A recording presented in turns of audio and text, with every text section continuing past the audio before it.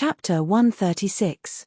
Ancient Wind City was a mountain city, situated on the outskirts of the boundless mountains. The entire city was built against the mountain, so the roads in the city all sloped down.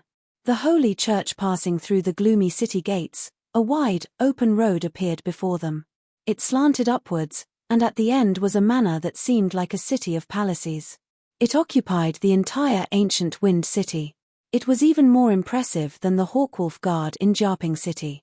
On the two sides of the road, the households were all decorated with lanterns and streamers, as if they were preparing for a grand celebration. However, the people on the road showed no joy at all. The news of Chen Rongji's return as a Hawkwolf Guard quickly reached the majestic manor. Afterwards, as if they had triggered some sort of mechanism, over 100 men in tight uniforms surged out noisily, herding all the people on the road into the alleyways on the two sides. There was a person every 10 steps, standing on the two sides of the road and looking straight ahead. As the three of them rode past, the men mustered up their breaths and called out, "Welcome back, young miss." Even though the sound of the hooves reached the entrance of the manor, Chen Rongji held her head high and rode at the very front. Li Qingshan and Jiao Fei followed behind her by half a horse's length, following beside her like they were her attendants and guards. This was what they had discussed during the past few days. They had to respect Chen Rongji so that the people of the Chen family would not be wary of her. For the sake of 1,000 qi gathering pills, they obviously had no issues with something as trivial as this. However, Li Qingshan could sense that Chen Rongji's current state did not seem to be an act. Instead, she really did possess some satisfaction and pride from returning triumphantly. The main entrance of the manor stood several meters tall, and there were several dozen steps at the front, which made it seem even more grand and noble. A pair of stone lions gazed down majestically. In Li Qingshan's eyes, they seemed rather vicious. The vermilion door swung open loudly, and a skinny old man in luxurious robes emerged. He was the leader of the Chen family, Chen Yannian. He had personally come to receive the three of them. "Patriarch, I've fulfilled your orders and joined the Hawkwolf Guard." Chen Rongji dismounted and bowed gracefully. Before he could kneel, a pair of skinny hands grabbed his arm. "Didn't I say it before? Just call me Grandpa. You are now an official. How can you bow to an old man like me?" Li Qingshan and Jiao Fei glanced at each other. Chen Yanyan's movements were shockingly fast. He didn't have the slowness of the old man at all. Although his words were polite, his body had a threatening aura. This was the natural pressure that strong qi practitioners exerted on weak qi practitioners. Chen Yannian said, "These two are Zhiya's colleagues." Jiao Fei clasped his hands. "That's right. Under Serjua's orders, we've come to accompany Rongji to visit our relatives and congratulate the great-grandfather Chen on his 132nd birthday." Li Qingshan clasped his hands as well and smiled silently. He only studied the greatest target of this trip. Chen Yanyan's white hair was sparse, and his face was covered in faint age spots. His nose was so soft that it drooped down like it was about to melt. His skinny body pushed against the luxurious clothes, making him seem like an old monkey wearing human clothes. It was slightly comical, yet also slightly disgusting. If it were not for his shining eyes and his swift movements just now, Li Qingshan basically would have doubted whether this old man who was about to die was their greatest enemy on this trip. First-rate masters who practiced internal arts could only live for around 100 years without any hidden injuries. A fifth-layer qi practitioner could only live for a few more decades. At Chen Yanyan's age, his cultivation had already begun to decline. Chen Rongji's information was indeed true. He glanced at the 100 treasures pouch on Chen Yanyan's waist and wondered whether there were several hundred qi condensation pills in there. However, his gaze had already passed over his shoulder and landed on the group of people behind the main entrance. More accurately, it was a group of qi practitioners. There were men and women, young and old, scholars and monks, but they were not from the Chen family. Moreover, they were people who had come to congratulate him. Their gazes towards him were no longer as enthusiastic. Some of them even carried contempt and coldness. Li Qingshan remembered what Zhu Wenbin had said.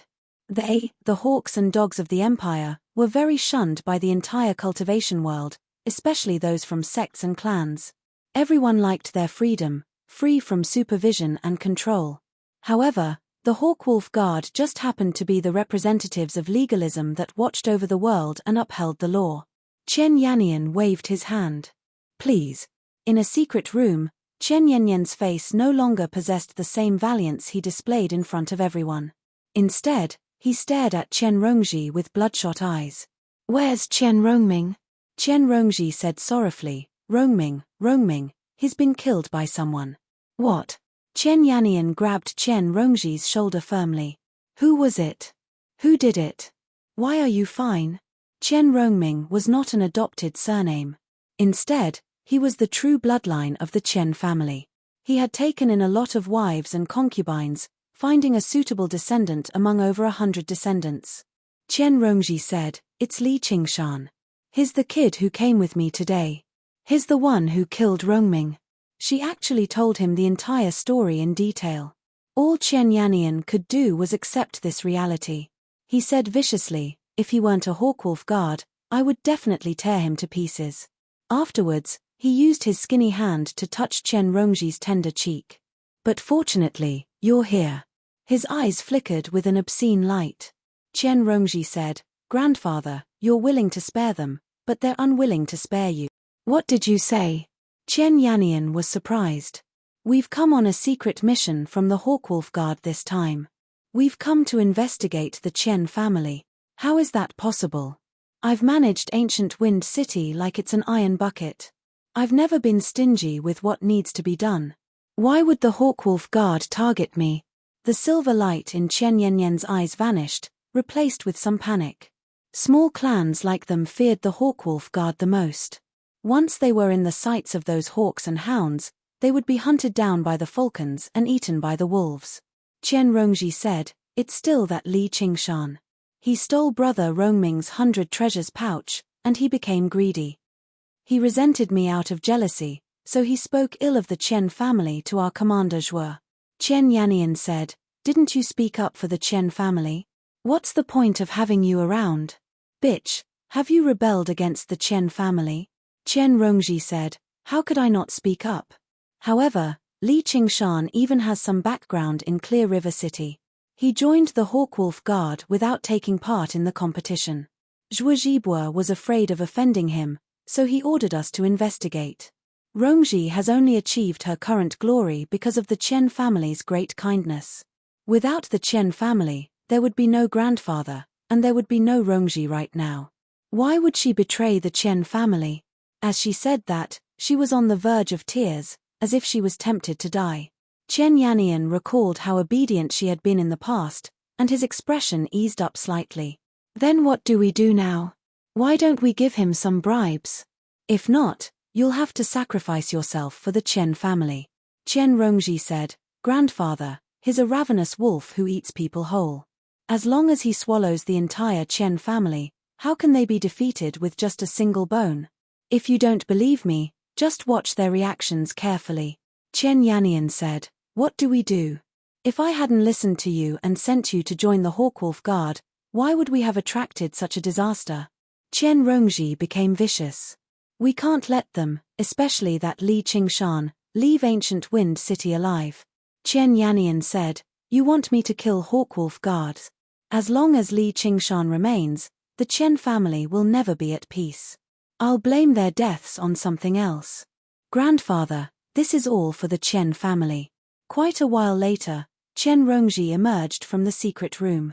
The resplendent sunlight seemed to purge the gloom in her heart. As she emerged from the courtyard, a middle-aged man blocked her way. Big brother. Chen Rongji bowed politely. The middle-aged man reached out to touch her cheek. Chen Rongji turned her head and dodged. Big brother, don't be like that. The old man was Chen Yannian's eldest grandson, Chen Xingwei. Although he did not have the talent for practicing qi, he had practiced internal martial arts. He was the main caretaker of the entire Chen family. Chen Xingwei was furious. He pinched Chen Rongji's chin. Stop putting on an act. Just because you've become a Hawkwolf Guard doesn't mean you can act all high and mighty. As long as you're still a part of the Chen family, you have to listen to me. Don't forget about the great kindness the Chen family has shown you. Chen Rongji said, Yes, big brother. Rongji wouldn't dare. Suddenly, a few servants rushed over from afar. Only then did Chen Xingwei release her. He ordered, "Come to my room tonight." He watched Chen Rongji leave before spitting on the ground. "So what if you're a qi practitioner?" He could not see the sinister smile on Chen Rongji's face. Everyone had to pay the price. Night fell, and lanterns were lit up. Everyone in the hall were important guests who had come to attend the birthday banquet. Although the birthday banquet was only tomorrow, most of them had arrived a day earlier to show their respect. Among them, the most distinguished ones were obviously the dozen or so qi practitioners. Li Qingshan and Jiao Fei sat in the seats of honor due to their identities as Hawkwolf guards. Chen Yannian introduced everyone. When he reached Li Qingshan, he said, "This is the young hero of the Hawkwolf Guard, Li Qingshan, Sir Li."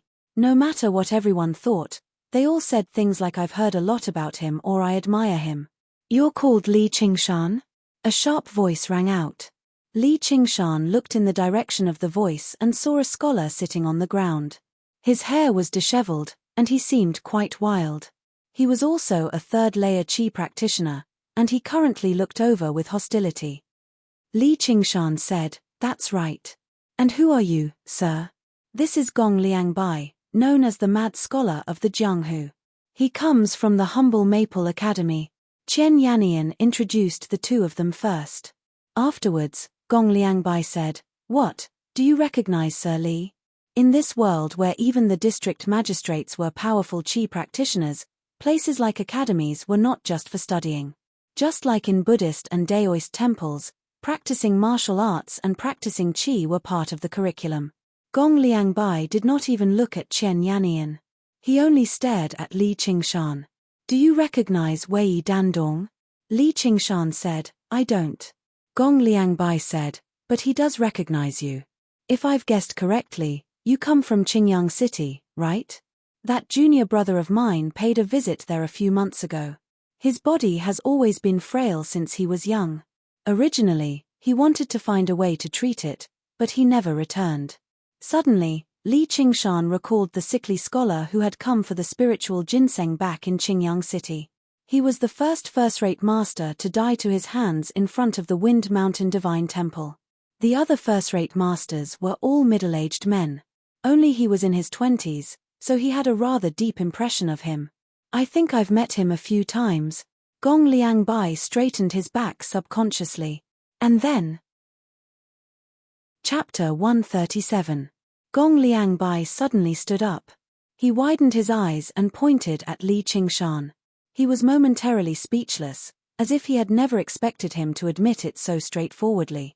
Li Qingshan drank his wine calmly and said indifferently, "You're still an academy, and you've studied the books of sages, yet you've raised bandits who kill and steal, and you even need me to clean up your mess for you. Go back and properly reflect on yourself." He had never thought he would run into an enemy here. Thinking about it, this place was not too far from Qingyang City, which was why he ran into Chen Rongji as soon as he emerged from the mountains. The news of the spiritual ginseng had drawn over all the masters nearby. There were not a lot of qi practitioners in a radius of several hundred kilometers. Even if they were pulled out, they would only form a small circle. It was nothing strange for them to appear in ancient Wind City. "Though, if I kill that thieving scholar, then I kill him." "What about you?" the guests discussed among themselves. "So there's a grievance like that. This Hawkwolf guard is just too arrogant. He killed someone, yet he says he's cleaning up his mess for someone else. Yeah, he dares to speak to a third-layer qi practitioner like that as a second-layer qi practitioner. Keep your voice down. Don't cause trouble." Although they had no idea what had happened, most of them stood on the side of the humble Maple Academy instinctively. Logically speaking, the school of Confucianism and the school of legalism belonged to the 100 schools of thought. They were a part of the Great Xia Empire, but to most qi practitioners, scholars were much more pleasing to the eye than police officers. As for Chen Rongji and Jiao Fei, they had grown rather accustomed to Li Qingshan's attitude. As long as he was in the right, he would ignore everyone. He was like that even when he faced Zhao Liangqing and Zhuo Zhibua, let alone a scholar.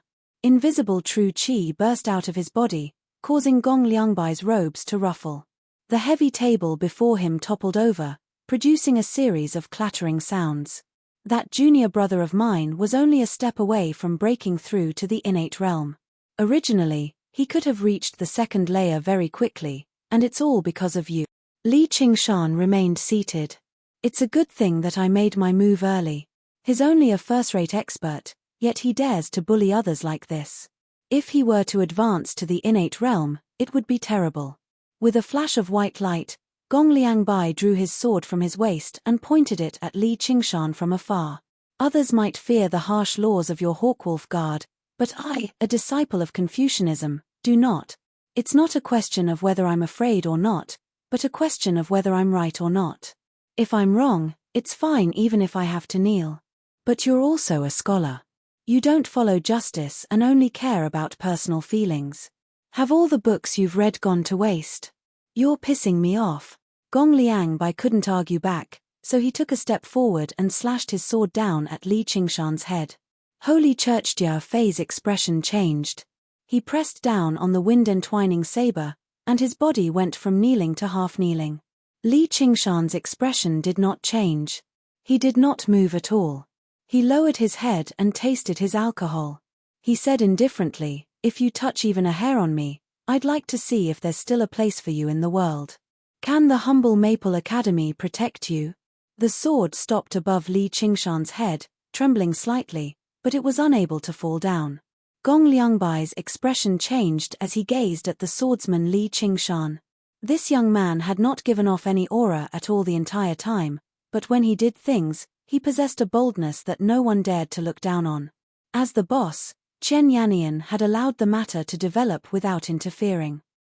It was exactly because he had heard what Chen Rongji had said that he wanted Li Qingshan to suffer at the hands of someone else.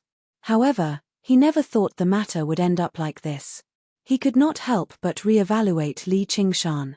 This young man who could kill Chen Rongming really was not easy to deal with. It would be inappropriate if he still did not make an appearance at this time. He said, "Both of you are my guests. What are you doing? Do you have any irreconcilable grudges? Just treat it as giving me some face." Li Qingshan put down his wine cup and raised his head. He said, "Have you thought it through? If you have, then scram. Don't embarrass yourself here." With a swish of his sword, a corner of the table was cut off. Gong Liangbai looked around and felt that everyone was looking at him, as if mocking him for not daring to touch even a hair on Li Qingshan's head. He then ran out of the hall with large strides. Chen Yannian hurriedly ordered his men to chase after him. His eyes turned and he already had a plan in mind. He glanced at Li Qingshan and thought, "Brat, you won't be able to be arrogant for long." The banquet resumed. This time, the main character of the banquet was actually Chen Rongji, the young mistress who had brought glory to the Chen clan. With her laughter, the atmosphere gradually became lively again, as if nothing had happened. Many young Qi practitioners stared at her as their hearts skipped a beat. Chen Rongji used the time she spent toasting to shoot a glance at Li Qingshan and Jia Fei, expressing that the plan was going smoothly. Afterwards, when she looked back at Chen Yannian, the look in her eyes seemed to have changed again. Li Qingshan only smiled and tipped his head back, drinking all the wine in his cup. The moon hung high in the sky. Li Qingshan and Jia Fei returned to their residence, reeking of alcohol. Jia Fei said, "I thought I was arrogant enough, but you're 10 times more arrogant than me." Li Qingshan said, "That's not arrogance. I'm telling the truth." "What's wrong with telling the truth?" Jia Fei said, Yeah. The Hawkwolf Guard won't let them do whatever they want." As he thought about the great fortune he was about to receive, he seemed to become even more intoxicated. Li Qingshan said, "I have some things I need to discuss with you." Suddenly, Jia Fei discovered that Li Qingshan's eyes were even clearer than the moon, and they gave off a faint murderous aura. They seemed to shine with red light. Although he said it was a discussion, Li Qingshan turned around and returned to his room to rest as soon as he finished speaking, leaving Jia Fei standing there blankly. This was not going according to the plan. Some people were ruining the plan, while others were coming up with a new plan. "I've already convinced Gong Liangbai to stay a few more days and introduce you to him. There are too many people right now, so we'll take action after the birthday banquet." We'll make it seem like they've died together. As long as we succeed, you'll have done a great service to the Chen family, Chen Yannian said to Chen Rongji. Chen Rongji said, Rongji is willing to do anything for the Chen family. In the dead of night, Little and fiddled with a few qi gathering pills in Li Qingshan's hand. She raised her head as if she was saying, that's all there is left. Li Qingshan rubbed Little An's head. Yeah, and I'm using them sparingly. But don't worry, there'll be a lot of them very soon. 1,000. He casually tossed another qi gathering pill into his mouth and began to cultivate. He needed some time to consolidate his current cultivation. The bright moon disappeared before rising once more, illuminating the mountain city. Lanterns were hung everywhere in the Chen estate. They were bright red, as if there was a mountain fire. Guests gathered, and all sorts of people came to congratulate the Chen family. The banquet spread from the inside to the outside of the hall, from the top of the mountain to the bottom of the mountain. The noise of people filled the air, as if a noisy river of fire was flowing. The entire ancient wind city was alarmed. However, there were only a dozen or so tables in the main hall of the Chen estate. They were specially used to receive esteemed guests. The eldest grandson, Chen Xingwei, personally received the guests at the entrance with a list of gifts. He announced loudly, the profound sage of the Sky River sect presents a pair of blood crystals. Gong Liangbai of the Humble Maple Academy presents 10 jade fragrance fruits. Most of them were rare treasures that Li Qingshan had never even heard of before. When he and Jiao Fei stood before Chen Xingwei, he thought about it and took out the last qi gathering pill, placing it in his hand. Chen Xingwei was stunned. Only a single qi gathering pill? Li Qingshan said, go ahead. Sir Li Qingshan and Jiao Fei of the Hawkwolf Guard presents a congratulatory gift of a qi gathering pill. The guests looked over in surprise, wanting to see just who was so stingy. However, all they saw was Li Qingshan looking around calmly, while Jiao Fei lowered his head deeply. The bystanders only thought he was embarrassed, but they failed to notice the mixed emotions on his face. Sweat dripped down his forehead as he muttered in an almost undetectable voice. Sending a goose feather from a great distance away is a great gift. A grey-robed old man with grizzled hair walked over with a smile to smooth things over. The aura he gave off was that of a third-layer qi practitioner. Li Qingshan said, Sir, you must be one of the 2 elders of the Chen family, that's something or other. It's an honor to meet you. The only 2 third-layer qi practitioners of the Chen family were known as the 2 elders of the Chen family.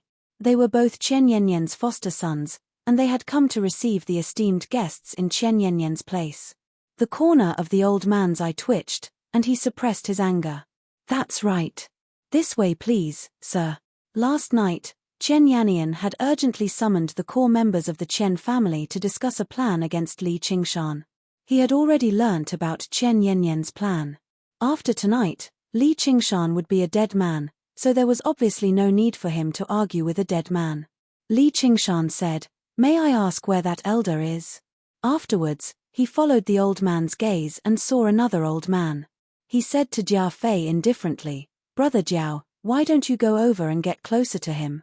The old man found this rather strange.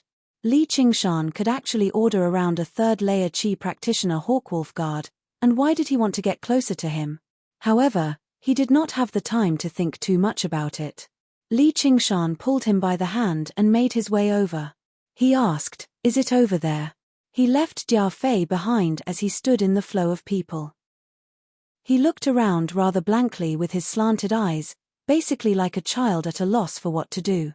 Then he glanced at Li Qingshan before finally moving his feet, making his way over to the other old man. He muttered a little louder, and a female attendant walked past him. In confusion, she heard this sir from the Hawkwolf Guard say, That's far too fucking arrogant. Chen Rongji stood beside Chen Yannian. She felt that something was amiss. Suddenly, she seemed to realize something, and her expression changed abruptly. The old man brought Li Qingshan to his seat and discovered that Li Qingshan had suddenly stopped talking. Li Qingshan gazed at him with his deep, pitch-black eyes and said, You're trying to harm me, aren't you? You sure know how to joke. The old man smiled, but he was unable to smile anymore very soon. He felt like Li Qingshan's grip on his wrist had become like a pair of iron pincers, gradually tightening. His expression suddenly changed. Boom, boom, boom. 3 explosions rang through the hall, echoing through the entire Qian estate. Air surged into the surroundings, and the crowd parted in fright. All they saw was a pitch-black person pointing at Jiao Fei with difficulty. He wanted to say something, but he was unable to say anything. He gave off a burnt smell. Chen Yannian said in surprise and fury, "What did you do?" Jiao Fei had only used this opportunity to stick 3 scarlet fire talismans on the other elder of the Chen family. Afterwards, he did not look at anyone. He did not even look at the furious Chen Yannian. Instead, he passed through the crowd and looked at Li Qingshan nearby. In the past, Jiao Fei had once thought that even he would be in danger if he was within 10 steps of Li Qingshan. And, just how far away was the old man from Li Qingshan? Half a step. Back then, Li Qingshan had only been a first-layer Qi practitioner, but now, he was a second-layer Qi practitioner. Within the cries, Li Qingshan grabbed the old man's neck with a single hand and raised him high into the air. An arrogant smile filled with murderousness appeared on his face. With a crack, Li Qingshan snapped the old man's neck and tossed him towards Chen Yannian. "I'll also give you 2 corpses. The gift is small, but the sentiment is great. Please accept it." Chapter 138. The 2 elders of the Chen clan were at the 3rd layer of Qi refinement. They were not small fries. Jiao Fei could not have easily killed either of them in a direct confrontation. Sacred Hall, however, they did not expect that someone would attack them during the birthday banquet in front of so many people. They were killed on the spot without being able to put up any resistance. From then on, the Chen clan no longer had a 3rd layer Qi practitioner. Surrounded by the Chen clan's experts, guests, and dozens of Qi practitioners, Jiao Fei nervously approached Li Qingshan. For the first time, he felt a sense of security when he was close to someone. Last night, Li Qingshan only said 3 sentences to him: "Don't tell Chen Rongji. Do it tomorrow night at the birthday banquet. I'll deal with Chen Yannian." These 3 sentences caused Jiao Fei to hesitate for a day and a night. In the end, he decided to go all out. Li Qingshan ignored the dozens of Qi practitioners. He took out a document and read it out loud. According to Chen Rongji's report, the Chen clan has committed the following illegal acts. First, killing the innocent. Second, murdering an official of the imperial court. His voice was filled with true energy. It was even louder than the rumble just now. It even reached ancient Wind City at the foot of the mountain. Everyone stopped eating and drinking and raised their heads to listen. Chen Rongji. This is impossible. Chen Yannian originally wanted to take action, but when he heard the name Chen Rongji, he became stunned. Out of all the children, the cleverest and most obedient girl who had brought him so much joy, how could she be condemned to him? However, when he turned around, Chen Rongji was no longer by his side. Unaffected, Li Qingshan continued to read. Under the orders of Jiaping City's Black Eagle commander, Zhuozhibua, we are here to investigate. After finding out the truth, we will execute Chen Yannian and the other criminals on the spot. Chen Yannian searched for Chen Rongji in the crowd, only to discover that she had somehow made her way through the crowd to stand beside Li Qingshan and Jiao Fei, staring at Li Qingshan with a dark expression. Li Qingshan had completely ruined her plans. The words "execute him on the spot" continued to reverberate in the air. All schemes and plots were nothing in Li Qingshan's eyes. Li Qingshan put down the file and said, "Those who are not involved, feel free to leave and avoid being implicated. If anyone dares to obstruct justice, kill without mercy." Chen Yannian's eyes widened. "It's really you? You bitch." Gong Liangbai said, "Miss Chen, is this true?" Chen Rongji bit her lips and said, "It's all true. You can ask any citizen of ancient Wind City and they will know. Our commander Zhuo is on his way. Everyone, hurry up and leave." Although she hated Li Qingshan to the core, she had no choice but to stand on his side. Otherwise, she would definitely be destroyed by the furious Chen Yannian. Near Jiaping, there was no one who had not heard of Zhuozhibua's name. Who would actually be willing to openly oppose the Hawkwolf Guard for the sake of the evil Chen family? The Qi practitioners all looked at one another. Who knew who moved first, but they all made their way out of the hall. However, their gazes towards Li Qingshan and the others were like they were looking at dead people. They did not plan on staying behind to help the Chen family. Most importantly, the Chen family did not need their help at all. A third-layer Qi practitioner and 2 second-layer Qi practitioners would be destroyed by Chen Yanyan's wrath in the blink of an eye. Thinking of that, they instead moved even faster. If Shuozhibua really did come and saw the corpses of the 3 Hawkwolf guards, they would be treated as accomplices of the Chen family. That would be an undeserved disaster. They moved very quickly, and the servants and maidservants all used this opportunity to leave as well. In the blink of an eye, the hall was empty. Only the people of the Chen family and the 2 corpses remained. Countless guests made their way down the mountain. Only the people of the Chen family went against the flow and made their way to the hall. Li Qingshan said, "Chen Yannian, you've committed a heinous crime." Compared to sneaky assassinations, he still preferred a situation like this, where he was straightforward. Looking back at Jia Fei and Chen Rongji, he used a special method to unite the 2 of them who were on different sides with each other to face the enemy before them together. Chen Yannian walked over furiously, and the tiles on the floor shattered loudly. He stared straight at Chen Rongji. "You ungrateful bitch." With Li Qingshan's loud declaration, there was no longer any room for negotiation. All schemes were useless. Even if they killed Li Qingshan and the others, the Chen family would appear on the blacklist of the Hawkwolf Guard, becoming targets that the Hawkwolf Guard had to kill. The Chen family was already on the brink of destruction. All of this was caused by Chen Rongji, whom he had raised after so much difficulty. He called out hoarsely, "I've given you everything." Chen Rongji smiled instead. Her smile was very sweet. "Grandfather, haven't I come to return the favor?" Afterwards, she said to the remaining second-layer Qi practitioners in the hall, "We'll only kill those of the Chen family's bloodline. You've been oppressed by Chen Yannian for all these years, so do you want to die with the Chen family now?" Among the 5 second-layer Qi practitioners, only one of them was a direct descendant of Chen Yanyan's. Originally, they all stared at Chen Rongji furiously, but when they heard that, they looked at one another. It was impossible for the furious Chen Yannian to let the 3 Hawkwolf guards leave, but they all understood the consequences of killing a Hawkwolf guard in public. If they remained here, they would really be implicated in this terrifying crime. They would become criminals hunted down by the world, and they would no longer be able to hide. "Shut up." Chen Yannian struck out furiously. A hand condensed from true Qi shot through the air towards Chen Rongji. With a flash, the blade was drawn from its sheath. It sounded like a tiger's roar. The wind-entwining blade was placed before the pale-faced Chen Rongji. The hand of true Qi that had been cut in half landed on the ground and the door beam. A great pit was left behind on the ground, and the entire door beam had collapsed. Between it was the pale-faced Chen Rongji. Li Qingshan gripped the wind-entwining blade and said to Chen Rongji without even looking back, "Keep going." This woman sure had a glib tongue. It was rather useful. However, Chen Rongji's response was to turn around and run. Li Qingshan was taken aback. He really had overestimated this woman. However, he never thought that the second-layer Qi practitioners of the Chen family would all break through the window and flee at the same time.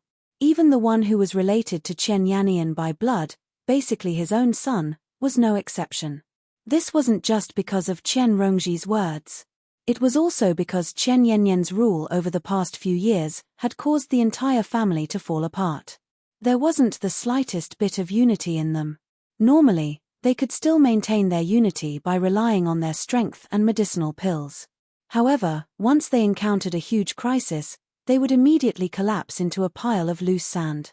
Chen Yannian ignored Li Qingshan and the others. He struck out with his palm again, and a second-layer Qi practitioner was slammed into the wall. All of his bones and internal organs were crushed. He looked at Chen Yannian and said, "Father." He was Chen Yanyan's only biological son among these people. Chen Yanyan's eyes were bloodshot as he said, "Traitors must all die. I'll leave this place to you. I'll go after them." Jia Fei said and actually followed him out. He didn't have the courage to face a fifth-layer Qi practitioner. Due to different reasons, the Great Hall became a place of disaster that everyone avoided. Only Li Qingshan and Chen Yannian were left. Li Qingshan muttered to himself, "This is good too. All the benefits are mine." Then, he raised his head and said to Chen Yannian, "Today is your birthday. This day next year will be the anniversary of your death." Chen Yannian walked up to Li Qingshan step by step. His skinny, old monk-like figure seemed to suddenly grow taller, almost casting a shadow over Li Qingshan. Die. 132 years ago, a child was born in ancient Wind City. He was born into poverty, never had enough to eat, and was bullied by others. Until one day, he was noticed by a passing daoist, who brought him to the mountains to cultivate. 30 years later, he returned. He was already a middle-aged man close to 40 years old. He went to those who had bullied him 30 years ago, and those who were now also close to 40 years old, and killed them one by one. Then, he established the Chen family. He didn't have a woman, so he madly took in wives and concubines, turning all the women he fancied into playthings. He didn't have a decent residence, so he seized the property of a country squire and expanded it into the Chen manor. He wanted to make up for everything he didn't enjoy. Almost 100 years had passed, and the Chen family became the only big family in ancient Wind City. 5 generations lived under the same roof, and there were hundreds of children and grandchildren. He wanted to continue his bloodline of power. Chen Rongji ran out of the hall, her mind racing. She had to leave this place as soon as possible and find a place to hide. After Chen Yannian killed Li Qingshan, she would be his next target. "You bitch, bitch. How dare you betray the Chen family? You will die a horrible death. Grandpa will kill you." Chen Rongji hadn't gone far when she heard someone shouting at her from behind. She turned around and saw that it was the eldest grandson of the Chen family, Chen Xingwei. He didn't dare to participate in the battle between Qi practitioners, so he took advantage of the crowd just now to reach the outside of the hall. However, he was unwilling to leave, so he hid in a corner and waited for his grandfather, Chen Yannian, to settle everything. Chen Rongji stopped. She turned around and gazed down the mountain. The people surnamed Chen were currently killing their way up. Among them, countless familiar faces appeared in her mind too. Lewd faces, contemptuous gazes, threatening fists. Countless faces merged into a single, blurry face. She held her forehead and felt a stabbing pain in her mind. 2 thoughts began to struggle. One was life, and the other was death. Chen Xingwei saw that Chen Rongji had stopped, lowered her head, and her body was trembling. He thought she was afraid and roared, "You bitch. Slut. The Chen family shouldn't have taken you in. I should have skinned you back then." Chen Rongji raised her head and smiled. She even used her slender fingers to tidy her hair and walked toward Chen Xingwei. Life was the desire to live, and death was the evil fire of revenge. At this moment, life was no longer important. Death occupied her heart. "You. What are you trying to do?" Chen Xingwei finally felt a trace of fear. In the past, with Chen Yannian around, she wouldn't resist no matter what he did to her. He was also used to her meekness, which was why he dared to jump out and scold her. At this moment, he seemed to suddenly remember that Chen Rongji was a powerful Qi practitioner. "Grandpa, save me." Chen Xingwei used his qinggong and leaped out while shouting loudly. Chen Rongji reached out with her right hand and grabbed Chen Xingwei's shoulder. She pulled him in front of her and pointed her index finger at Chen Xingwei's forehead. "Why are you running?" Her long fingernail pierced through, and a trickle of blood flowed down. "Stop. Stop. I'm your older brother." Chen Rongji smiled and said softly, "Skinned me? Is this how you skinned me?" Her fingernail slid down like a sharp paper knife, and a scream resounded in front of the hall. Chapter 139. Xingwei. Chen Yannian couldn't help but take a step forward when he heard the scream outside the hall. How could Templar Li Qingshan let go of such an opening? His wind-entwining blade slashed horizontally at Chen Yannian's waist. Chen Yannian's expression changed. He never thought that a second-layer Qi practitioner would be able to unleash such a ferocious strike. To Chen Yannian, The fact that Li Qingshan was able to kill one of the Qian family's 2 elders, the grey-clothed elder, was a shameful sneak attack. Therefore, he did not take Li Qingshan seriously at all and only treated him as a bug that could be killed at any time. The reason why he did not strike down immediately was because he was still hesitating over the consequences of killing a Hawkwolf guard. He wondered if there was any way he could turn the situation around. However, Li Qingshan clearly told Chen Yannian that it was not a question of whether or not he wanted to kill him, but rather, he wanted to kill him. "Kid, you're courting death," Chen Yannian bellowed. His chicken claw-like left hand stretched out and grabbed the blade, stopping the swift and violent strike. If one looked carefully, there was only a hair's breadth between the saber and the palm. Chen Yannian's true qi and Li Qingshan's true qi clashed intensely within this small distance. It was as if 2 armies were fighting on a long battle line. One side was made up of elite soldiers, but they were no match for an enemy that was 100 times their size. The blood vessels in Li Qingshan's body expanded, and he exerted all his strength on the saber, but he couldn't make the saber move an inch. Chen Yannian was also surprised. With his strength, he actually couldn't snatch the saber from Li Qingshan's hands. This brat's strength was simply astonishing. The indestructible wind-entwining saber let out a teeth-aching groan. Hundreds of thoughts flashed through their minds, but in reality, it only took an instant. Both of them reacted almost at the same time. Chen Yannian threw a punch at Li Qingshan's chest, while Li Qingshan grabbed at Chen Yannian's head, completely ignoring that palm. When they exchanged blows just now, it was as if they were going to perish together. Li Qingshan was not confident in anything else, but he was extremely confident in his own defense. "I have a lot of HP and high defense. Enduring 8 or 10 moves from you is nothing, but if you take a single move from me, you will die."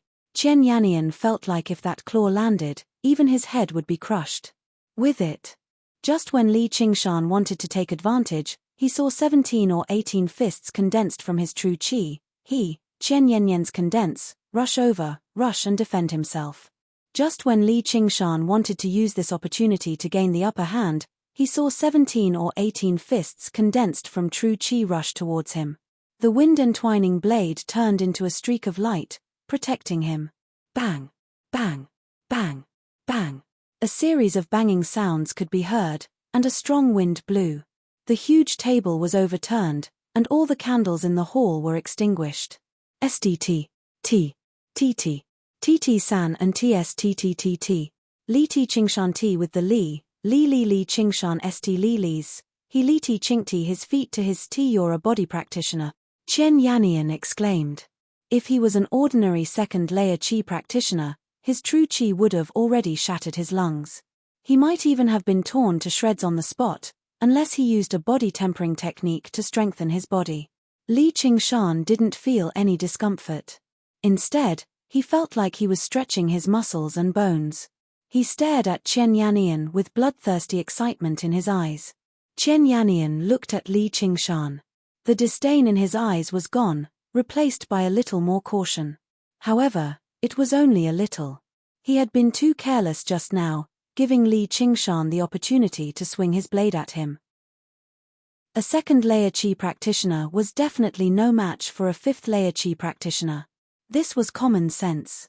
Do you really think you can kill me just because you blocked a few of my moves? Since you're seeking death, I'll fulfill your wish. Then I'll go kill that bitch, Chen Rongji. Outside the hall, Chen Xingwei's screams became more and more shrill, but Chen Yannian turned a deaf ear. Although he liked this eldest grandson, he had many grandchildren. It didn't matter if 1 or 2 died. While Chen Yannian was speaking, Li Qingshan didn't stay idle. He held his saber with both hands and raised it high. The pure true qi in his body flowed through his yang heel meridian and flowed into the wind-entwining saber. It turned into a layer of bright light on the saber. As he waved his arm, a sharp wind blade whistled through the air towards Chen Yannian. Holy Hall! Chen Yannian snorted coldly. He sucked in a deep breath, and a streak of golden light emerged from his nostrils. It pierced through the wind blade and shot towards Li Qingshan, leaving behind a thin, golden line in the air. Flying sword? Wasn't it only available to those in the 6th layer? Li Qingshan was a little surprised, but he immediately realized that it wasn't a flying sword, but some kind of spell. However, it was much more powerful than normal spells. It allowed a 5th-layer Qi practitioner to have the skills of a 6th-layer Qi practitioner. The information Qian Rongji had given him said that Qian Yannian was only in the 4th layer of Qi practitioner. That was completely false. As a 5th-layer Qi practitioner, Qian Yannian obviously didn't cultivate the innate method of training of Qi, which only allowed him to reach the 3rd layer of Qi practitioner. Instead, he cultivated the even stronger Gang Metal Fiendish Qi technique. And this move was the Gang Metal Sword technique of the Gang Metal Fiendish Qi technique. The metal lungs condensed fiendish Qi within. The lungs opened at the nose and came out to form a sword of Qi. The sword light pierced through the air, creating a sharp whistle. If it was a normal person, just hearing this whistle would be the end of them. Li Qingshan bent his knees slightly and leapt high into the air. The sword Qi brushed past the soles of his feet.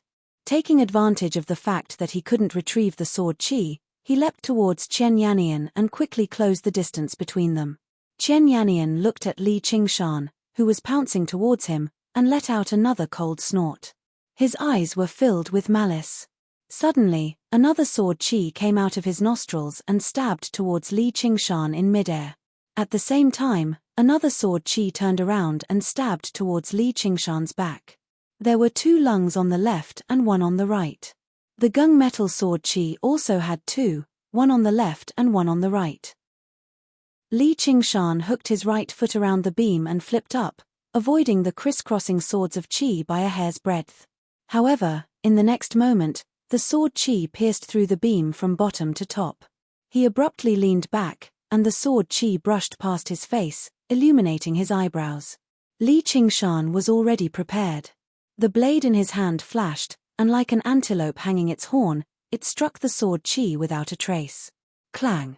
The blade and the sword clashed. The wind-entwining blade actually made a small nick, but it also broke the sword Qi.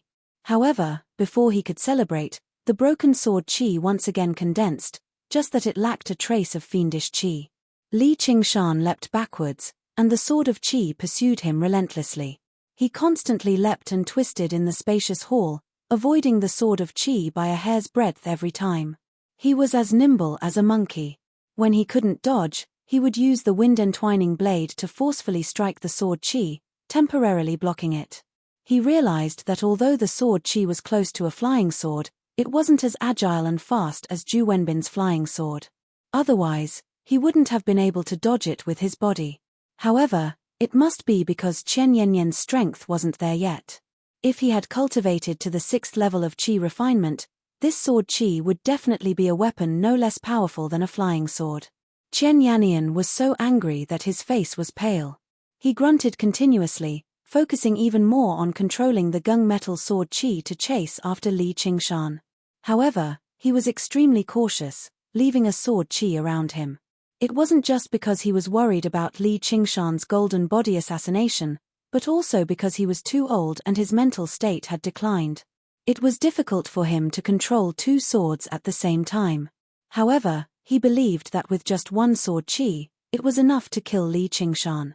With 1 attack and 1 defense, he was in an invincible position with no openings. Li Qingshan was shocked. So, a 5th-level Qi refinement cultivator was already so powerful. What kind of cultivation method did he cultivate? Although he didn't know the name of the Gang Metal Fiendish Qi manual, he understood that these 2 swords must be the intrinsic spell of the cultivation method. That was why he could control them so easily. In comparison, the innate training of Qi manual was just like its name. It could only refine Qi and didn't have a proper spell. When he killed the naked man, Zhao Liangqing, he crushed him with 1 move using the absolute difference in strength, so he didn't experience the strength of a 5th-level Qi refinement cultivator. Now, although there was no one around, he wasn't in a hurry to transform. It was easy to kill Qian Yannian in 1 move, but the whole world would know that he was the one who killed Zhao Liangqing. Therefore, he had to think of a foolproof plan. Right now, he would just play with this old man and train his martial arts. In actual combat, he would understand the essence of the 2nd level of Qi refinement. Qian Yannian thought he had the upper hand, But he didn't think that Li Qingshan only saw him as a piece of meat on the chopping board. Li Qingshan was thinking about how to cut him, and before he cut him, he had to have some fun. Seeing that he couldn't easily kill Li Qingshan and that Qian Rongji might escape, he was also worried that what Qian Rongji said was true and that Zhuozhibua was really on the way. He had to get away as soon as possible, so he took out an exquisite 100 treasures pouch. Li Qingshan's eyes lit up. He finally saw the biggest goal of this trip. Then, he saw Qian Yannian take out a talisman and was about to use it. Li Qingshan bellowed, "Stop, you old bastard." Qian Yannian mocked, "Are you finally afraid?" Li Qingshan said coldly, "The things in your 100 treasures pouch, no matter if it's spirit pills, spirit stones, or talismans, they are all my property. You better not use them carelessly, or else you'll die very quickly. Your things are mine. Don't use them carelessly." These words were simply outrageous and arrogant to the extreme. Qian Yannian was also angered to the extreme. Without hesitation, the talisman in his hand exploded into a ball of light. A few 100 feet away from the hall, there was a large platform. There were 5 flights of stairs that led to all parts of the Qian residence, and there was only one path up the mountain that led to the main hall. Tonight, because of the birthday banquet, everyone in the Qian residence had come out in full force. All of their power was mobilized.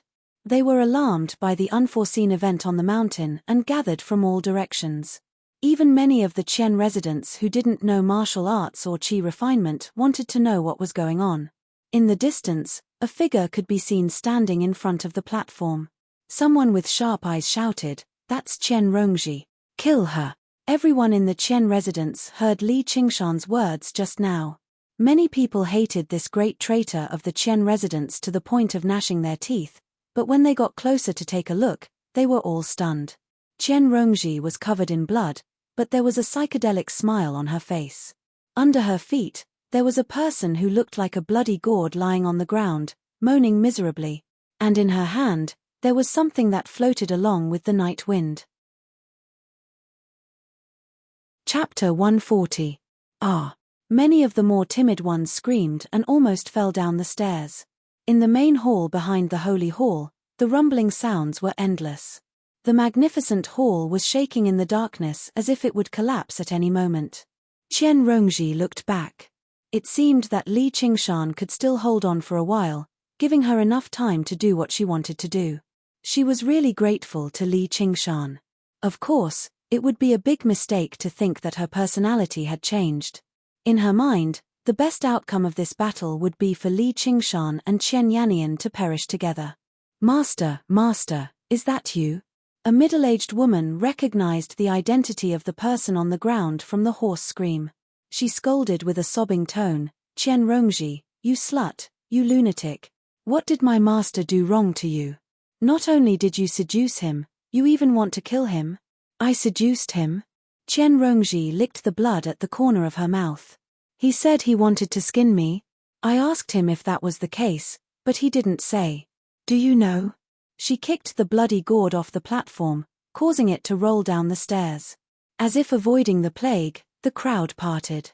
When everyone's attention was attracted by the bloody body, a wind blade pierced through the crowd, and blood shot up into the sky. The woman who spoke just now had a huge gash from her shoulder to her waist. She looked down in disbelief. This little slut actually dared to attack her? This was the last thought in her mind before she collapsed to the ground. "It seems that you don't know either," Qian Rongji murmured. Dark clouds covered the moon, and the sky was pitch black. Thousands of Qian family members gathered around the platform, and more were coming. The flickering torches illuminated her beautiful blood-stained face, twisting with the flickering light. A luxuriously dressed young man wailed, "Father, mother." Then, he looked at Qian Rongji with extreme hatred. "Everyone, kill this crazy woman and help great-grandpa. The Qian family will definitely get through this crisis." Upon receiving the order, over 1,000 people rushed forward together.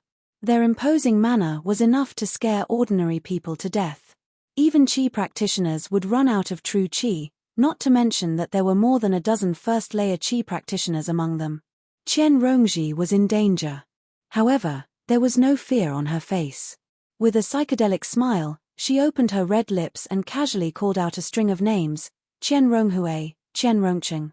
Among the people she called out, there were big and small ones, men and women, but the one thing they had in common was that they were all qi practitioners. None of them originally had the surname Chen, but they were adopted by the Chen clan because they had the aptitude to practice qi refinement. Startled, they stopped in their tracks. Haven't you been bullied enough by the Chen clan? They treated us like pigs and dogs, and now we have to die for them. The Chen family is doomed. All of the people of the Chen family will be killed by the Hawkwolf Guard. Chen Xingwei's son, the luxuriously dressed young man, called out, "Don't listen to her nonsense. Great-grandpa will settle everything very soon. All those who betray the Chen family will die horrible death." The people with the bloodline of the Chen family all agreed. They pressed forward once again. The forest of blades and spears was less than 10 steps away from Chen Rongji, but due to their fear of Chen Rongji's martial prowess, they could not help but slow down. Before they knew it, the people Chen Rongji had called out had been separated from the crowd. Some of them even looked at them cautiously. Chen Rongji said, "That old bastard Chen Yannian is in the main hall at the back. If he could come out, he would have done so a long time ago. If you don't think for yourselves now, it'll be too late." Rumbles constantly rang out in the main hall. Clearly, an intense battle was taking place. However, the leader of the Chen family who had ruled over ancient Wind City for almost a century, Chen Yannian, had clearly encountered a powerful enemy. If Chen Yannian were here, then all of the objections would cease to exist. However, Chen Yannian was not here.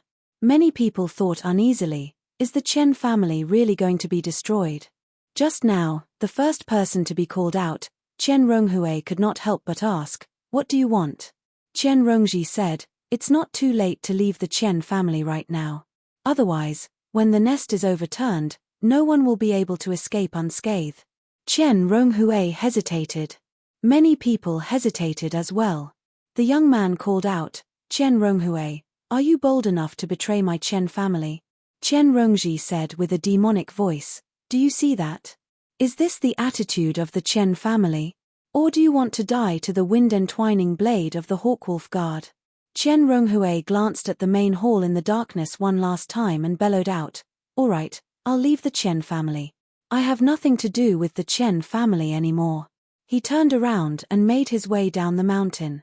He did not plan on getting involved in this mess anymore. He did not resent the Chen family as deeply as Chen Rongji did. With him taking the lead, the others were tempted too. They were about to leave. The people of the Chen family cursed. Many weapons and spears were aimed at Chen Ronghui. Chen Ronghui bellowed, "Move. Did I say you could leave?" Chen Rongji's icy-cold voice made Chen Ronghui stop. He turned around and said furiously, "What else do you want?" Chen Rongji said, "If you leave now, you'll be hunted down by the world. Afterwards," she said to everyone, "I know all of you. None of you can just leave like this today. As long as you're not a direct descendant of the Chen family, you can be spared if you offer up the heads of members of the Chen family as proof of your loyalty. Otherwise, only death awaits you." She was in deep danger. Not only did she not beg for mercy and fear, she even threatened everyone fiercely. Everyone panicked. There were only a few direct descendants of the Chen family. Even they did not have the determination to live and die with the Chen family. They were just tied to the Chen family's war chariot. They had no choice but to persevere, not to mention the others. She vaguely understood Li Qingshan's feelings. This feeling was really great. The atmosphere was oppressive to the extreme, and the air was filled with the smell of blood.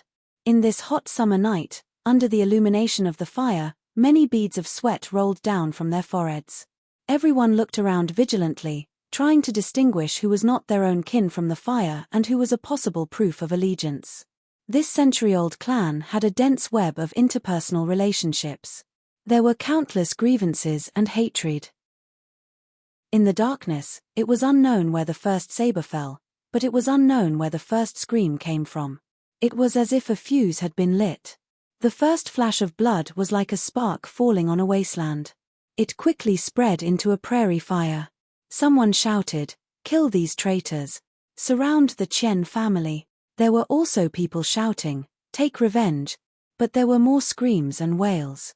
Pairs of eyes were dyed red with blood. They did not have the time to distinguish whether the people around them were enemies or relatives. They waved their sabers at anyone who approached them. Talismans turned into lightning and flames, exploding in the crowd. The sound of spears piercing into bodies and sabers cutting through bones interweaved into a soul-calming song. The Chen family mansion turned into a Azura purgatory. And in the center of the purgatory, Chen Rongji laughed crazily. Great joy surged into her heart. All of her memories were burning. She forgot about the potential threat of Chen Yannian. She even forgot about the difference between life and death. She felt that this place was heaven. She was happy now. Even if she died immediately, it did not matter. There were also people who wanted to assassinate this traitor of the Chen family out of anger, and there were even people who became blinded by bloodlust. They tried to kill her. However, in this place, who could possibly kill a second-layer Qi warrior? They were all killed by the wind-entwining saber and turned into corpses that formed a circle around her. Gradually, no one dared to approach her, and this circle of corpses became the only safe haven in this purgatory. None of the people of ancient Wind City could forget this night. They raised their heads and watched from within the city. They watched as the clan that had ruled over ancient Wind City for a century collapsed in the flames of tribulation. Their faces were filled with mixed emotions of fear, surprise, and joy. Most of the Qi practitioners who had come down from the mountain did not leave. They also watched from the darkness. They were extremely surprised and astounded by the horrifying sight in the firelight. No one had expected things to develop like this. Originally, they thought Li Qingshan's declaration was a joke that had overestimated himself, that he was looking to die. However, Chen Yannian would kill 3 Hawkwolf guards with lightning speed before fleeing with the core members of the clan. However, the development of the matter had taken them by surprise. The Chen family was being destroyed. However, Chen Yannian remained in the main hall. He did not stop all of this. It was as if someone had stopped him. That was impossible. Even if a third-layer Qi practitioner and 2 second-layer Qi practitioners worked together, Chen Yannian would not be able to kill them with a single hand. Unless the Hawkwolf Guard had someone else, or perhaps Zhuozhibua had already arrived in ancient Wind City silently. This was the most logical deduction, and it also explained why Li Qingshan was so arrogant. The Qi practitioners all felt fortunate that they had not remained on the mountain. In their eyes, the Hawkwolf Guard was not an organization that could be reasoned with. As a result, there was even less of a reason for anyone to go up the mountain to save the Chen family. When the flames ran out of fuel, they would be extinguished. The flames of tribulation used people as fuel. Once most people died, they would gradually extinguish as well. In an extremely short amount of time, over 1,000 people were dead or injured. Blood flowed on the mountain steps as corpses littered the ground. In the canopy where no one noticed, Little Un's eyes flickered with blood-red flames. He had seen all of this horrific sight the entire time, but he did not show surprise or fear like ordinary people. Instead, he seemed to be in thought, as if he had comprehended something. Tonight, Li Qingshan had made up his mind to fight, so he did not take him with him, just in case he was trapped in the jar and could move about freely. He still did not trust Li Qingshan at the end of the day, no matter how powerful Li Qingshan was. As a result, he used the darkness to arrive outside the main hall on the mountain, and when he saw this, he was unable to shift his gaze away anymore. Li Qingshan's aura was extremely powerful, so there was no need for him to worry at all. The path of white bone and great beauty had originally been created by a great figure of Buddhism. The essence within it all originated from Buddhism, so he had read many Buddhist scriptures to comprehend the true meaning within. However, the path of white bone and great beauty completely reversed the scriptures, reversing the meaning of the scriptures. The mysteries within it were something that even he, who had been confirmed by Oxen to be extraordinarily talented, often found puzzling. In Li Qingshan's eyes, he could devour flesh and blood easily, and his cultivation could advance rapidly. He did not even need to ingest pills. However, only he understood the difficulties involved. Hiding in the gloomy jar, He had never felt bored for a single moment. As a matter of fact, he had never even thought about being bored. He constantly thought about the path of white bone and great beauty, like an ascetic monk in secluded cultivation. Today, when he saw this, he comprehended something. Chapter 141. The spirit talismans transformed into lightning, instantly lighting up the dark hall. However, it couldn't hide the 2 red dots that suddenly lit up. Holy hall! The blazing white lightning lashed fiercely against the iron-like skin, but didn't leave a mark. Chen Yannian took a step back. Looking at the tower-like monster in front of him, he revealed a panicked expression. Demon, demon. Although he didn't sense a trace of demonic aura, the enormous, almost tangible pressure still pressed down on his chest, making it hard for him to breathe. His mind was a mess. How could the seemingly ordinary and weak second-layer Qi refinement youth have such a transformation? It was completely beyond his imagination. Li Qingshan unfurled his body. The sharp horns on his head almost touched the ceiling. He lowered his head and looked at Chen Yannian. He said in a booming voice, "I told you to stop. Why won't you listen?" Chen Yannian roared. The 2 gunmetal Qi swords turned into 2 rays of golden light and stabbed at Li Qingshan. It was difficult for his huge body to dodge such an attack, and Li Qingshan had no intention of dodging at all. Before the gunmetal Qi swords could touch Li Qingshan's skin, they crashed into the turtle shell-like shield and were countered by the demonic Qi. They turned into powder and couldn't reform again. Chen Yannian instinctively touched his 100 treasures pouch. There were life-saving talismans and spirit medicines that could be used to turn the tables. The 100 treasures pouch was a Qi refinement cultivator's second life. An iron pillar-like index finger shot out a claw that was as sharp as a machete. With a sharp clang, it stopped in front of Chen Yannian's forehead. Chen Yannian froze, not daring to move an inch. The speed was so fast that he couldn't react. If Li Qingshan wanted to kill him, the sharp claw would have pierced through his head and taken his life. Chen Yannian trembled. "What do you want? I can give you anything. Don't kill me." Li Qingshan hooked the 100 treasures pouch from Chen Yannian's hand and held it between his fingers. Then, he picked up the toy-like wind-entwining blade. A complicated expression of flattery, fawning, and fear appeared on Chen Yannian's face. Then, it collapsed like a mask. Without any hesitation, Li Qingshan pierced Chen Yannian's chest with his saber. For a 5th-layer Qi practitioner, this wasn't a fatal wound, but it was enough to make him lose most of his battle prowess, especially for a 100-year-old man. Chen Yannian widened his eyes and opened his mouth, wanting to say something. Li Qingshan flicked his index finger, breaking Chen Yannian's jaw like a siege crossbow. Then, Li Qingshan unsheathed his wind-entwining saber and took a few steps back. His figure gradually shrunk and finally returned to human form. He said to Chen Yannian, "Now, let's continue. Pay attention, I'm going to kill my way over." After losing his 100 treasures pouch, 2 gunmetal Qi swords, and being stabbed in the chest, Chen Yannian was like a heavily injured beast that had its claws and teeth plucked out. He let out meaningless roars.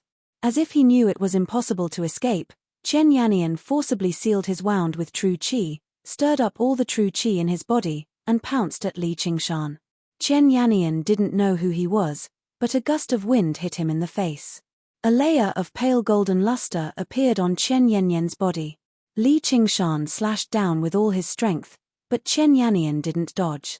His hands formed pale golden Qi blades and stabbed at Li Qingshan's ribs. Clang!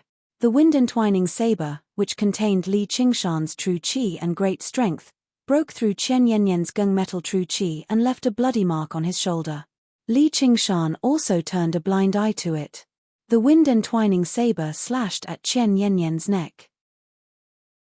There was another sound of metal clashing, and 2 stabs of pain came from below his ribs. Chen Yannian's knife hand easily penetrated the black wolf robe, which could withstand crossbow bolts, and Li Qingshan's true Qi. However, it couldn't penetrate Li Qingshan's tough day demon ox hide. A series of thunderous sounds rang out. In the narrow space, the 2 didn't take a step back, and neither did they dodge. They attacked each other for dozens of times. The black wolf robe on Li Qingshan's body was tattered beyond recognition. Qian Yannian was also covered in blood, and the wound on his chest was constantly oozing blood. Qian Yannian's eyes were red, and he was like a mad tiger. In the end, he didn't care about any moves, and he grabbed Li Qingshan and slammed into the pillar. Dong, dong, dong, dong, dong, dong. 5 pillars collapsed in a row. The hall shook, and smoke and dust rose everywhere. Li Qingshan's body was covered in dust, and he cut a sorry figure.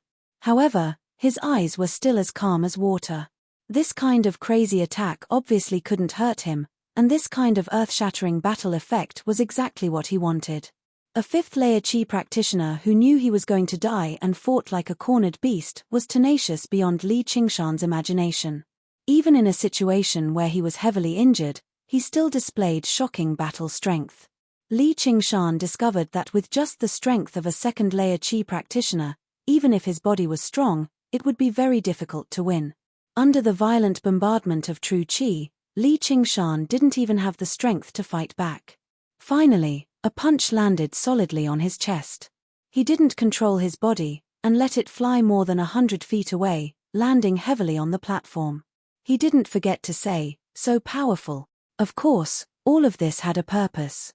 He wanted to kill Qian Yannian openly, but he definitely couldn't kill him in one move. He wanted to purposely cause a commotion, draw a line between him and Zhao Liangqing's death, and hide his identity as a demon.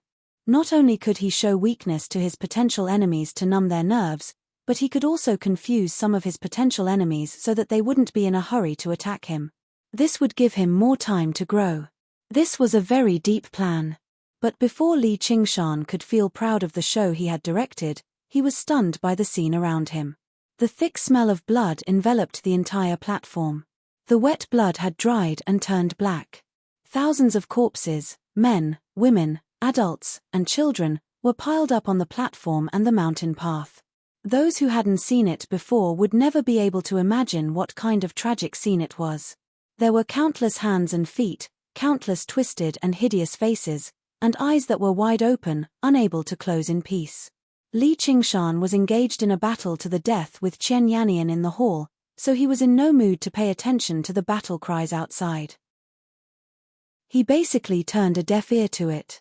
Now that he saw it with his own eyes, even though he had personally killed many people in the past and originally thought he had grown accustomed to blood and death, he still felt greatly shocked. Just who was it? What had they done? The moon emerged from the dark clouds. The moonlight coated everything with a layer of silver frost. The surroundings were deathly silent. There was not a single sound, as if the creatures of the natural world were all stunned, afraid to disturb them. However, the person who had caused all of this, Qian Rongji, currently wielded a water-splitting barb, sending the lucky survivors who were still moaning and breathing from the pile of corpses into hell one by one. Qian Ronghui retreated with a struggle. "No. Rongji, there's no grievance between us." He was the first person to be sucked into the frenzy of blood. However, with his strength at the peak of the 1st layer of Qi practitioner, he still managed to survive. However, his true Qi had already been completely depleted, and he was covered in wounds. He basically had no strength left at all. However, Qian Rongji said, 4 years ago, on the 15th day of the 8th month, you called me a whore. The water-splitting barb stabbed into Qian Ronghui's head mercilessly. Qian Yannian chased her out of the hall. When he saw this, he immediately froze up. His mind recovered a sliver of clarity. Was the Qian family finished just like this? Qian Rongji turned around and looked at Qian Yannian. There was no fear on her face. Instead, she said with great delight, "Haha, grandfather, do you see this? Your children and grandchildren are all dead." With a wild howl, Qian Yannian sank into an even deeper madness. He ignored Li Qingshan and lunged towards Qian Rongji. Li Qingshan gripped the chipped wind-entwining blade firmly, but he did not swing it. This woman was vicious and capricious. She had done him harm time and time again, so how could he save her? Watching Qian Yannian lunge over, Qian Rongji fished out 3 fire talismans, which turned into fireballs and shot towards Qian Yannian. Boom! Boom! Boom! There were 3 explosions. Flames surged into the air, and the shockwaves swept up the remains of the corpses. However, before Chen Rongji could even celebrate, she saw Chen Yannian forcefully charge through the flames. His sparse hair had all been singed, and his body was covered in charred marks. However, he still charged towards her without any regard for the consequences. A sliver of fear finally appeared on Chen Rongji's face, but she did not flee. She gripped the water-splitting barb firmly and stabbed it towards Chen Yannian with an azure streak of light. Suddenly, a verdant vine sprouted from the ground, wrapping around Chen Yannian like a snake. Gung metal true qi erupted from his body and tore through the vine, but he was stopped for a moment. The azure streak of light pierced his chest. Blood gushed out from the wound from Li Qingshan's attack, unable to stop it anymore. Chen Yannian took a few more steps forward, and even more vines sprouted from beneath his feet, wrapping around him. He was like a moth trapped in a spider's web, struggling more and more powerless. Before anyone knew it, Jia Fei had returned. He held a seal in his right hand before his chest as he stared at Chen Yannian with all his attention. The vines were a technique he had used. Only now did Li Qingshan realize that Jiao Fei did not practice the innate method of condensing qi. This was probably the cultivation method of the Green Vine Mountain. Chen Rongji did not seem to expect her attack to be effective either. She rejoiced madly, but she did not rush up to finish him off. Instead, she took a dozen or so steps back cautiously. "Grandfather, your wives, concubines, and children are all here. Do you see them? They're right next to your feet. Oops, you've kicked your beloved concubine's head. But it's fine. I've also helped you kill those traitors who betrayed the Chen family. What do you think? I've repaid the kindness of the Chen family." Chen Yannian roared, but he had already reached the end of his rope in his battle against Li Qingshan. That lunge had already been the last of his strength. He relied on a deep breath of true qi to keep himself alive. He stared straight at Chen Rongji as if he wanted to gouge out a piece of her flesh. However, Chen Rongji only said with a smile, "I remember you promised me in the past that you'd let me be the leader of the Chen family. Of course, I know you were lying to me. How could you let an outsider, and a woman at that, become the leader? But now, there's no one else who can inherit the position of leader, so I'll be the only one left." Then she became vexed. "But there's no one left in the Chen family now. There's no point in being the leader, so I'll just return it to you, the first and last leader of the Chen family." Every single word from Chen Rongji was like a sword, piercing Chen Yannian and making him tremble all over. However, with his shattered jaw, he was unable to say anything else. He raised his head and coughed up a mouthful of blood before the vines completely swallowed him. Chapter 142. In this world of blood and darkness, the lush green vines were exceptionally bright. They were full of vitality as they grew and formed a large cocoon. Sacred hall for a long time, only the rustling of the green vines could be heard. At some point, Chen Rongji had stopped talking and was staring blankly at the large green cocoon. After confirming that Chen Yannian was dead, Jia Fei impatiently walked up and dispersed the green vines. He started searching Chen Yannian's body, but of course, there was no 100 treasures pouch. He couldn't help but turn around to look at the stubborn 16-year-old youth. He was currently standing in a sea of bloody corpses, looking up at the night sky with great concentration. The moonlight enveloped his body, as if all of this blood had nothing to do with him. The stars in the summer night were bright and dazzling. Even the moonlight couldn't diminish their beauty. Li Qingshan discovered that compared to the corpses on the ground, the starry sky was still much more beautiful. He wasn't pretending to think about life.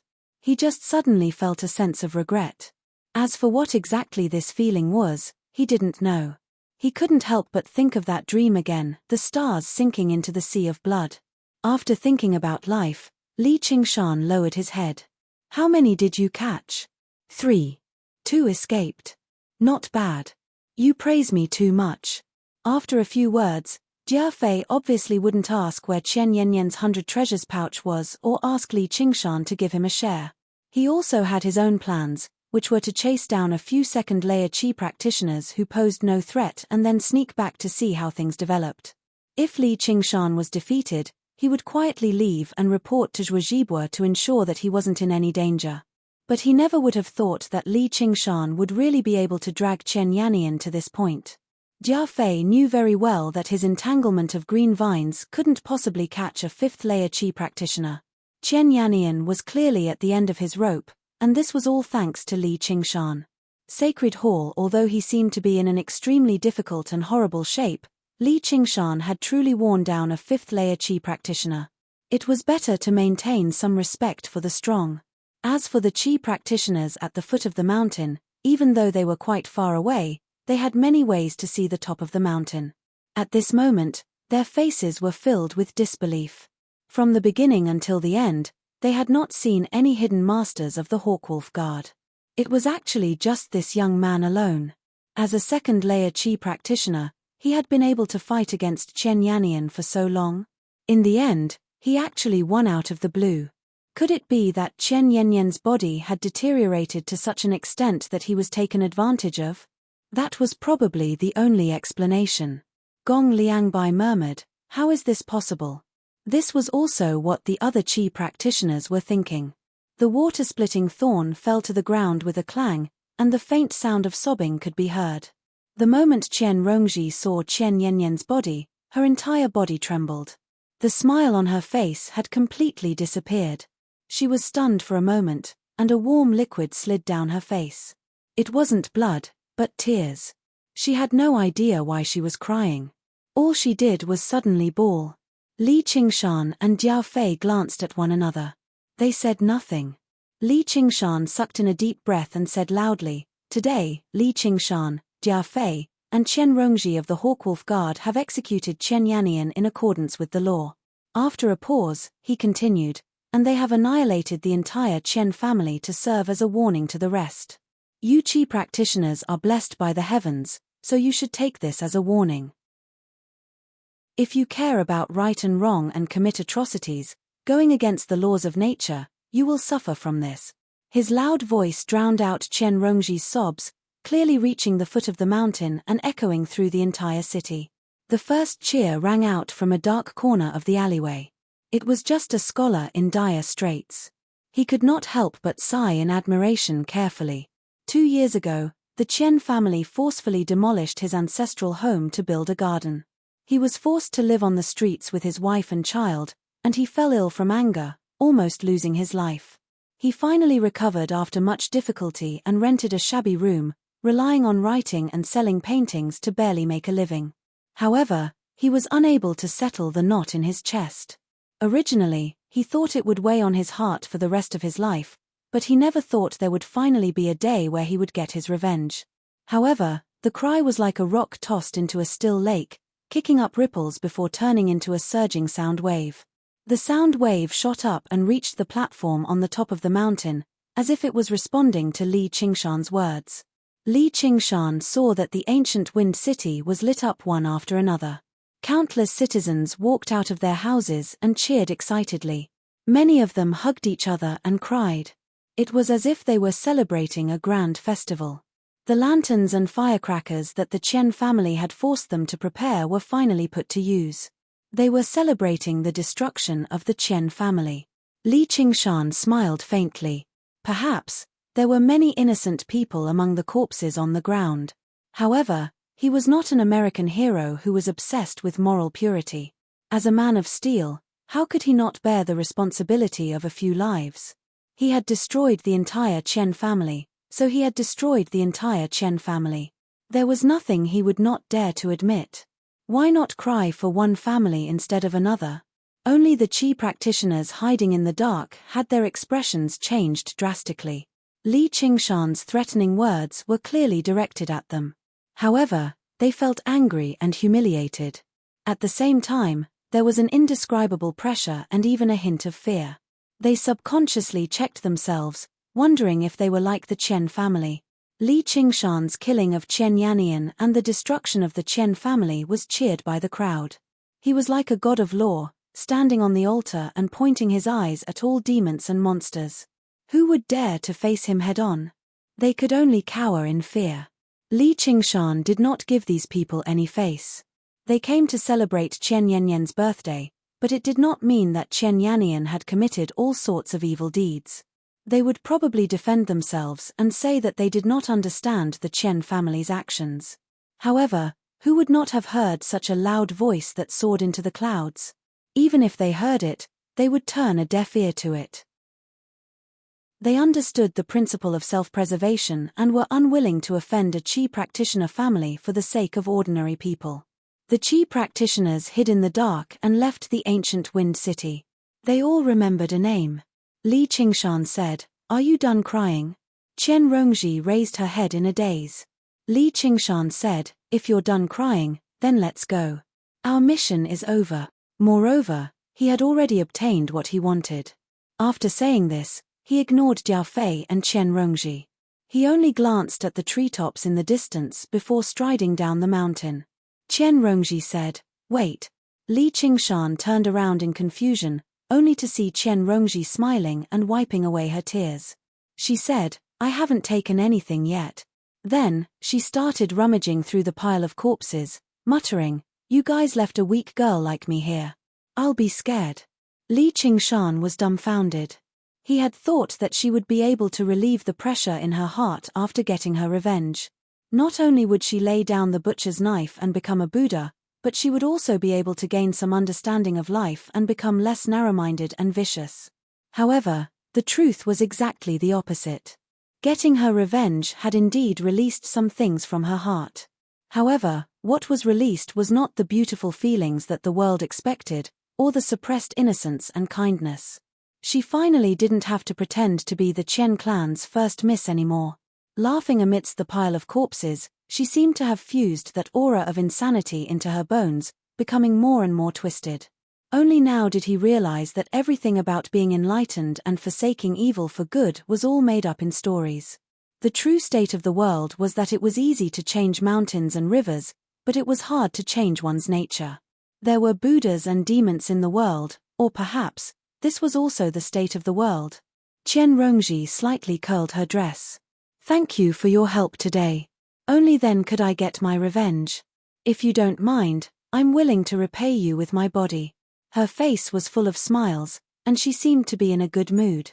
Li Qingshan's footsteps did not stop. Jiao Fei walked even faster, as if avoiding snakes and scorpions, leaving Chen Rongji's silly laughter behind him. Chen Rongji paced around the pile of corpses like a pitch-black ghost. She was no longer searching for something. Instead, she was like an artist admiring her favorite work. A tourist strolled through a beautiful garden.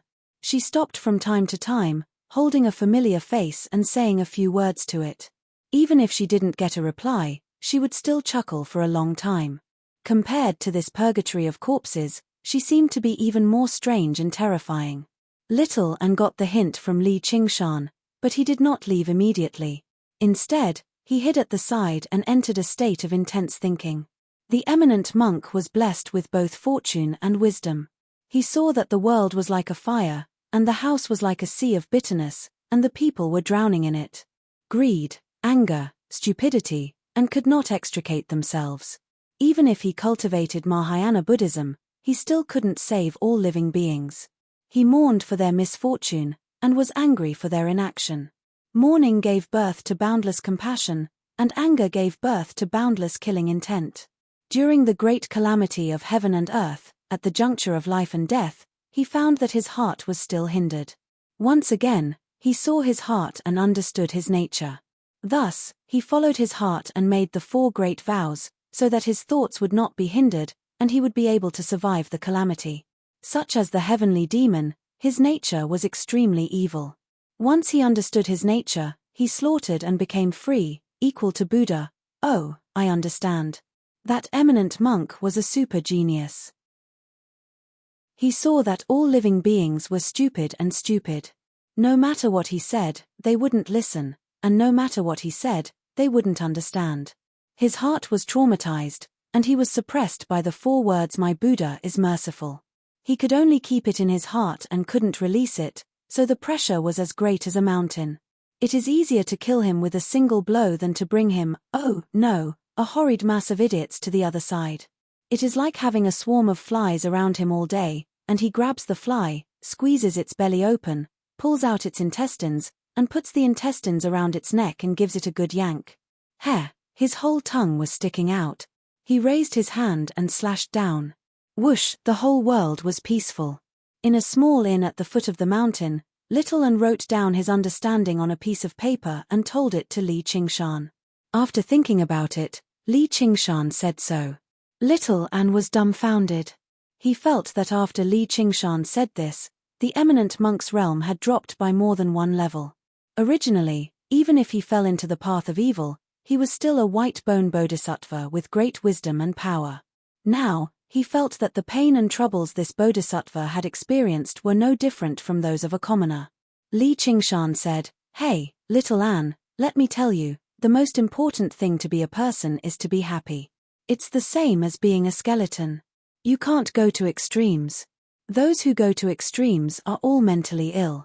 When you meet someone who can be reasoned with, you talk to him. When you meet someone who can't be reasoned with, you stab him." Chapter 143. Li Qingshan continued, "Alright, if you want to be a good person, you have to stretch your right cheek after being slapped on the left. If you can't take it anymore, you become a bad person, killing everyone on sight and disregarding your own family. If the Holy Church can't save the common people, you go and destroy them. If that's not a mental illness, what is it? You should comprehend and cultivate this ability when you should, but don't take it too seriously." As a result, a certain great figure above the 9 heavens was demoted to the level of a mental illness. If Oxen were here, he would definitely clap his hands in praise. It was not that Li Qingshan's words were impressive or that he displayed a great source of wisdom. On the contrary, his words were rather brainless, but contemplating the philosophy of life and the great Tao of the world had never been his forte. He was not a wise person. He did not have great wisdom or wisdom. He was not a benevolent person. He did not have great compassion or compassion. He was a brave person. He had a domineering and fearless spirit. If he could not understand, then he would not think about it. He would do whatever he wanted to do. These words sounded simple, but even great cultivators thousands of times more powerful than Li Qingshan could only carefully comprehend the essence of the ability created by immortals and Buddhas above the 9 heavens. It was impossible for them to be like Li Qingshan and say, "Don't take it too seriously." Humans could not be without respect, but the brave were fearless. No matter what you said, the ability and cultivation method were just tools in my hands. They existed for the sake of satisfying my thoughts. I must not allow any ideology to take over my thoughts. Little An naturally regarded Li Qingshan's earnest teachings as the best. He valued them much more than the essence of the path of white bone and great beauty. Although he felt that there was something off with Li Qingshan's words, it was definitely not Li Qingshan's fault. Perhaps he had not thought it through, or perhaps there was something wrong with that great monk. However, it freed him from his chaotic and profound thoughts, preventing him from being too deeply affected by the ability. Probably no one could have imagined that a half-baked teacher would have such a miraculous effect on an idiotic student. Li Qingshan felt rather proud of himself. No matter how talented and clever he was, Little An was still a child. He still needed his guidance like a beacon.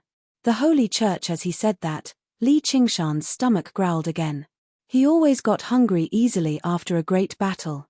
He went out to eat before closing the door. Li Qingshan held back his excitement and took out Qian Yanyan's 100 treasures pouch.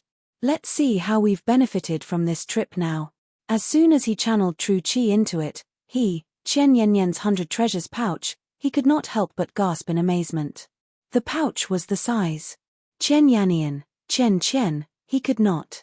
As for Zhao Liangqing's 100 treasures pouch, Li Qingshan was afraid of the imprint of the gate, so he did not dare to carry it on him. However, this was fine. He could replace the one from the Hawkwolf Guard. Ian 1000, Li Q. The first thing Li Qingshan wanted to collect were pills. Qian Rongji had not lied about one thing. He took out small bottles and placed them on the table. Before long, they filled the table. The Qian family's alchemy skills did not seem particularly impressive. Every single qi-gathering pill was the size of a longan at the very least, and each bottle could only hold 3. But even with that being the case, there were over 400 of them. The book was Qian Yanyan's greatest weapon for controlling the Qian family, yet it had all fallen into Li Qingshan's hands now. These pills were enough for him to reach the next level on the path of diamonds and demons. The Ox Demon's Fist of Great Strength should be enough for him to reach the second layer. Afterwards, he could begin practicing the Tiger Demon's Fist of Bone Forging. As for the Spirit Turtle's method of Qi suppression, Li Qingshan practiced it every single day.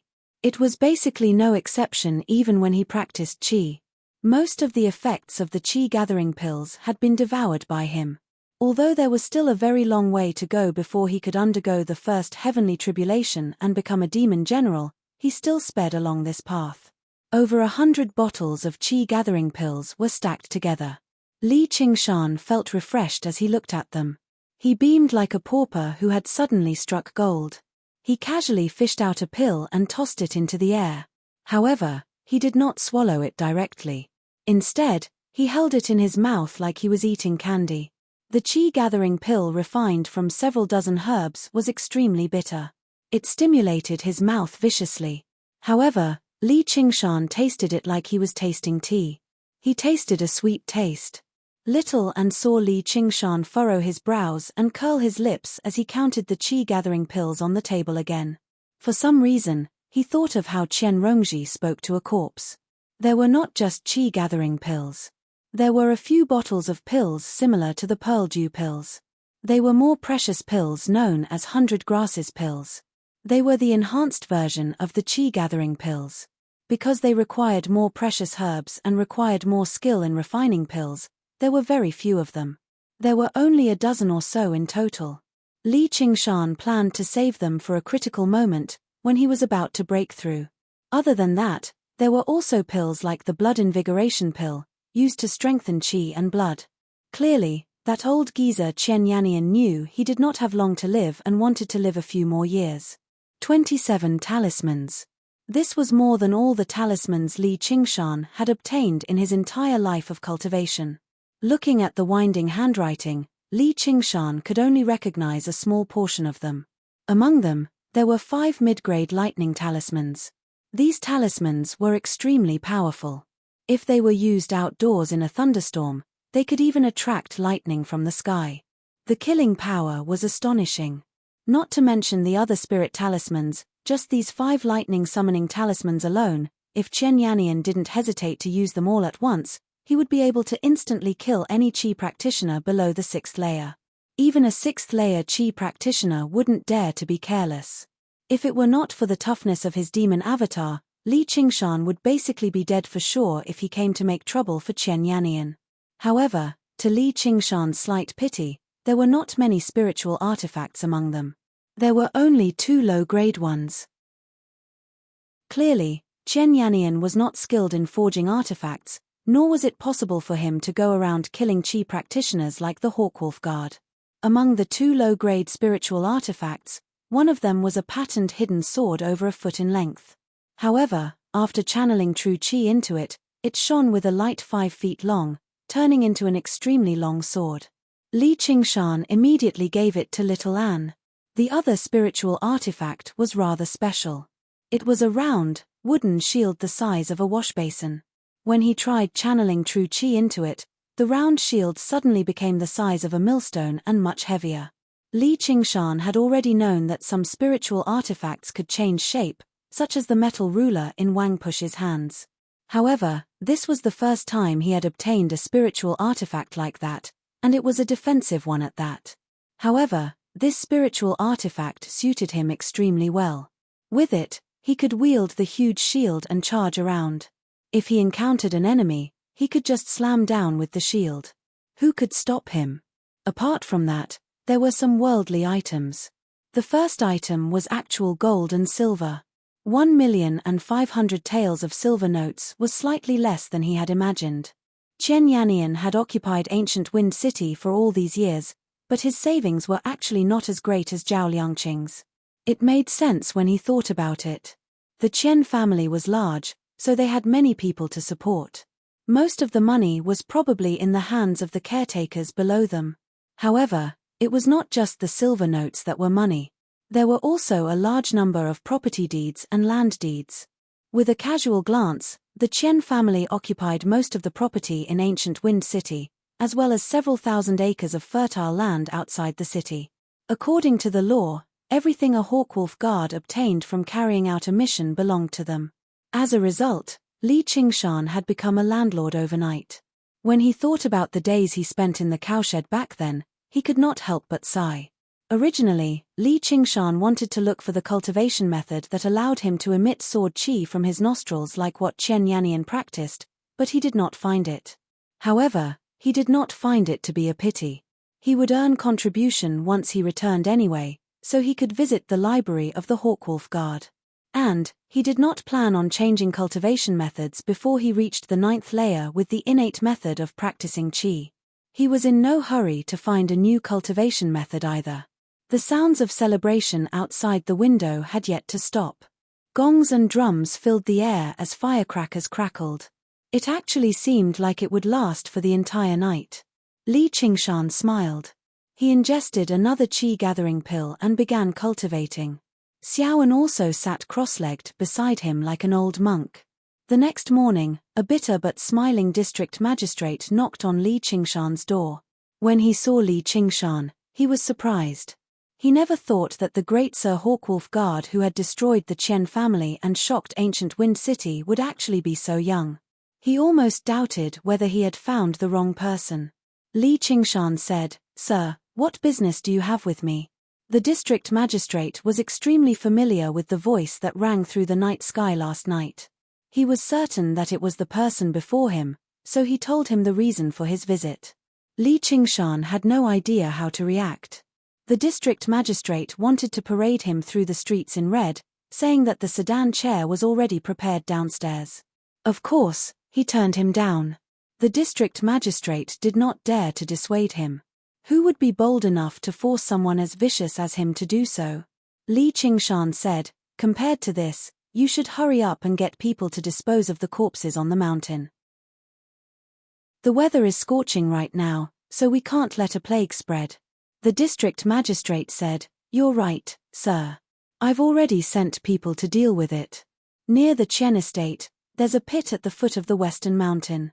I've gathered the commoners to move the corpses there for burial, but the commoners find it filthy, and it's the corpses of people from the Chen family, so none of them are willing to help." Li Qingshan sank into thought. There should still be quite a lot of gold and silver utensils left in the Chen estate. Send people to search for them and treat them as wages for the commoners. You have to deal with this matter properly today. You can't make any mistakes. The district magistrate beamed with joy and agreed in a hurry. He thought to himself, "This Sir sure is considerate of the people." If Li Qingshan did not say anything, who would be bold enough to touch the items in the Chen estate? Li Qingshan had other plans in mind. After seeing off the district magistrate, he returned to his room and said to Little Anne, "Can you really cultivate like this?" Little Anne nodded. Li Qingshan asked, "How long will it take?" Little Anne shook his head. Li Qingshan said, "All right, we'll stay here for a while. It'll be perfect for us to calm down and cultivate for a while. If we return to Jiaping City, we probably won't be as calm anymore." "All right, Li Qingshan." In a small garden in the Hawkwolf Guard's office in Jiaping City, Zhuozhibua held a letter.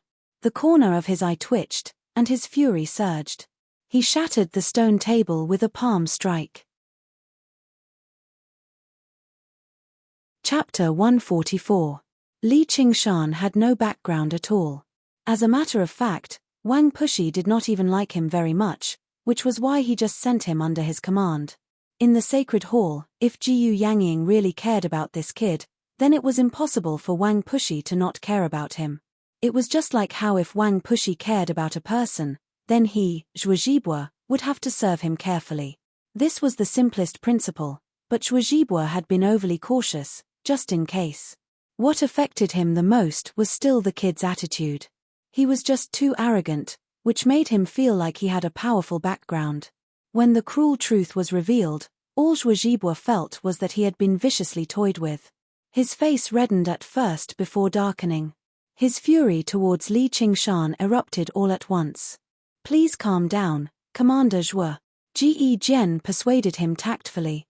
Zhuo Zhibo said frigidly, as a Black Hawk commander, I stand above 1,000,000 people. Who knows how many lives I've taken? Who knows how many years it's been since someone has been bold enough to toy with me like this? Li Qingshan, oh Li Qingshan, you're impressive, Ji Jian said, though, the kid is in ancient Wind City. He probably won't be able to return. Why must you be angry at a dead person, Commander? Zhuo Zhibo said, I just hate that I can't kill him myself. And that Zhu Wenbin. He's not a good person either. Ji Jian said, he's all alone as the district magistrate. He doesn't even have a single Qi practitioner under his command, so why must you put up with him, Commander? Our Hawkwolf Guard is responsible for supervision. Why don't we find some evidence of his crimes and report him as well? Zhuo Zhibo said, shut up. What evidence does he have that you can search for? He comes from the 100 schools of thought, and he has countless classmates. Even the prefect admires him very much. If I fall out with him, I'll only disappoint Commander Wang. Ji Jian said, yes, sir. I've misspoken. Zhuo Zhibo said, let's just wait for the news of the kid dying in the line of duty now. Afterwards, he would immediately set off for ancient Wind City and destroy the Qian family, avenging Li Qingshan and demonstrating the might of the Hawkwolf Guard. That old man Qian should have saved up quite a lot over all these years. It was about time for him to use his blade. Takadera, this was Qian Rongji's original evil plan, killing 2 birds with 1 stone. She could eliminate the Qian family and Li Qingshan, and she could also get a generous share of the spoils from Zhuo Zhibo. In the evening, Li Qingshan arrived in front of the sinkhole at the foot of the West Mountain that the magistrate had mentioned. That sinkhole wasn't especially big, but it was more than enough to hold 1,000 corpses. A strong putrid smell came from the sinkhole. Li Qingshan subconsciously held his breath. It had only been a day, but the corpse had already rotted.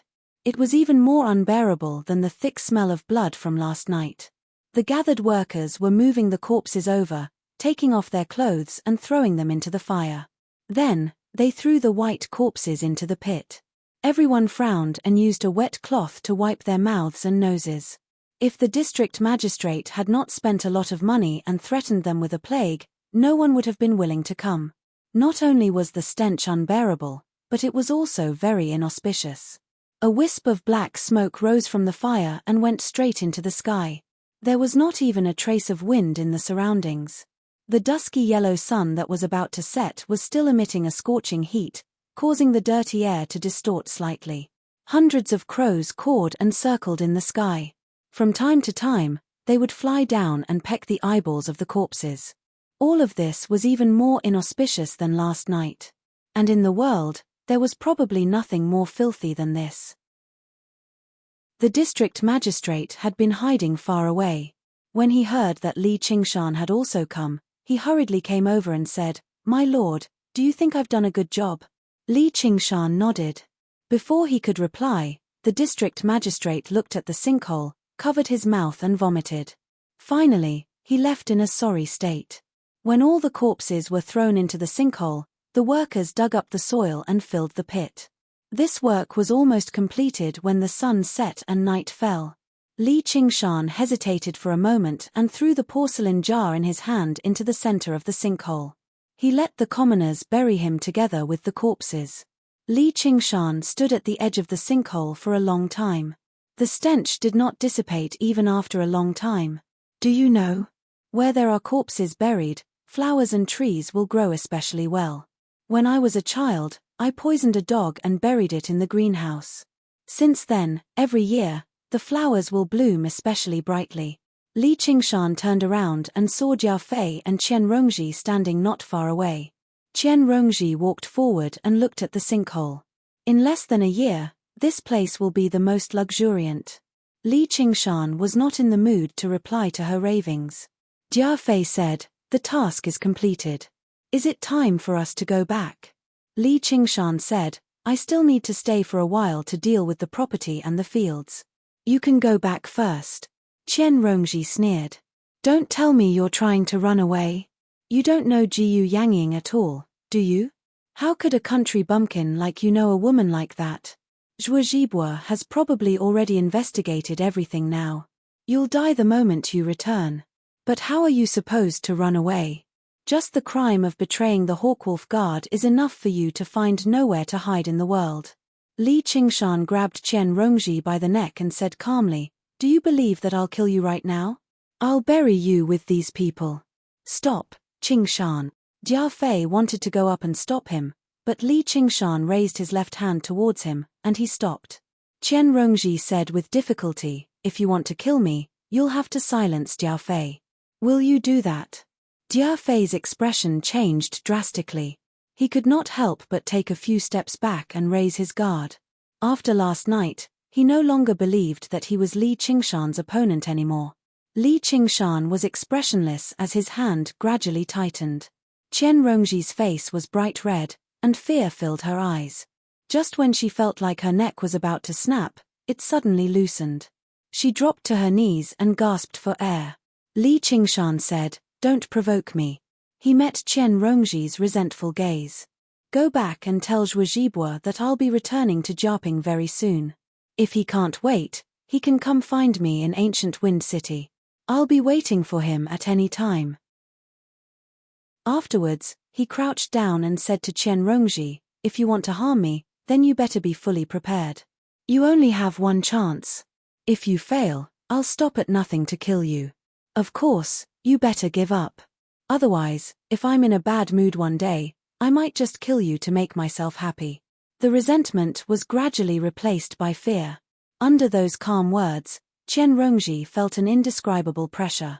That feeling of suffocation was even deeper than the feeling of her neck being strangled just now. What good will it do for me to harm you?" Qian Rongji avoided Li Qingshan's gaze and said with a stiff expression, "As the saying goes, evil people will be tortured by evil people." When her insidious evil met Li Qingshan's strong and cruel evil, she naturally retreated. Li Qingshan stood up and left the sinkhole, heading for ancient Wind City. Qian Rongji stood up and dusted off the dirt on her body. She straightened her clothes, and a smile returned to her face. She looked at Li Qingshan's back and said to herself, "One chance?"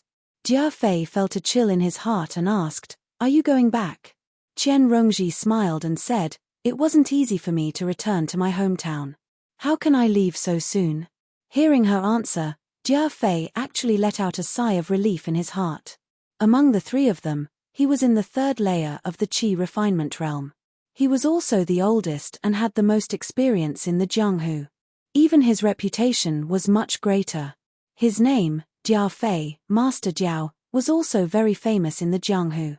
It was not something the likes of Black Tiger could compare to. He was famous for being crafty, sinister, and difficult to deal with. However, being between the two of them, he felt like he was between a poisonous snake and a ferocious tiger. At every moment, he felt like he could die a violent death. This was not an illusion.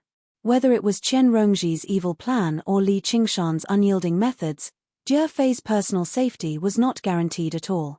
The risk was extremely high.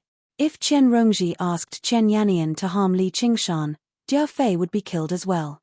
When Li Qingshan faced Chen Yannian, if Chen Yannian directly used his killing move and summoned the gunmetal sword Qi or even the lightning summoning talisman, it was also very likely that he would be killed. Although Li Qingshan would not sit idly by, he would definitely not expose his identity as a demon for him. It had to be said that Jia Fei's experience in the Jianghu had not been in vain. His senses were very sharp. And just now, when that ferocious black tiger pressed down the colorful poisonous snake and let out a threatening growl, the innocent Jia Fei naturally became the poisonous snake's bargaining chip. Then, it made the ferocious tiger ponder whether it should be ruthless for once. Jia Fei left in a hurry. In the end, he glanced back at Qian Rongji from afar before completely vanishing into the darkness. He had decided that he would never carry out missions with the two of them again. No, he would maintain his distance from them. The colorful, poisonous snake stood before the pit of 1,000 corpses she had personally created, silently brewing new venom. She even felt rather grateful for the black tiger's threat just now. The moment she revealed her venomous fangs would be her death. Even if she succeeded, she would be torn to pieces by the furious tiger. However, she was not overly worried. Patience had always been the best quality of a poisonous snake. She had been able to put up with the Chen family for over a decade, to the point where everyone believed she had already been completely tamed. She did not resent the Chen family at all. She even made Chen Yannian allow her to join the Hawkwolf Guard in Jiaping City. That was because she had reached the second layer 3 years ago, which gave her the ability to leave the Chen family. Back then, Chen Yannian had basically already trusted her. He did not restrict her freedom at all. If she wanted to, she could just flee and leave the Chen family's sphere of influence. Chen Yannian would not be able to find her. If she were a regular person, they would not have been able to put up with it a long time ago. They would have used this opportunity to flee far away. However, she did not. She was willing to endure 3 more years of humiliation, appearing even more submissive than before. Only then did she earn even more trust. All for this opportunity, to stab the venom into the enemy's throat. She would continue to wait silently, waiting for an opportunity that might never appear. However, she felt like there was probably no need for her to do anything. The shadow of a vulture in the sky had already engulfed the tiger. The tiger was startlingly vicious, but it was still too young after all. Chapter 145. However, Chen Yannian felt that there were many strange things about this whole thing. Holy Church Shi had already figured out what kind of person Li Qingshan was. He might be brave and unyielding, but he definitely wasn't lacking in brains. Everyone knew that fighting against a 6th layer Qi practitioner with a 2nd layer was like a mantis trying to stop a chariot, but he was fearless. Her purposeful probing just now proved once again that he indeed didn't have a background to rely on. Then what did he rely on? That night on the boat, Chen Rongming went to cause trouble for Li Qingshan. He didn't die at Jia Fei's hands, but died at Li Qingshan's hands because he used a special method to hide his true strength. Could it be that his true strength wasn't just at the 2nd layer? Chen Rongji's heart skipped a beat. Zhao Liangqing and Fu Rong's inexplicable disappearance might have been a coincidence. However, she knew Chen Yannian's strength very well. Even if he dodged those 2 Geng metal Qi swords, he had many powerful talismans in his 100 treasures pouch. How could they be useless? She closed her eyes and began to recall. After washing away the blood and madness, the scene of that night reappeared in front of her eyes. Chen Yannian glared at her, but he didn't say a word. Why? His jaw was broken. There were many wounds on his body, but the fatal one was on his chest. That was why her water-splitting thorn could easily pierce through it. When Chen Yannian came out, he was on the verge of death. Li Qingshan seemed to be in a sorry state after being sent flying, but he didn't have any decent injuries at all. He defeated Chen Yannian head-on. Li Qingshan must have a very powerful trump card to be so arrogant. Considering the wounds on Chen Yannian's body, Li Qingshan's body tempering technique was very likely much stronger than what he showed. So strong that he could instantly take away Chen Yannian's 100 treasures pouch, break his jaw, pierce through his chest, and then pretend to be sent flying. If that was the case, everything made sense. All of Li Qingshan's words and actions became reasonable. As the saying goes, a thief is a villain, but he is wiser than a gentleman. Li Qingshan didn't expect that his actions would be described in such detail. Chen Rongji saw another scene. A fierce tiger crouched in the dense forest, waiting for a vulture to descend from the sky. Who is the hunter and who is the prey, it's still unknown. Zhuozhibua, that idiot, claimed the word wisdom in vain. He actually couldn't see the danger hidden within. As expected, he was the same as Chen Yannian. He looked smart and experienced, but in reality, he was rotten and stupid. However, they couldn't be blamed. They had been suppressing everyone with their strength for too long. Naturally, they couldn't be bothered to use their brains. Of course, she wouldn't kindly remind Zhuozhibua. She would be happy no matter who died. It would be best if they perished together. For the first time, she felt that Li Qingshan had a higher chance of winning. He was in the dark, and the people in the dark were terrifying. She had experienced this firsthand. If she used this matter to threaten Li Qingshan now, she would definitely die. If she went back and reported this to Zhuozhibwa, there wouldn't be any benefits. Moreover, if she lost the bet, she would have to be buried with Zhuozhibwa. Li Qingshan's warning was not a joke. Then, if she bet on Li Qingshan, would she be able to get a share of Zhuozhibwa's corpse? She seriously considered the various possibilities. Being a cunning villain was indeed much more difficult than being a pedantic gentleman. At this moment, she was absolutely calm and rational. She was even more broad-minded than a gentleman. She completely cast aside her personal honor and disgrace. Everything was for the sake of profit. In the sinkhole, a chilly wind suddenly blew towards Chen Rongji, causing her back to feel cold. Unknowingly, it was already very late at night. She turned her head and saw a ball of dark green will-o'-the-wisp floating above the sinkhole. Even regular people would be alarmed, let alone the culprit behind all of this. However, she only scolded with a smile, "Damned ghost." Afterwards, she temporarily set aside the matter regarding Li Qingshan. There were even more important matters waiting for her. Now, it was time for her to really make a trip home. She raised her head and smiled at the starry sky. "Father, mother, brother and sister, you must be anxious from waiting." After Chen Rongji left, an astonishing change was taking place under the thick soil in the sinkhole. The porcelain jar cracked like a spiderweb and shattered with a loud bang. The blood flame of corpse incineration surged like a tide and burned in all directions, devouring all the corpses and filthy flesh and blood, turning them into a part of the blood flame and burning even more fiercely. The dark bottom of the sinkhole turned into a bright sea of fire. The rotten and filthy corpses turned into clear and rising flames. The will-o'-the-wisp on the top of the sinkhole disappeared. Crash! Thousands of white bones fell to the bottom of the sinkhole. Little Anne sat cross-legged in the center of the raging blood flame, manipulating it while absorbing its energy. The skulls at the bottom of the sinkhole opened their dark eye sockets and looked at him silently. Little Anne pointed his finger downwards and the blood flame split into thousands of flaming snakes and pierced into the skulls. The pitch-black eye sockets also lit up with the same blood flame as his. All of the skeletons were shaking violently and colliding with each other, producing rapid banging sounds. Then, they flew up and pieced their bones back together. Thousands of large and small skeletons jumped at the bottom of the sinkhole and danced wildly in the flames. The sound of bones colliding with each other was like music, and the sound of teeth chattering was like a song of joy. They surrounded Little and in the center, as if they were carrying out a grand memorial service.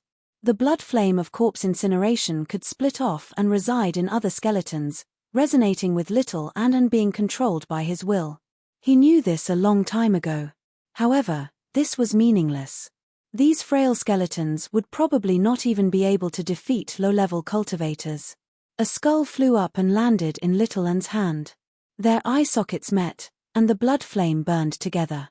A hint of paleness gradually appeared within the bright red color of the blood flame of corpse incineration. The light of joy appeared in Little Anne's eye sockets. This was a flame that had advanced to the next level of the path of white bone and great beauty, the pale flames of bone incineration. As its name implied, the flame could melt white bones. If it were a regular flame, it would only be able to char white bones no matter how hot it was. However, under the licking of the pale flames of bone incineration, the skull melted like candy. This process was extremely slow and unbelievably slow. After a long while, the skull just now completely melted, turning into a drop of pale white liquid that dripped into his forehead. Then, he raised his hand. A bone arm landed in his hand, and he continued to melt it down. As he refined the white bones, the pale flames of bone incineration grew stronger and stronger. At the same time, it melted Little Anne's body of white bones. This process was 100 times more painful than when he used his blood to cultivate. It was like countless steel needles, saws, and grinds his body. Regular people would go mad from the pain in an instant, or even die from it. It would be impossible for them to persevere, but the flames in his eyes burned brightly. There was no fear at all. Every time he felt like he could no longer endure it, a snowstorm would appear before his eyes, and he would return to that windy and snowy night below the ice-sword cliff. Li Qingshan swatted him to the side with a wave of his hand, telling him to leave. Then, he disappeared into the snowstorm, climbing the ice cliff alone and walking the path of death. He stood alone in the snowstorm for a very long time. He did not hide as he had been told. Instead, his entire body was stiff and bone-chilling. He thought anxiously, "Am I going to die?" Then, he knelt on the ground, his entire body in pain. In the end, he caught up. At the crucial moment, he helped Li Qingshan, because he did not know where else he could go. When everything was over, he looked at Li Qingshan and roared at the sky. He could not speak, but he gritted his teeth and clenched his fists. The impact that night had on his soul was no less than Li Qingshan's. Compared to the pain at that time, what was this moment compared to the pain at that time? The raging pale flames of bone incineration enveloped his entire body, melting away the traces of impurities. At the same time, it merged with even more bone fluid, and the cycle continued.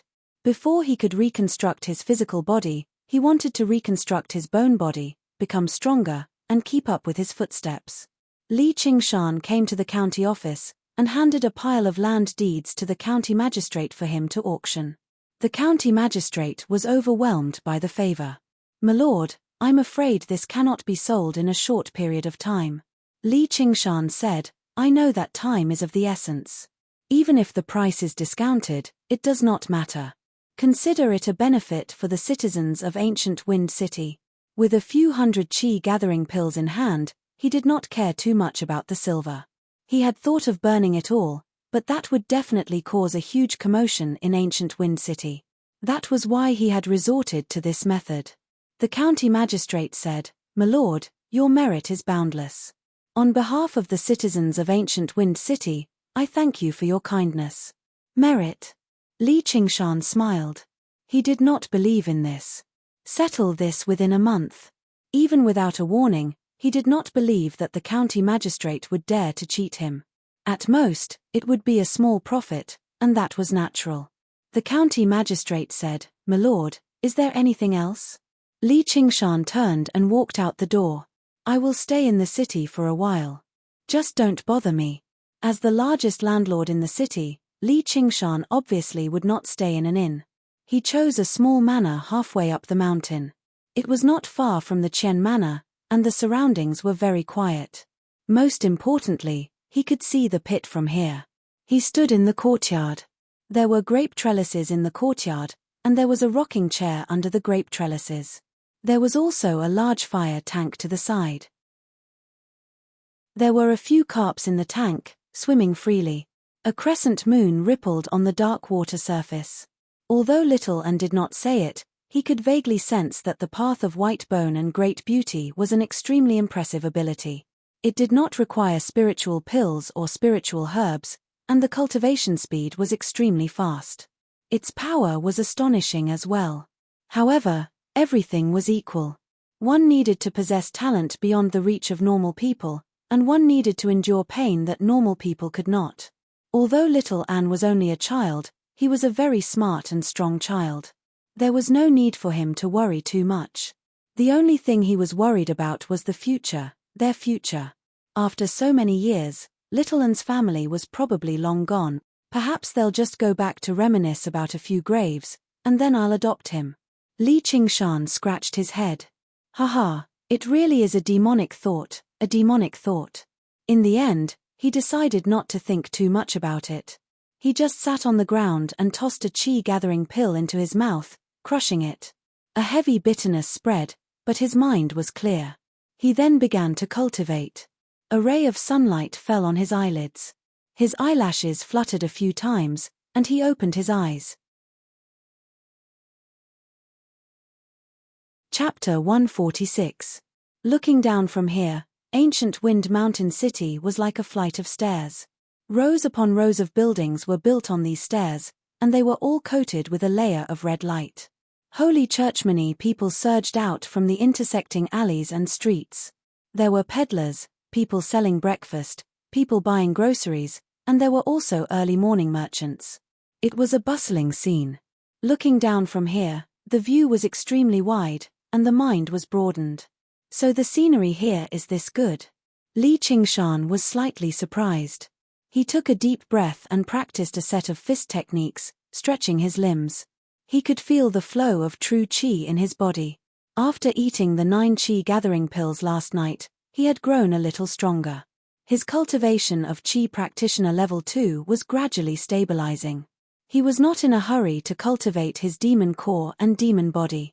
Instead, he swallowed a large number of qi gathering pills. He had a feeling that he would be staying here for a while, and the next batch of qi gathering pills would have to be obtained in Jiaping City. If he took a large number of pills, it would lead to a shortage of energy. It would be better to take it slow like this.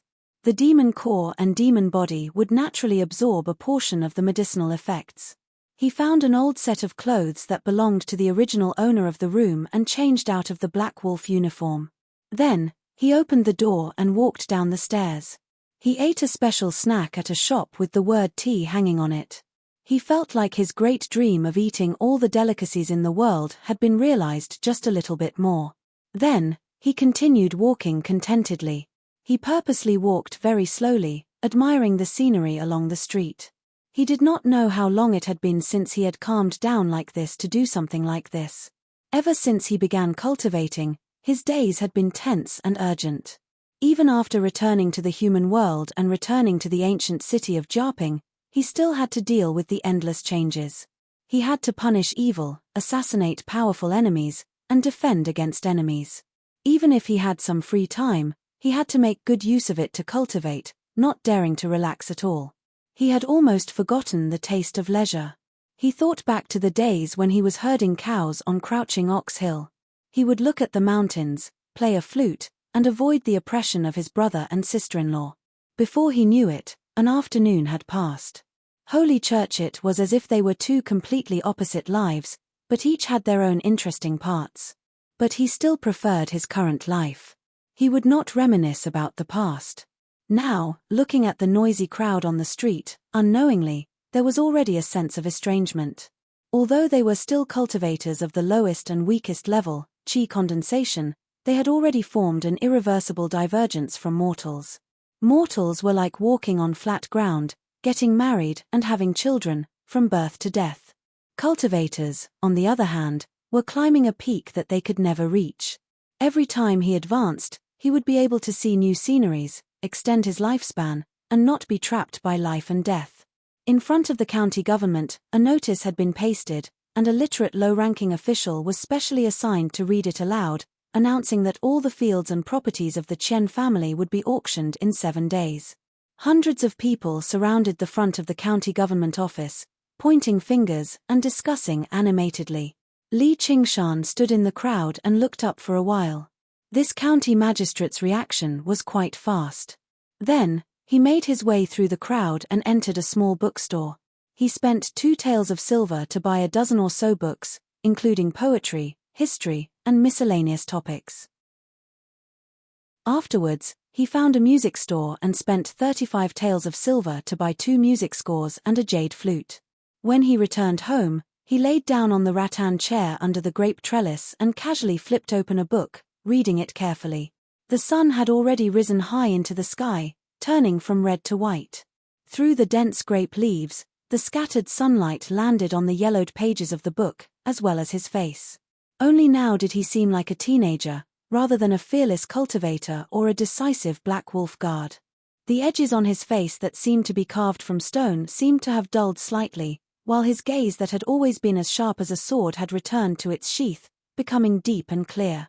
The spirit turtle's demon core revolved slowly in his body with unprecedented clarity and agility. Water vapor surged over naturally, soaking his clothes. His mind was submerged in a great battle in the history books, so he failed to notice it. The sacred church, it was a state of mind, a form of cultivation. He had to unstring the bow when it was not in use. He relaxed himself from his tense state and nurtured his body and mind, all for the sake of shooting an even more powerful arrow in the future, or perhaps very soon. Not everyone had such leisure. There was a small town several dozen kilometers away from ancient Wind City called Shangguan Town, as most of the people there bore the surname of Shangguan. Although there were a few surnames, it was not some clan of martial arts. The people there were only the most ordinary of people. There was a clan in the town that went from an ordinary clan to one of the greatest clans in Shangguan town in a single leap because they had a daughter with the surname Qian. Their walls were painted white and their servants were plentiful. They sang happily every day, becoming the envy of the entire town. On the official road from ancient Wind City to Shangguan town, a black-clothed knight was riding a white horse as he slowly moved forward.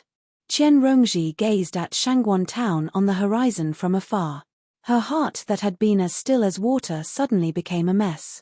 She could not help but tighten her grip on the water-splitting barb on her waist. The icy weapon brought her a sliver of warmth. The sun shone brightly, but her eyes carried a sliver of gloom that she could not shake off. She said in a self-deprecating manner, "Qian Rongji, oh Qian Rongji. You've really overestimated yourself." She had been taken away from that clan. After she achieved some accomplishments in cultivation, Chen Yannian allowed her to return to visit her family. Afterwards, she would return frequently and treat everyone in the clan extremely gently. She wanted Chen Yannian to believe that she was nostalgic and valued relationships. She wanted the Chen family to believe that these people were enough to control her. But now, she had broken free from her restraints, so there was no longer any reason for these illusions to exist. Her heart gradually grew cold. It was time for her to end things. No one deserved happiness from her misfortune. No one. Shangguan Manor. The vermilion door was wide open. Blood flowed out from behind the screen wall. Behind the screen wall, Qian Rongji held the water-splitting barb in her hand. She frowned and pondered.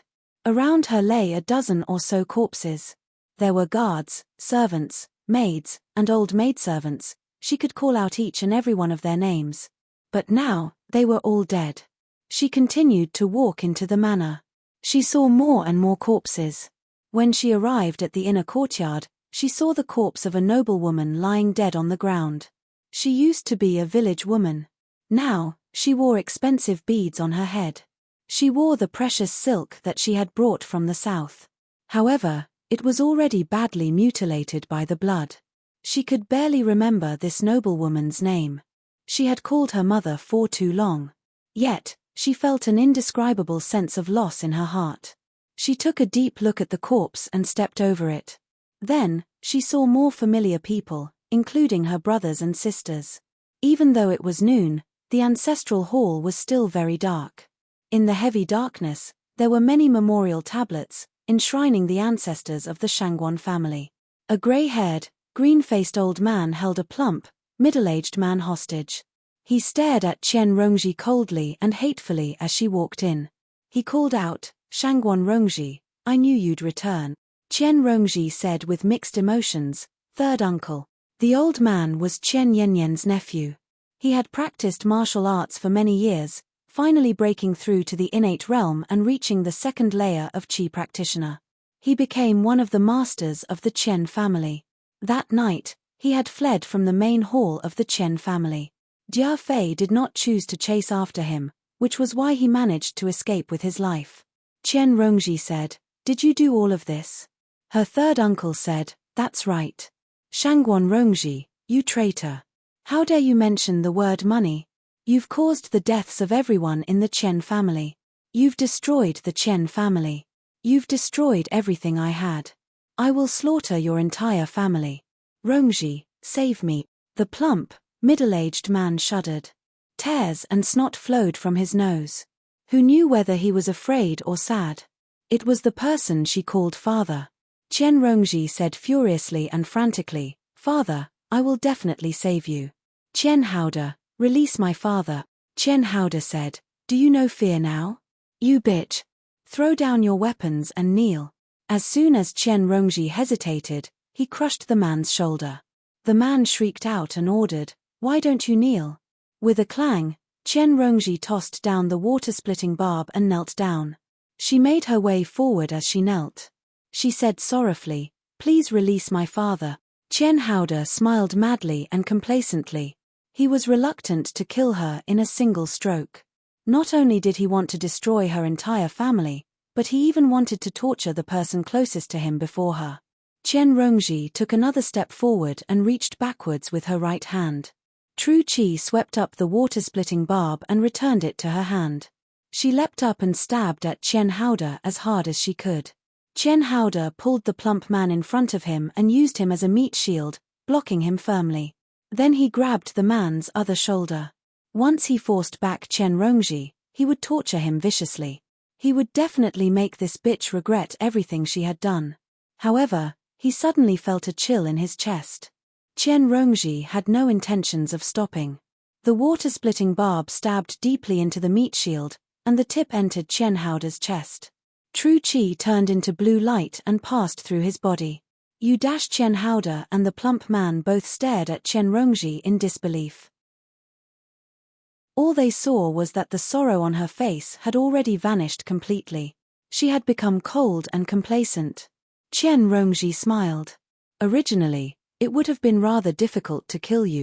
Chen Howder said, Shangguan Rongji, why you vicious woman? You won't even spare your own family. Chen Rongji corrected herself. I'm not Shangguan Rongji. I'm Chen Rongji. Basically all my family is dead. You're the only one left. From today onwards, I have no family at all. Suddenly, she drew the water-splitting barb. Chen Howder and the plump man collapsed on the ground at the same time. Chen Rongji did not even glance at the plump man. She removed 100 treasures pouch from Chen Howder and said sweetly, Thank you, third uncle. She was just like the obedient girl from before. Chen Howder raised his hand with difficulty and gathered True Chi. The water-splitting barb pierced through the man's head without any hesitation. There's no need to be so polite with Rongji, save me. The plump man extended his hand with difficulty and grabbed the hem of Chen Rongji's clothes. Chapter 147. I'm your father. The plump man spat out blood as he called out. Do you have a daughter? Chen Rongji was surprised. She thought about it seriously. Oh, I did, but didn't I sell it already? Afterwards, I used the money to get a few concubines. The plump man said with difficulty, I did all of that, for you. I gave you a good future. You should thank me. Everything I have right now was obtained through my hard work. Stop taking credit for me. Chen Rongji suddenly flew into a rage and kicked his hand away. The plump man opened his mouth, unable to say anything. Resentment and despair filled his face before he finally breathed his last. You were fortunate because of my misfortune, and now you're unfortunate because of my fortune. It's very fair, isn't it? Chen Rongji said to herself. She walked out of the estate and cast everything behind her. All of her memories had been erased. Chen Rongji held a grand funeral in Shangguan town. She followed the most expensive and complicated ceremony, scattering paper money into the air. She knelt before the memorial tablets, leaning against the coffin as she cried until she almost fainted. However, she forced herself up and thanked every single person who had come to mourn her sorrowfully. Rongji was just carrying out an errand for the empire. I never thought she'd actually cause such a great disaster. Sigh, such a good daughter like Rongji has actually encountered something like this. The people of the Chen family are truly heartless. Deep into the night, everyone dispersed. The main door was firmly shut, and a pair of white lanterns swayed in the wind at the entrance. After turning down the neighbors who wanted to keep watch for her, Chen Rongji leaned against the coffin of her entire family in white mourning clothes. She took out a jar of alcohol from her third uncle Chen Howder's 100 treasures pouch and a cup from the offering table. She poured away the alcohol that had been offered to the deceased and filled it up again.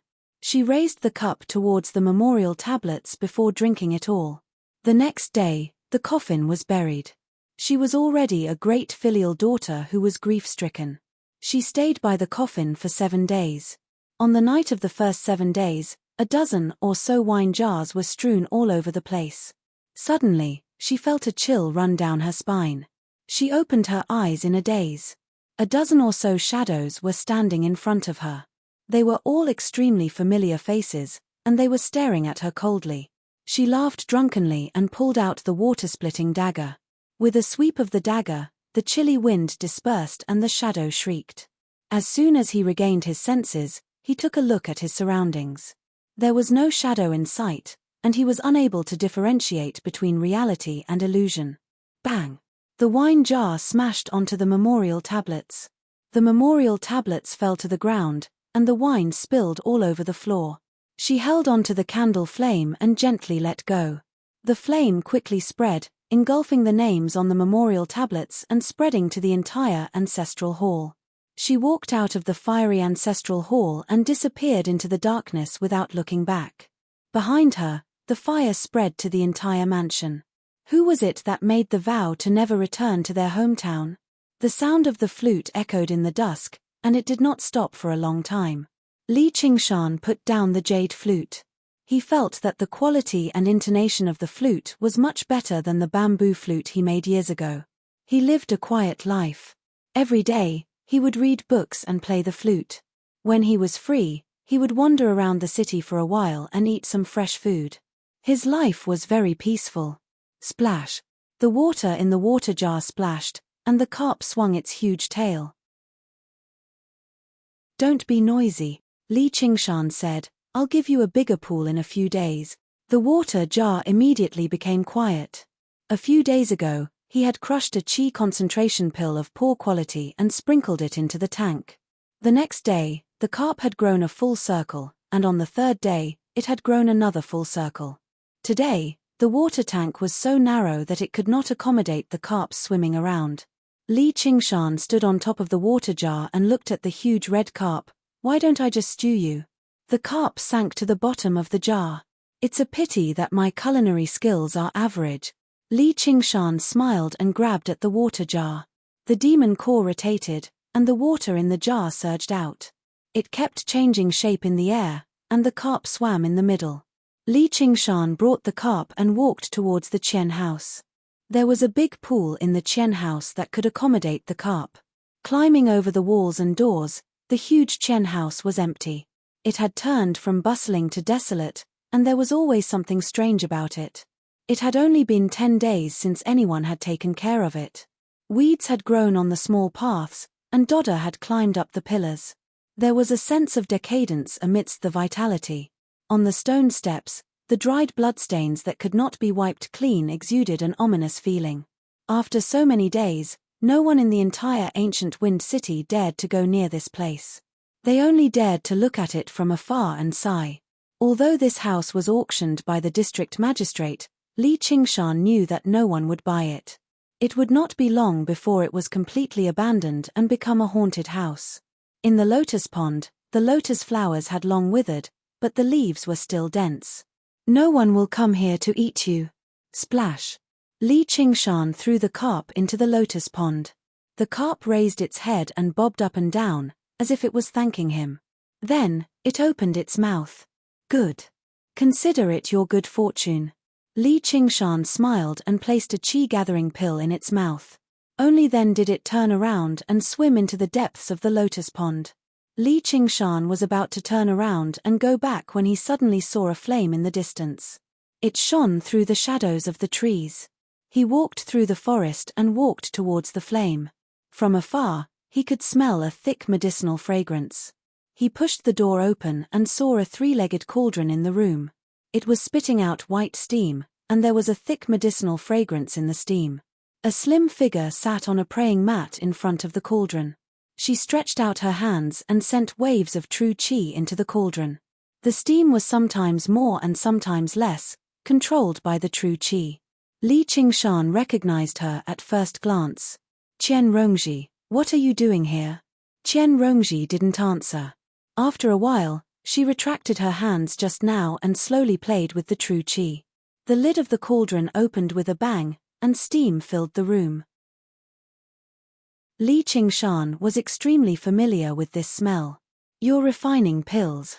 He looked around and realized that this should be the Qian family's alchemy room. It was also the source of the 400 qi gathering pills in his 100 treasures pouch. He had eaten many qi gathering pills, but this was the first time he saw someone refine pills. He looked at the cauldron again. Although it was covered in green copper rust, it still shone with spiritual light. It was actually a low-grade spirit artifact. Li Qingshan originally thought that all the decent items of the Qian family would be put into the 100 treasures pouch. He didn't expect that there was another world here. This cauldron was so big that Chen Yannian would have to empty his 100 treasures pouch to barely fit it. The runes and spells attached to low-grade spirit artifacts were limited. This cauldron could spit out water, so of course it couldn't be big or small. Chen Rongji said with a smile, "This is my home." Li Qingshan said, "It's mine now. I've already bought it. According to the agreement, everything in the Chen family is mine, including this cauldron. I've really profited this time." Chen Rongji smiled as she took out the deed to the house and the land. "Count yourself lucky." Li Qingshan turned around and left. He didn't feel that it was a pity. If it wasn't for Chen Rongji, he wouldn't have bothered to search this Chen family mansion. Chen Rongji said, "Do you want to learn alchemy?" Li Qingshan stood still and turned around, saying, "What do you want?" Li Qingshan already understood that on the path of cultivation, other than the most basic qi refinement cultivation, there were also a few side occupations, such as talisman crafting, alchemy, artifact crafting, formations, and so on. Cultivators would usually master one or two of them, which was greatly beneficial to the path of cultivation. From the things in Chen Yannian's 100 treasures pouch, Chen Yannian didn't have much knowledge in artifact crafting and formations. However, he had some knowledge in talisman crafting and alchemy. This was also what he was interested in. "I want you." Chen Rongji hesitated for a moment. Biting her lips, she looked at Li Qingshan with extreme seriousness and shyness, saying, "You must think that I'm a lewd woman, but I've never done anything to a man." She felt that she had more or less figured out Li Qingshan's personality, so she secretly came up with a plan. Although it was a bit unexpected to bump into him today, it was a good chance to try it out. Li Qingshan would most likely reject her. Then, she would make a sad expression and tell him about her tragic childhood. At the crucial moment, she would shed a few tears. She didn't believe that his heart wouldn't soften. They would become a naked couple and make a solemn vow of undying love.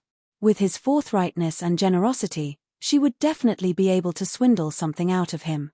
However, just as she was seriously setting up her plot and writing the script, Li Qingshan once again acted freely without holding back.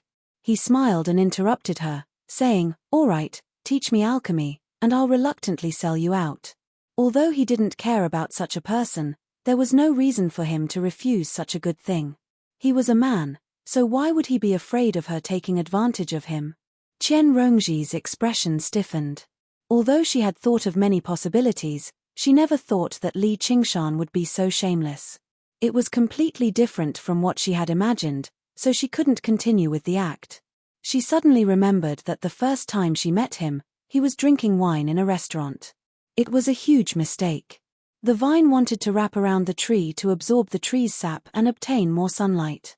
It would be best if it could also wrap around the tree to death, but who would have thought that it would wrap around a metal pillar? As a transmigrator, Li Qingshan's horizons were very broad. Things like what Chen Rongji did in his previous life were practically the norm in society. Entertainment news wouldn't even be bothered to report it. At most, they wouldn't be as ruthless and calculative as her. Chen Rongji laughed dryly, saying, "You really know how to joke." Li Qingshan said, "Since you're done joking, let's talk about serious matters. What do you want in order to be willing to teach me alchemy? By the way, I can personally give it to you for free. I promise I won't despise you at all." Chen Rongji understood that seduction was useless against Li Qingshan. Even if she succeeded, it would be like throwing a meat bun at a dog. Not only would she not earn anything, but she would also have to pay something.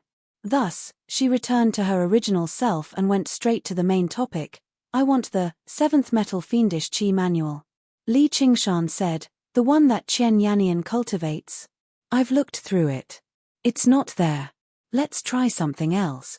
"That old bastard must have destroyed it," Chen Rongji cursed. Li Qingshan said, "The cultivation method is in the Hawkwolf Guard's library as well. You can read it once you get back." Chen Rongji said, "I've already looked through it. There's plenty of trash that can reach the 5th, 6th, or 7th layer. There's not a single one that can reach the 10th layer." Li Qingshan said, "Where did you get the merit from?" Chen Rongji only smiled. Li Qingshan said, "Forget about me asking. Where else can I find a qi practitioner that can reach the 10th layer? Qian Rongji said, don't you think that's very shameful? That's your freedom. What has it got to do with me? Chapter 148. Qian Rongji found Li Qingshan to be far too strange. He did not seem like a young man at all. And, the more she understood him, the more she found his way of thinking to be different from ordinary people. After a moment of thought, she explained with a smile, speaking of methods of practicing qi that can reach the 10th layer, there are 5 most famous ones. Which 5? Li Qingshan gathered his attention when he heard something so important. Although Qian Rongji came from a small clan, according to the documents, she had once joined a large sect to cultivate, so she was knowledgeable. Qian Rongji said, do you know that every single person possesses the 5 elements? The 5 organs of the heart, liver, spleen, lung, and kidneys. Qian Rongji said, it's not as simple as the 5 organs. The study of the 5 elements is extremely profound. I can't explain it all in a moment, but every single person can choose one to practice. By focusing on one, their speed of practicing qi will increase drastically. There are many cultivation methods for practicing true qi of the 5 elements. The 5 most famous are the gung metal method of sharpening qi, the yiwood method of living qi, the gui water method of condensing qi, the bing fire method of burning qi, and the 5th earth method of unyielding qi. Apart from a few special sects, such as the sect of clouds and rain, there were also the truly large sects. Many sects would allow their disciples to choose one of the 5 cultivation methods and practice them. Originally, Li Qingshan had been considering which cultivation method he would choose to practice after completing the innate method of practicing qi, but now, he had a vague idea of what to do. He did not believe in those secret methods. Although it was not absolute, he believed that survival of the fittest existed in this world. When a cultivation method became famous, it proved that it had been tested and tested by countless people. Who knew how many generations of people had modified it, making it universally applicable. And, when he practiced it, he could use the experiences of many predecessors as reference. As the saying went, only when everyone was good would it truly be good. Li Qingshan asked, is it possible to cultivate any kind of zhenqi? Qian Rongji said, of course not. Everyone has a preference for different attributes. In the big sects, there are ways to test and choose the most suitable cultivation formula for oneself. However, I've heard that there are some talented geniuses who can cultivate 2 or even 3 types of true qi at the same time.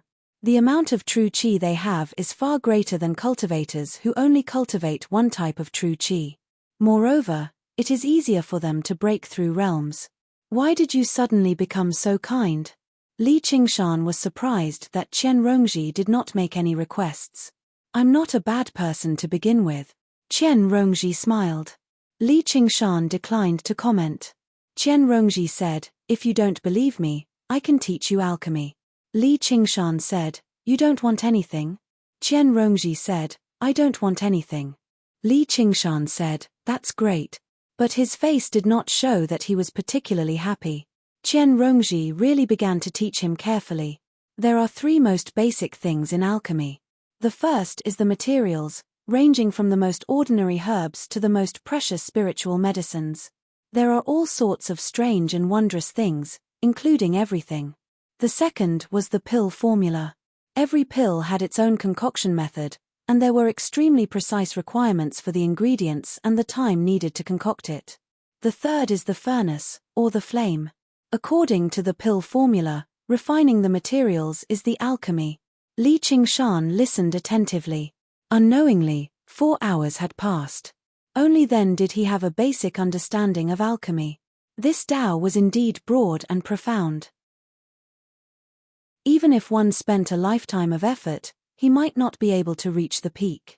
He could only be considered to have a superficial understanding, not even a beginner. Qian Rongji said, regarding alchemy, this is about all I know. If you want to continue to study, you can only find another expert. Li Qingshan nodded slightly. Qian Rongji pointed to the furnace beside her. Do you want to try? There are still many herbs. Li Qingshan was slightly taken aback. He wondered whether she had gone insane or not. However, after hearing so much about alchemy, his hands just became itchy, so he sat down in front of the cauldron and personally controlled it, refining pills under Qian Rongji's guidance. However, because the fire was slightly too intense, he ruined a cauldron of qi-gathering pills. Qian Rongji did not show the slightest sign of pity or blame him. Instead, she encouraged him to continue trying. Li Qingshan did not say anything and continued to try. His qi was extremely pure.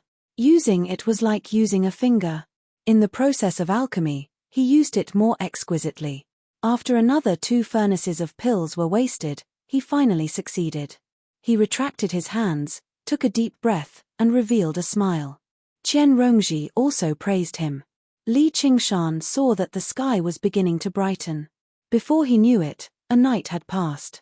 He stood up, took out a few bottles of qi-gathering pills and placed them on the ground, as compensation for the wasted pills and to pay the tuition fee.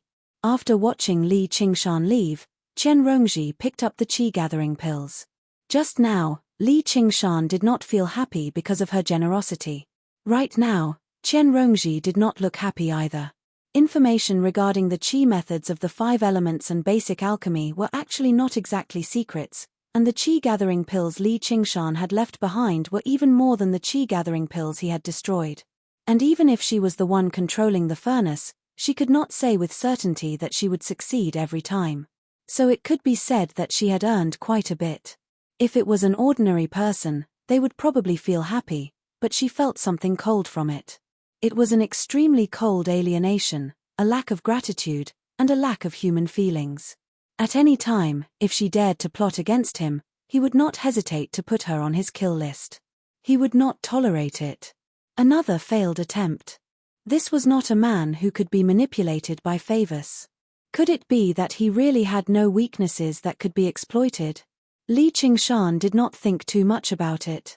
He was just happy that he had learned a new skill. The path of cultivation was vast and profound, and there were endless mysteries waiting for him to explore. Learning from others was not a bad thing. In the pit, the flames were still burning. The pale bone illuminating flame had already taken up a small portion of it. Little An's bones had become as smooth as jade. He was more powerful than ever before. And the white bones in the pit. The bones all over Yi Lian's body had come to an end, but there were still several hundred white bones in the pit. And Little An did not stop refining white bones. The blood flame of corpse incineration and the pale bone illuminating flame were both basic techniques of the path of white bone and great beauty. Their greatest use was not to kill or injure enemies, but for cultivation. The blood flame of corpse incineration was used to perfectly absorb the essence of flesh and blood without any wastage. The pale bone illuminating flame could refine bone fluid to strengthen the body. Aside from this, there was another use, and that was refining artifacts. Cultivators who cultivated the path of white bone and great beauty were different from other cultivators. The artifacts they used were also extremely unique. The path of white bone and great beauty had a section specifically for refining artifacts, which recorded dozens of unique artifacts. Blood sea banner, human skin robes, skull prayer beads. Chapter 149. Little An parted his hands, and hundreds of white bones flew in front of him and gathered into a tight ball. Holy Church! The pale bone smelting flames surged up and swallowed the white bone ball. The surface of the white bone ball gradually melted. Little An put his palms together and looked down. However, everything was empty. He had no eyes, no nose, and no heart. He chanted the Buddhist scriptures, but he could not make any sound. In this extremely strange and terrifying scene, he gave off a dignified and righteous aura. There was no evil or ghostly aura at all. The process of melting the bone ball was extremely slow, but under Little An's control, the pale bone smelting flames grew stronger and stronger. Before he knew it, another half a month passed. Ever since he learned the art of alchemy that night, Qian Rongji came to visit him a few more times. However, in the end, she could not get anything out of Li Qingshan, so she hurried back to Jiaping City. She only left behind a sentence, saying that she would wait for him in Jiaping City. As for Li Qingshan's peaceful life, it was finally disrupted slightly. Even after the Qian family's rule over ancient Wind City crumbled, it could not turn the city into a happy paradise. This world was not a fairy tale world where everyone lived together happily. When there was no tiger in the mountain, the monkey became king. The martial artists, who had been suppressed by the Qi practitioners, started to show themselves. They formed their own cliques and fought for territory. Every day, they had to fight on the streets for the ownership of every brothel. There were also countless martial arts competitions and assassinations in the dark. On this day, Li Qingshan went to a restaurant he frequented and ordered a table full of good food and wine. He had just started eating when a large group of people surged in and chased away all the customers. It seemed that the leaders of the two gangs in the western part of the city had chosen this place to negotiate. A man came to Li Qingshan's table and said impatiently, "Are you done eating? If you are, then scram." Li Qingshan looked at the man, then at the food on the table. He shook his head firmly. "I'm not done." The burly man said, "Brat, don't be tactful and pretend to be tough. These days, I've crushed a lot of bones under my hands." In the face of such a meaningless and unthreatening threat, Li Qingshan couldn't even bring himself to feel angry. He sighed that he had been too lazy recently. The burly man was enraged and attacked without hesitation. He was as simple-minded as he looked. No, his limbs weren't developed either. The brawny man flew out of the shop and crashed into a mud wall. However, when one burly man fell, dozens of burly men stood up and glared at him like tigers watching their prey. They shouted a few equally meaningless words and swarmed over. Then, all of them flew out. The remaining people seemed to have been enlightened. They stood there while trembling and watched as Li Qingshan finished his meal. He placed the money on the table and walked out of the shop while mumbling to himself, "What do you mean by a peaceful life? If I don't have power, I won't even be able to eat to my heart's content." At this moment, the leaders of the two gangs walked over from the two ends of the street under the escort of their respective people. In order to express their contempt for their opponent, they both chose to arrive late without prior consultation, but they just happened to block Li Qingshan at the entrance, or more accurately, they were blocked by Li Qingshan at the entrance. Li Qingshan had just walked down the stairs when he looked up and saw that the sky was hazy. Summer was almost over. "Who are you?" Li Qingshan thought. He really is a boss after all. At the very least, he can ask about his opponent's origins and name. Of course, it's very likely that I've overestimated him. The several dozen men groaning on the ground should have played quite the role. "Li Qingshan of the Hawkwolf Guard, you're their boss. You've attacked a Hawkwolf Guard in public, so your crimes cannot be forgiven. Today, I'll execute you on the spot. Forget it, I haven't been very murderous lately. You're lucky." With Li Qingshan's words and his rising aura, the faces of the two bosses paled. Even if another decade passed, the people of ancient Wind City would never forget this name. Just why did they have to run into this person? When Li Qingshan said execute you on the spot, his knees buckled, and he knelt on the ground. He could not even beg for mercy. He closed his eyes and awaited death. However, Li Qingshan's tone and aura suddenly plummeted. He was like a singer who could not reach the high notes and had chosen to give up helplessly. Only when the figure vanished did the two bosses rise to their feet with the support of their subordinates. They looked at one another, both feeling relieved that they had survived a disaster. In the end, the two of them let go of their past grievances because of this experience. They drank and chatted merrily, establishing a new gang together. It went without saying. Li Qingshan returned to his residence and patted his face in the mirror. "I need to buck up, Li Qingshan." Suddenly, he felt like he understood the mentality of a master, like someone like you isn't worth my time. However, he immediately made up his mind and tossed this mentality aside. "You're just a low-level Qi practitioner. You're nowhere close to the level where you can say something like that. Yep, if anyone provokes me in the future, I'll step on their shit." Li Qingshan looked at the pit again.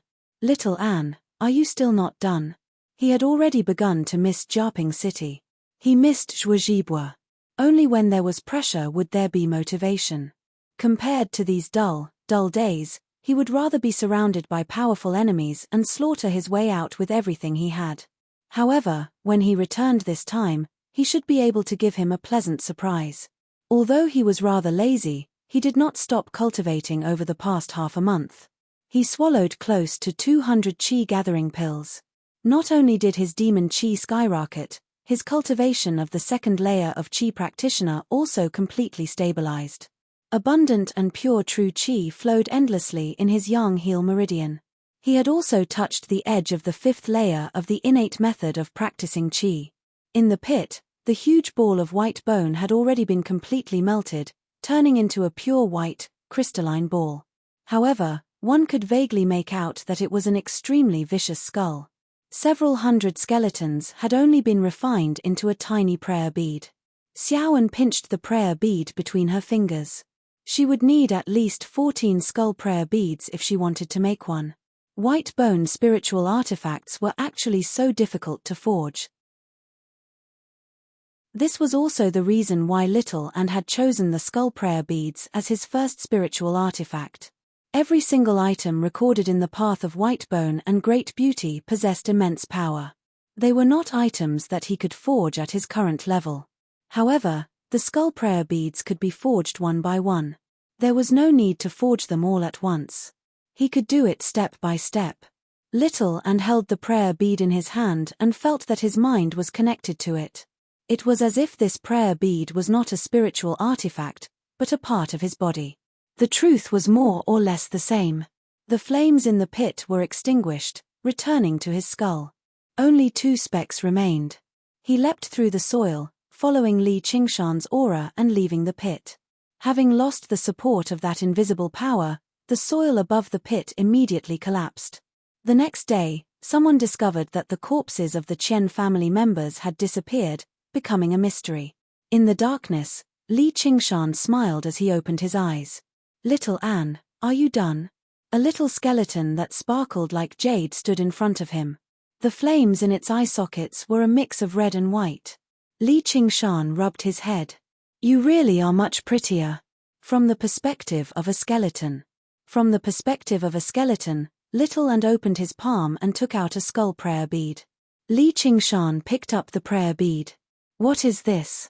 The prayer bead suddenly left his hand and flew around the room, drawing out a white blur. With a series of sonic booms, it was actually no slower than Zhu Wenbin's flying sword. Li Qingshan was stunned. This is a spiritual artifact. And it was at least a mid-grade spiritual artifact. Little An smiled. He clenched his bony fingers, and the prayer bead in the air suddenly swelled in the wind, turning into a skull that was as large as a bucket. Its teeth chattered as if it was laughing strangely. Its eye sockets shone with the same red and white flames as Little An. When a child obtained something good, he obviously had to show it off to the people closest to him. When Li Qingshan understood the cause and effect of Little An's artifact forging, he could not help but sigh. This path of white bone and great beauty sure was useful. That white bone bodhisattva sure was thoughtful. If he did not have a weapon, he would still be at a disadvantage against an enemy even if his abilities and techniques were powerful. As these white bone spiritual artifacts were closely connected to his body, he could control them as easily as he wished. Their power surpassed that of regular spiritual artifacts. Calling them white bone spiritual artifacts was actually not too accurate. Even a single prayer bead was not at the level of a spiritual artifact. However, as Little An's cultivation was still too low and he did not have enough materials, he could only forge them to this level for now. Although the skull prayer beads were the easiest to forge, they were not the weakest. A string of skull prayer beads had at least 14 beads, and there were still 18 beads, 21 beads, all the way up to 1,080 beads. There were 10 different levels, and they could bind immortals and immortals. They had endless uses. Li Qingshan expressed his admiration once again, before asking about the matter he was most concerned about. "Do you have any idea how many more sacrifices are needed to restore your body?" Little An lowered his head and calculated with his fingers. Afterwards, he raised his head and extended a finger. The flesh and blood of 1,000 more people were needed. Li Qingshan said, "The task is very difficult, but at least we have something to look forward to. Then let's go on a killing spree." When he extended a finger, it was destined that there would be 1,000 less evil people in the world.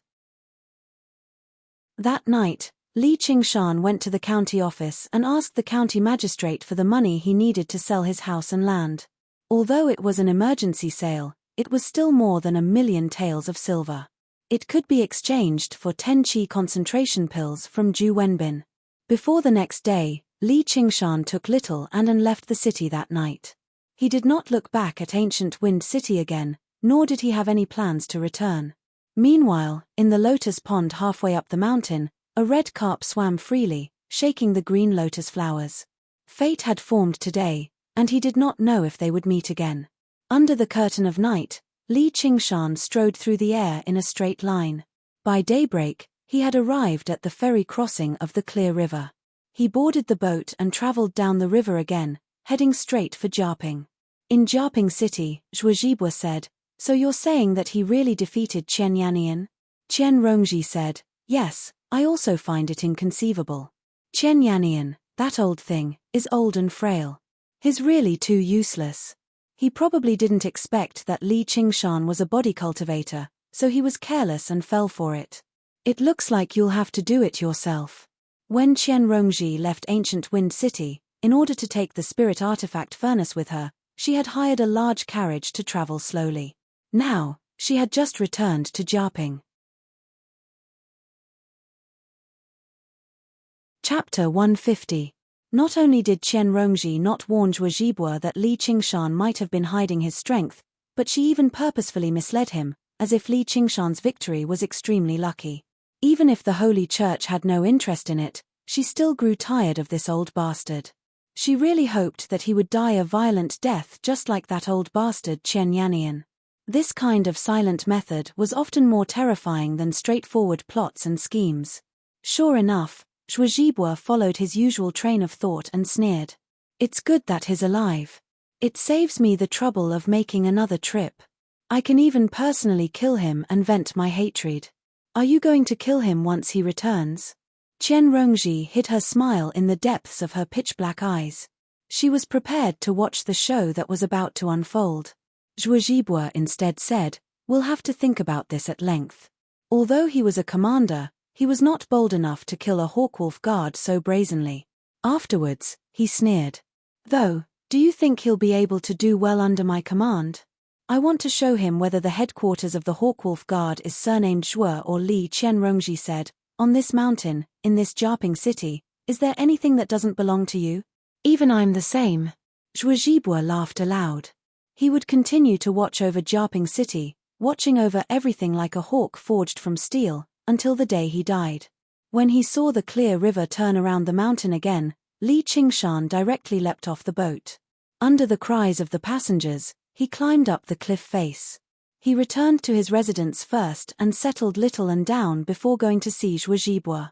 He was very interested in seeing how this Commander Zhuo's attitude would change now. Li Qingshan clasped his hands. "Greetings from subordinate Li Qingshan, Commander Zhuo." That was what he said, but he stood with his head held high like a javelin. He showed no respect at all. Zhuozhibua stopped pretending to be friendly. He asked coldly, "Why didn't you return immediately after completing the mission?" Li Qingshan said in a manner that was neither servile nor overbearing, "I obviously had matters to attend to." Zhuozhibua was even more displeased. A person who was about to die actually dared to be so arrogant. "I'll deduct half of your merit points. You may leave." Half of their hard-earned merit points had been casually deducted. That was the equivalent of dozens of qi-gathering pills. Who wouldn't be angry? Li Qingshan suppressed his anger and didn't argue. He turned and left. He also couldn't kill a Black Eagle commander on this mountain. Right now, the tiger harms the man harms the tiger's heart, but because of the same reason, they could not easily make a move, but they were already sharpening their knives. As soon as Li Qingshan stepped out of the door, he bumped into Ji Jian. Ji Jian, on the other hand, had been waiting for a long time.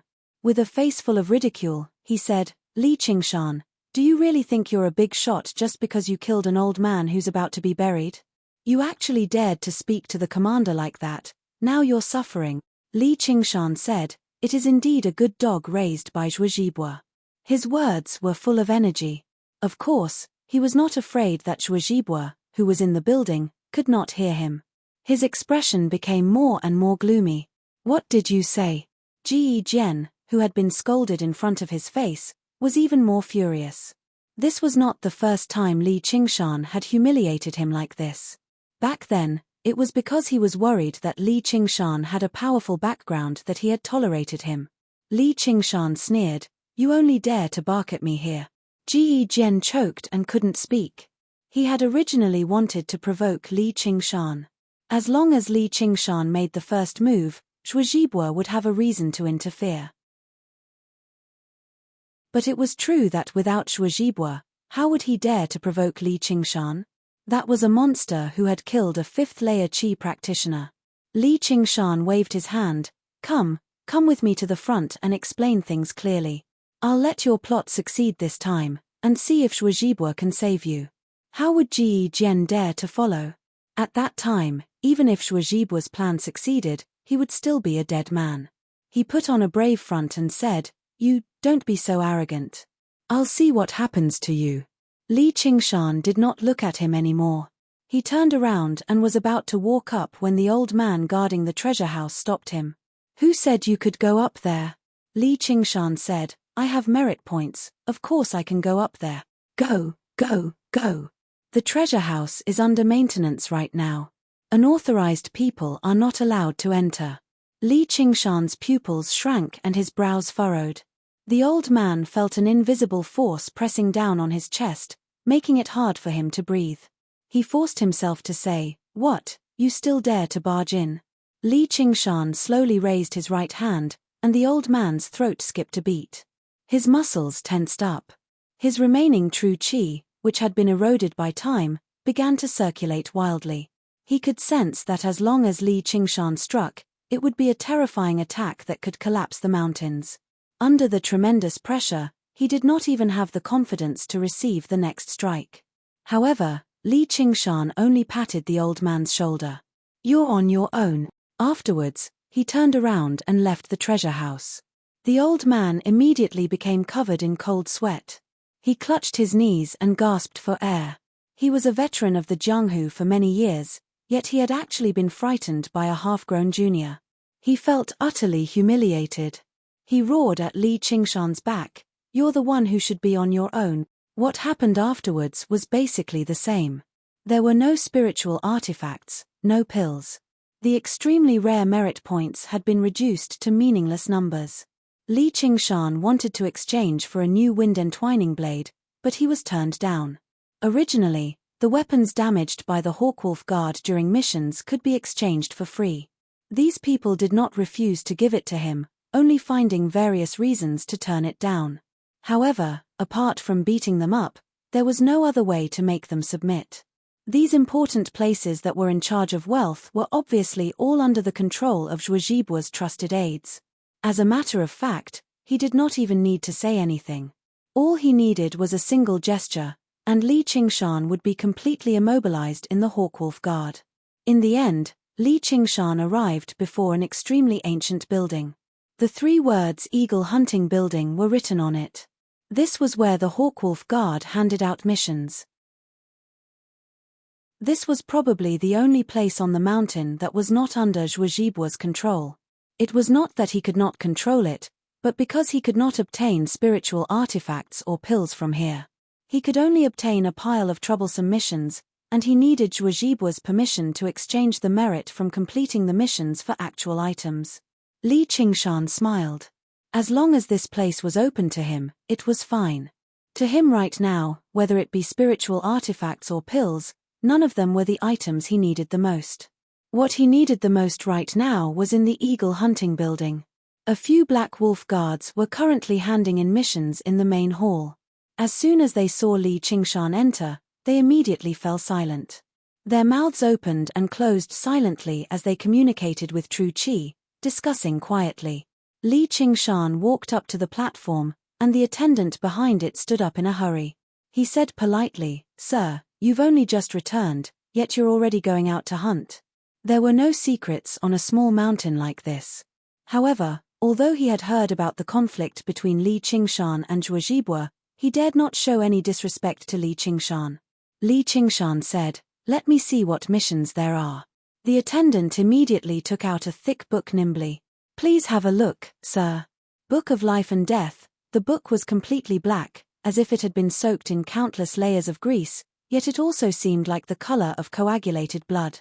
It gave off an ominous feeling with a single glance, but it gave off a faint glow. Holding it in his hand, it just happened to give off a warm feeling. Li Qingshan said, "This book has probably been around for a long time." The attendant explained obediently, "It's been around since the establishment of the guards in Jiaping City. It's probably over 1,000 years old."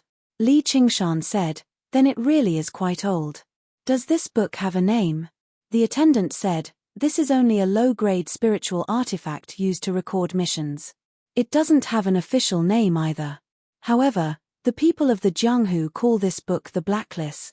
Although he was only an attendant, as the guardian of the Blacklist, he obviously showed pride on his face. Li Qingshan said, "Blacklist? Why is it called that? Is there anything particular about it?" The attendant said, "That's because all names that make it onto the blacklist are certain to die." Li Qingshan smiled. "Birth, old age, sickness, and death are unavoidable. If you don't make it onto this book, you'll definitely die." According to his understanding, the White Lotus Mother who had sacrificed 200,000 people should have made it onto the blacklist as well. She even required a mighty White Hawk commander, a golden core cultivator, to personally take action. However, she did not seem to have been apprehended by Jiyu Yangying. At the end of the day, strength still reigned supreme in this world. Nothing was inevitable. However, to a group of people of the Jianghu, the names written down by Qi practitioners could basically be regarded as a true death list. Afterwards, he thought about it. What he was about to do was rather similar to the White Lotus Mother, except he stood on the side of the law. He was an enforcer, and he was licensed to kill. Although the attendant was displeased with Li Qingshan's joke about the blacklist, he did not dare to argue with him. He guided Li Qingshan on how to use it. Afterwards, Li Qingshan understood why it was called the blacklist. Flipping through the pages, he saw a string of names. There were normal names, as well as strange Daoist or Dharma names. The way it was used was rather similar to a mental map. With a single thought, the list would be arranged according to different standards.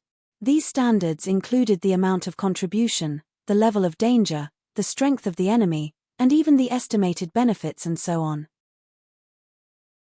By focusing his mind on a certain name, he would receive a complete set of extremely detailed information, including the cultivation method the enemy practiced, the spiritual artifact they used, the area they were active in, Li Qingshan sighed inside. It really was a large organization that had existed for several millennia after all. It was well organized and well equipped. The information basically simplified the steps of investigation and interrogation, handing over all the work that regular people could do for them to ordinary people. Afterwards, they would confirm the crimes and compile a list. The Hawkwolf Guard would be responsible for killing them one by one. Every single Qi practitioner was an expert who stood above all. They viewed longevity as their greatest goal, and they treated cultivation and practicing Qi as their number one priority. It was impossible for any Qi practitioner to spend too much time and effort on these miscellaneous tasks. They would be ordered around like miscellaneous soldiers. Otherwise, no matter how great the welfare of the Hawkwolf Guard was, it was impossible for it to be so attractive to Qi practitioners. "Sir, once you've chosen your mission, there will be a document that you can refer to at any time. The information on there is already the most detailed information our informants can obtain, but it cannot guarantee that it's completely accurate. I hope you can adapt to the situation, sir," the attendant reminded him routinely. "Of course," Li Qingshan answered. With a thought, the blacklist was arranged according to strength. He glanced at the name at the very top, Zombie Daoist, 6th layer Qi practitioner. He made it onto the list due to capturing living people on a large scale and refining them into zombies. His assessed as extremely dangerous.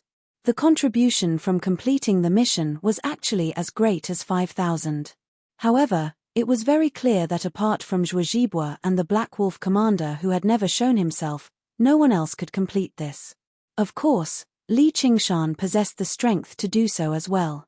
However, He only paused for a moment before directly flipping to the back, arriving at the last few pages. Most of the last few pages of the blacklist no longer recorded the names of people, but the names of gangs and sects. In places like the Black Wind Stronghold, a single name was no longer enough for the Hawkwolf Guard to target them. Afterwards, Li Qingshan chose his mission.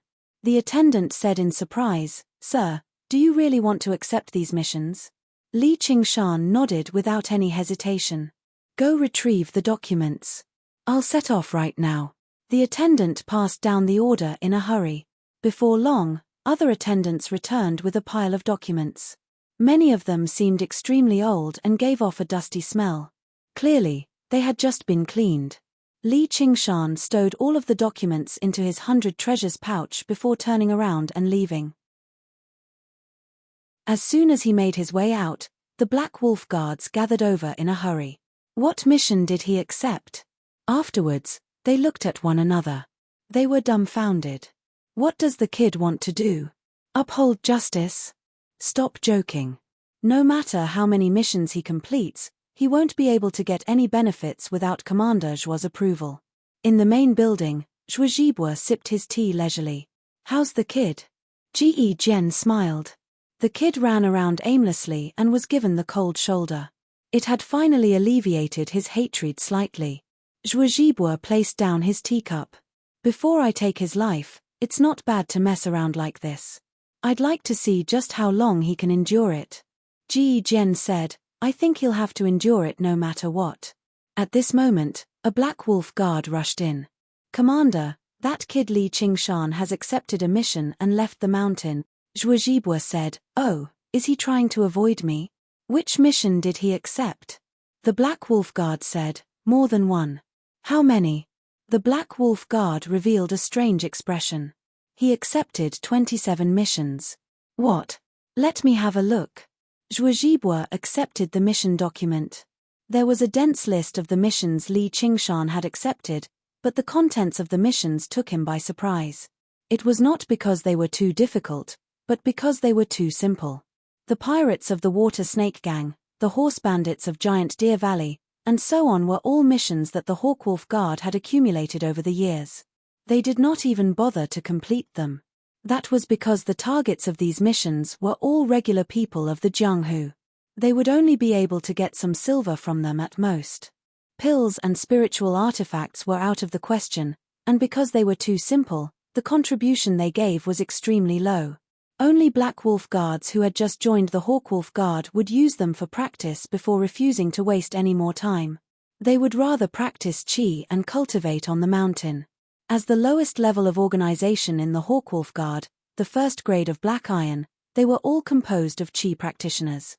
Their primary targets were qi practitioners like themselves. As for the people of the Jianghu who practiced internal and external martial arts, they mainly served as a deterrent. As a result, a small vacuum was created. This vacuum was known as the Jianghu. Ji Jian said, "With that, he'll have another excuse to leave Jiaping City." Zhuo Zhibue snorted. "If he's willing to do the hard work, then let him." By now, Li Qingshan had already left the mountain. He silently estimated that there would be around 1,000 people after completing these missions. This was his greatest objective, to help Little and recover his body. For the sake of this objective, he could temporarily postpone everything else. Now, he felt more and more like joining the Hawkwolf Guard was an extremely correct choice. Otherwise, would he still be able to go around asking around for bad people? And, if a qi practitioner massacred regular people on a large scale, even if they were all bad people, it would still raise a great deal of attention. They might even end up on the blacklist, standing against the state. It was much simpler now. The information provided by the Hawkwolf Guard was extremely detailed.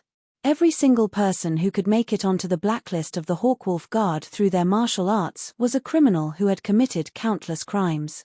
And, they had all settled down in a certain place for many years, so it was very easy to find them. What he needed to do right now was find them one by one with a license to kill. Then he would kill his way through until dawn arrived. Li Qingshan placed his hand on the jar on his waist and thought to himself, "Don't worry, Little, and very, very soon, you'll be able to breathe fresh air, taste delicious food, and feel warmth. You'll be able to smile like other children. Li Qingshan did not leave the city directly. Instead, he paid a visit to the government office first. He wanted to exchange the several million taels of silver on him for some qi-gathering pills. He had a feeling that this journey would take quite some time. His opponents would not carry 100 treasures pouches on them to provide him with pills for cultivation. He also came to a better understanding of why no Hawkwolf guard was willing to squash these bugs. Zhu Wenbin's eyes lit up when he saw Li Qingshan. You've already reached the second layer.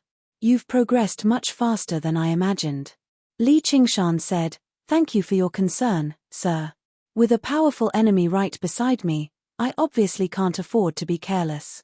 Zhu Wenbin said, "As long as you know. I heard you killed Chen Yanian in a one-on-one duel?" Li Qingshan said, "It was just luck."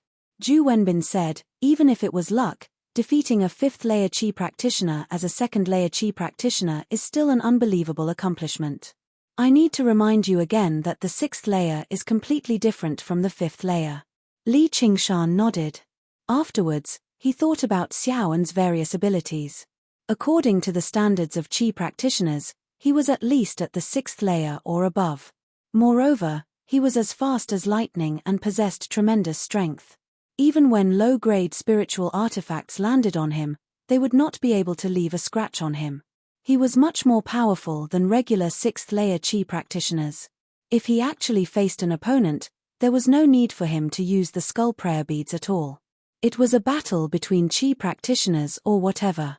All he needed to do was charge up and forcefully tear through their protective true Qi, gouge out their hearts, and he would be victorious. The Path of White Bone and Great Beauty was a powerful ability that completely surpassed this world. The higher one cultivated it, the more terrifying its power would be. Zhu Wenbin said, "Although the sect has expelled Zhao Liangqing, they've sent people to investigate. They've probably already targeted you. The people of sects probably have no qualms about what they do, so you need to be careful." Li Qingshan said, "Thank you for your warning, sir. I will be careful." The sect had lost their property in Jiaping City, and they had also lost an expert who was about to break through to the 6th layer of Qi practitioner, so this kind of reaction was expected. Zhu Wenbin said, "Fighting for a moment of loyalty is useless. Why don't you listen to me and go to the 100 schools of thought to cultivate for a while and avoid him for a while? When you're fully fledged, why would you need to fear a mere Zhuozhibua?" Chapter 151. Li Qingshan said, "Are the 100 schools of thought really that great? For you to constantly think about it, sir?" Zhu Wenbin said, "That's where the foundation of Great Xia lies. It gathers all the young geniuses in the 1500 kilometers of the Clear River Prefecture, so it's obviously a great place. What do you think about my talent and cultivation?" Li Qingshan praised, "Sir, you've reached the 6th layer at such a young age and you're the ruler of a district, standing above millions. You're obviously a dragon among men." The sacred hall could not help but sigh inside. The 1500 kilometers of land was the size of all the countries in Western Europe. Just how imposing would it be to gather all the geniuses in this vast land and cultivate together? Zhu Wenbin shook his head with a bitter smile. "I'm not a dragon among men. I'm just barely average. As for the ruler of a district, why would the truly talented geniuses need to rely on external resources and waste their time on governing a district? As long as they cultivate quietly, their cultivation will far surpass mine. A 6th-layer Qi practitioner who was average?" Li Qingshan was slightly surprised inside. There are many geniuses in the world. There's no need to belittle yourself, sir. He was not surprised that there were people who surpassed him in terms of practicing Qi, as he knew very well that his talent for practicing Qi was nothing special, and he had only started practicing Qi recently. He did not have anyone to guide him, and the pills he had always used were common ones like Qi-gathering pills. Those who truly came from large clans of Qi practitioners might have started cultivating at a very young age. They would have powerful seniors to answer their questions at all times, and they would eat rare pills that he had never even heard of. If their talent for cultivation was just slightly better, they would be geniuses. Whether it be time, resources, or talent, There were plenty of people who surpassed him. There was nothing unfair about those who were stronger than him. This was what it meant to win at the starting line. No matter what world, no matter what era, this would not change. Rather than complaining, it was better to work hard. Kings, nobles, generals, and ministers would rather have the guts. Ju Wenbin said, "Your Wa Sungzon Hua might come from a renowned clan, but he's always been studying in the 100 schools of thought. Even now, he still hasn't completely left. Even I have to call him senior brother when I see him. There's a saying that the geniuses of the world all come from the 100 schools. You better think about it. Then I'll definitely go and take a look in the future. When the time comes, I hope you can lend me a hand, sir." Sanctuary. Li Qingshan once heard from Jiyu Yangying that Wa Sungzon's cultivation level was at the 10th layer of the aura training stage. Because of this, Jiyu Yangying even lectured him a little, telling him to drink less wine with women. At that time, he didn't have much of an idea of the 10th layer of the qi refining realm. Only now did he understand what kind of realm it was. He had opened all the meridians and acupoints in his body and was only one step away from the heavenly tribulation. Even if he transformed into a demon, he might not have the confidence to win. Ju Wenbin said, "This is also my duty, it can't be considered helping. While I'm in Jiaping City, I'm not bound by any restrictions, and I don't have to do any work either. However, there is only one thing that must be done. Every year, 100 men and women with the aptitude for cultivation must be selected to study in the 100 schools of thought." The conditions were unexpectedly lax. Li Qingshan said, "It's that simple?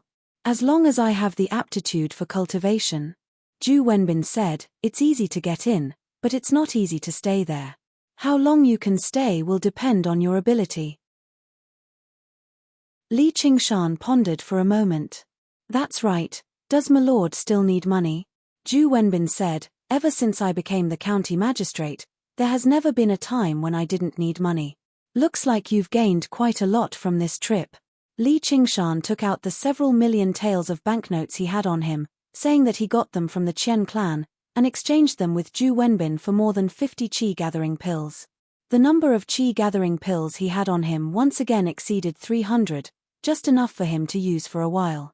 Ordinary qi practitioners had a limit on how many external pills they could take, but for a demon like him, there was no such thing as too many pills. He could only plan carefully. If one day, he could eat as many pills as he wanted, that would be great. Moreover, the qi-gathering pills he got from Ju Wenbin were of good quality. Each pill was small, and although their medicinal properties were equal, they had much fewer impurities than Qian Yanyan's qi-gathering pills. "Did you refine these qi-gathering pills, sir?" Ju Wenbin said, "I once studied under a renowned doctor in the School of Medicine in the 100 schools of thought. I specialized in the art of alchemy, so mere qi-gathering pills were obviously nothing to me. The ingredients for qi-gathering pills were relatively easy to obtain too. As the district magistrate, he only needed to give an order, and countless people would gather the medicinal herbs for him." Li Qingshan thought that if he had the opportunity, it would be nice to broaden his horizons in the 100 schools of thought. It was impossible for him to ask for guidance from anyone he saw about alchemy, talisman crafting, and formations. It would be best if he studied them systematically. Wealth, companionship, law, and land. Companionship was something he could not go without. However, now was not the time. There were plenty of powerful foundation establishment cultivators in Clear River City. If little and continued to hide in the jar, it would be very easy for him to be discovered. He needed to help him recover his body first. Li Qingshan stood up and bid farewell. He left the government office, but he did not make his way in the direction of Clear River. Instead, he made his way to the west of the city, taking the overland route out of the city. 75 kilometers away from Jiaping City, in the auspicious casino of Silver Mountain Town.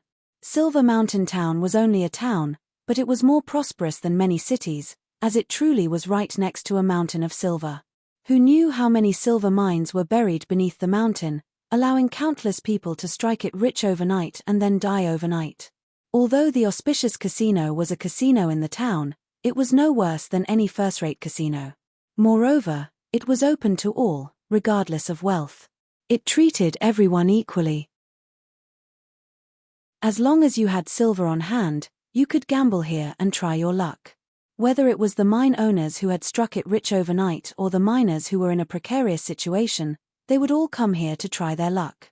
Under the resplendent lantern light, curses, laughter, and furious roars rang out.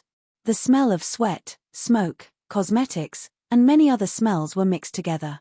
Everyone's gazes were fixed on the gambling table. They clenched their fists and widened their eyes. Their expressions changed and twisted with the number on the sieve, showing joy, anger, sorrow, or joy. However, the expressions of the gamblers would inevitably end with sorrow and anger. Only Shi Jixiang could remain happy. He was the boss of the auspicious casino. He held 2 large golden balls in his hands, spinning them endlessly. His chubby face was like the Maitreya Buddha, always full of smiles. Looking down from the 2nd floor of the casino, his eyes were filled with compassion. What a bunch of idiots. 2 burly men dragged a man up like they were grabbing a chicken. "Boss, we've caught him." The man knelt on the ground, tears streaming down his face. "Boss Shi, Hero Shi, Grandpa Shi, I beg you, I'll give you my mine, my family business, all of it. I beg you to be merciful and let my family go. If I let you go, who will let me go? Then, please give me a few more days. I'll definitely raise the money." Shi Jixiang said, "It's only right that you pay your debts. Even your wife and daughter are working hard in the brothel. You're a man, how can you be idling around? Go to the mines and work hard. You actually," Shi Jixiang sighed helplessly. "You're dead, but the debt doesn't. You ran away without a trace. What can I do? Shi Jixiang, you bastard, you cheated, you lied to me. I won't let you go even if I become a ghost." The man suddenly lost control of his emotions. He owed a high-interest loan that he would never be able to turn over in this life. He could only die in the pitch-black mines. But before he could finish, he was knocked out by the burly man beside him. Shi Jixiang was furious at the burly man. "Who told you to hit him so hard? What if you kill him? Are you going to work for me? TSK, look, what a pitiful person. I can't sleep when I see such a pitiful person. Don't let me see him again." The burly man nodded and carried the man out. Only then did a smile return to Shi Jixiang's face. He loved to gamble and was good at it. With his gambling skills, he had ruined the families of several mine owners. Now, he was the biggest mine owner in Silver Mountain Town. He also had a way to deal with those mine owners who didn't like to gamble. Not only was he good at gambling, but he also had first-rate martial arts. He spent money like dirt and gathered a group of good men who could fight and resist. With these 2 things, he would become the only mine owner in Silver Mountain Town and continue to laugh. This should be the place. At the entrance of the auspicious casino, a youth held a piece of paper and looked at the board above seriously. After confirming the words auspicious casino, he walked in with large strides. The 2 guards sized him up and welcomed him with smiles. They didn't stop him at all. After the youth walked in, they smiled and conversed with each other. "His physique isn't bad. He can dig down there for 2 more years." Li Qingshan liked to eat and drink to his heart's content. He had also had 1 or 2 unsuccessful experiences of drinking with prostitutes, so he could barely be considered as a prostitute. However, this was his first time gambling. Everything was novel to him. He looked around and arrived before a gambling table. It was an extremely simple game of buying big or small. He casually threw down a banknote worth 1,000 taels of silver and bet on big. This shocked the gamblers. However, they had seen bigger bets before. They just thought that he was an arrogant young master from a wealthy family. Once you've made your bet, open. As expected, he opened big. Li Qingshan accepted the banknote with a smile and bet it all on big. After a while, the clamor gradually died down. The gamblers' mouths were wide open. They looked at the small mountain of banknotes and silver ingots in front of Li Qingshan with complicated expressions. He had won 16 rounds in a row. The dealer had changed twice, but it didn't stop his winning momentum at all. He bet everything on every round. In the beginning, there were gamblers who followed him and made some money. But now, no one had the guts to follow him. A manservant came to Li Qingshan's side. "Brother, our boss invites you upstairs for a chat." Li Qingshan glanced upstairs and said loudly, "If you want to talk, then come down and talk." "What, are you afraid of people winning when you run a casino?" He slammed the table and left behind a faint handprint on the heavy, marble gambling table. Shi Jishiang finally couldn't laugh anymore. He gave the order in a low voice to clear the place and gather people. This time, a tough guy came. He was at least a second-rate expert. Looking at his posture, he was here to cause trouble. He couldn't be dismissed with money. Li Qingshan lowered his head. The corner of his mouth slightly curled.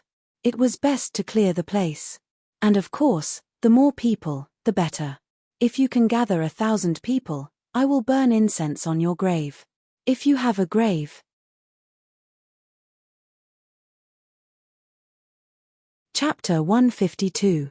A moment later, there were no longer any gamblers around Li Qingshan.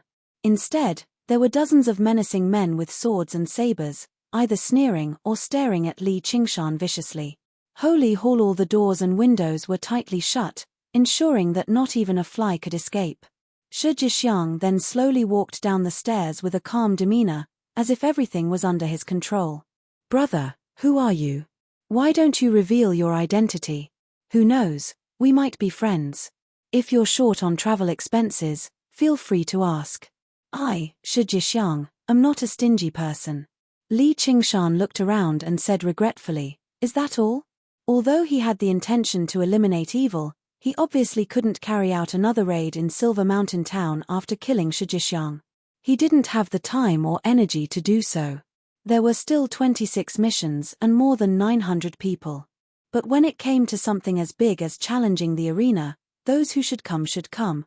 Although Shi Jishiang didn't understand Li Qingshan's intentions, he could feel that Li Qingshan had no intention of paying attention to him. With an angry expression, he took off his thin shirt, revealing a muscular upper body with a Buddha tattoo. He sat in front of Li Qingshan. "I'll bet with you this round." Li Qingshan saw him take off his clothes and was about to make a move. Hearing him say this, he was slightly startled, then said, "All right." Whoosh. Shi Jishiang shook the sieve fiercely, his beady eyes staring at Li Qingshan. Meeting those clear black and white, calm eyes, he felt inexplicably uneasy. But he had fought and killed for many years, so his mental fortitude wasn't bad. He forcefully suppressed this uneasiness and slammed the color cup on the table, suddenly shouting, "Is it big or small?" Li Qingshan casually pushed, still betting all the silver on the table, and still betting big. Holy Hall. Shi Jishiang raised his eyebrows and injected a wave of inner force into it. Then, he immediately opened the color cup and laughed maniacally, 1, 2, 4 points small. "You lost." At the same time, he circulated all the energy in his body. The surrounding men all stared at him fiercely, ready to attack at any moment. They were all wary of Li Qingshan getting angry out of humiliation and attacking them. Li Qingshan shrugged. And then, Shi Jishiang was stunned. He had thought that Li Qingshan would angrily accuse him of cheating. "What do you mean?" "I'm willing to admit defeat." "Well, I lost. These silvers are all yours." After Li Qingshan finished speaking, he kicked the marble gambling table. None of the people present had expected that the heavy and sturdy marble table would actually instantly possess such a terrifying speed and momentum as it whizzed through the air. Shi Jishiang's pupils shrank. He was shocked. Even an external martial arts master could not possibly have such strength. At the same time, he reacted and leaped upwards with all his might. His lightness skill that he was proud of, the 8 steps chasing cicada, seemed so slow at this moment. He could only watch as the dice and the color cup spun and flew into the air. The marble table crashed into him. Boom. Smoke and dust flew everywhere. The marble gambling table crashed Shi Jishiang into the wall, embedding the lower half of Shi Jishiang's body into the wall. The bones in the lower half of his body were instantly crushed. The surrounding men who were watching from the side did not seem to be able to react to what had happened. Didn't they win? How was it that in the blink of an eye, their high and mighty boss Shi had turned into such a miserable state? Li Qingshan ignored them and made his way over to the marble table. Shi Jishiang really was a first-rate master after all. His life force was tough.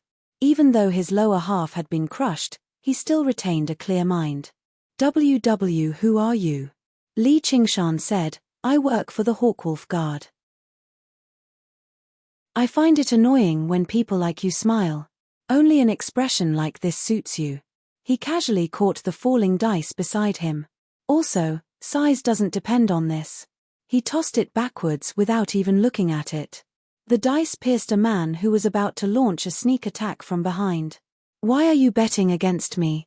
Everyone immediately understood the difference in strength, as well as the arrival of death. They charged towards the entrance without any regard, wanting to open the entrance that they had just sealed up tightly. A man looked back in fright. From Li Qingshan's waist, flames swept over like a dragon. Wherever it passed by, everyone was reduced to nothingness. Only a set of clothes remained, drifting gently to the ground. This was basically even more terrifying than any bloody scene. He leaned against the entrance firmly before losing all consciousness. The fire snake opened its mouth, about to swallow Shi Jishiang, but then it stopped and looked at Li Qingshan. Li Qingshan waved his hand, expressing that there was nothing else he wanted to say. Shi Jishiang opened his mouth. He did have something else he wanted to say, but his face was illuminated by the flames. The fire snake immediately swallowed Shi Jishiang. The gamblers did not disperse. Instead, they lingered outside. The night had only just begun. They had yet to enjoy themselves to their heart's content. They believed that the foreign kid who didn't know the immensity of heaven and earth would soon suffer, and then the casino would reopen. However, there were also people who believed that the kid would not be that easy to deal with. Afterwards, they split into two groups and gambled. However, they waited for a very long time, but the entrance did not open. However, no one was bold enough to barge in. Only when the next morning did people from the government open the entrance. The large casino was empty. In a small inn in the middle of nowhere, there was only a single lantern. Li Qingshan unfolded the mental map of Qingju and planned his destination for the next day. He used an invisible line to connect the 27 points. 27 points, 1,000 people. Little and sat at the side. He looked at Li Qingshan thoughtfully. Li Qingshan asked, "Do you remember the number?" "How much?" Little and dipped his finger in tea and wrote on the table, 57. 26 points, 953 people. Li Qingshan revised the numbers in his mind. He did not deal with the assets left behind by Shi Jishiang. Ever since Little and gave him this clear goal, it had become his number one goal that he could not wait to complete. The faster he was, the sooner Little and could recover his physical body. However, it was not completely without gains. Shi Jishiang had been engulfed by the flames, but he had left behind a few talismans. They were supposed to be his trump cards, but faced with the absolute difference in strength, they were not used at all. Li Qingshan raised his head and smiled. "It will be done soon. Tomorrow, we will go to Julu Valley and look for those bandits. What do you think? The route I planned is not bad, right?" Little and wrote on the table again, "But if we continue like this, we will soon alarm these people and they will hide." "That's true. Then we can only move faster and travel day and night. If they all hide, it will be troublesome." Li Qingshan was slightly stunned. He rubbed his chin in thought and found that Little An's words made sense. These people were not monsters in games, waiting to be cut down. After being cut down, they would respawn again. This was because these people could never be killed. Chapter 153. Little An was more than willing to search slowly with him. If they found one, they would kill it. If they could not, there was no need to panic. However, seeing how impatient he was, he did not want him to worry about his matters, so he came up with an idea. "Why don't we find a way to gather them together?" Li Qingshan sighed in admiration. Compared to finding them one by one and seeing if he could invite them to a certain place and then kill them all in one fell swoop, if he wanted to farm monsters, he obviously had to lure them over. Why hadn't he thought of such a simple principle? Momo Little An's head, "I couldn't tell, but your little head is so full of schemes. Little Anne could not take the compliment and lowered her head in embarrassment. With that, Li Qingshan's thoughts immediately sprang to life. Afterwards, he flipped through the mission information and finally found a name. Shun Shihua lived on an island in a large lake in the south. He called himself the Island Master of Shihua. He was a romantic and had a penchant for sex.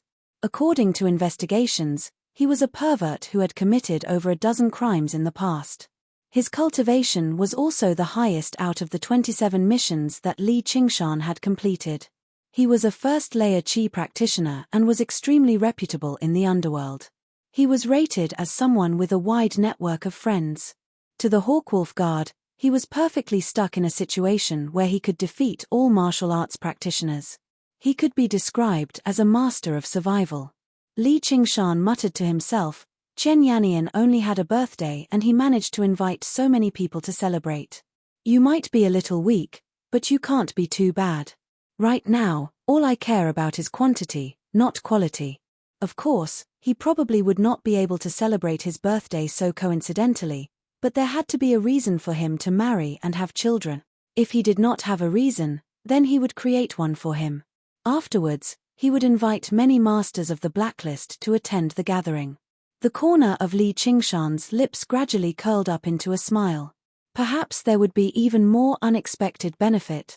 Silver Mountain Town, the third day after Li Qingshan had left. Night, 1 watch. Within the thick mist, a luxurious carriage drove over slowly. The wheels rolled over the stone path, but it made no sound at all, as if it was separated by a layer of sponge. It stopped in front of the auspicious casino silently. A handsome young man dressed in red came down from the carriage and walked into the casino with his head held high. Although Shi Jixiang was gone, only 2 of the 5 leaders under him died that night. The remaining 3 were helping him take care of the mines and other properties, so they managed to escape the disaster. At this time, they were discussing with their subordinates how to distribute the remaining fat of Shi Jixiang to Shi Jixiang's concubines. The 3 of them laughed together, and the atmosphere was quite harmonious. But when it came to the ownership of the gambling house, which was making huge profits every day, they immediately changed their attitude. The dispute was so intense that they almost took out their blades to fight each other. At this time, the red-clothed youth walked into the gambling house. His body seemed very thin, and there were no signs of him practicing martial arts or qi. However, he was very arrogant, so he naturally did not receive any kind treatment. Where did you come from, Uncle Rabbit? This is not a place you should be at. Hurry up and get out.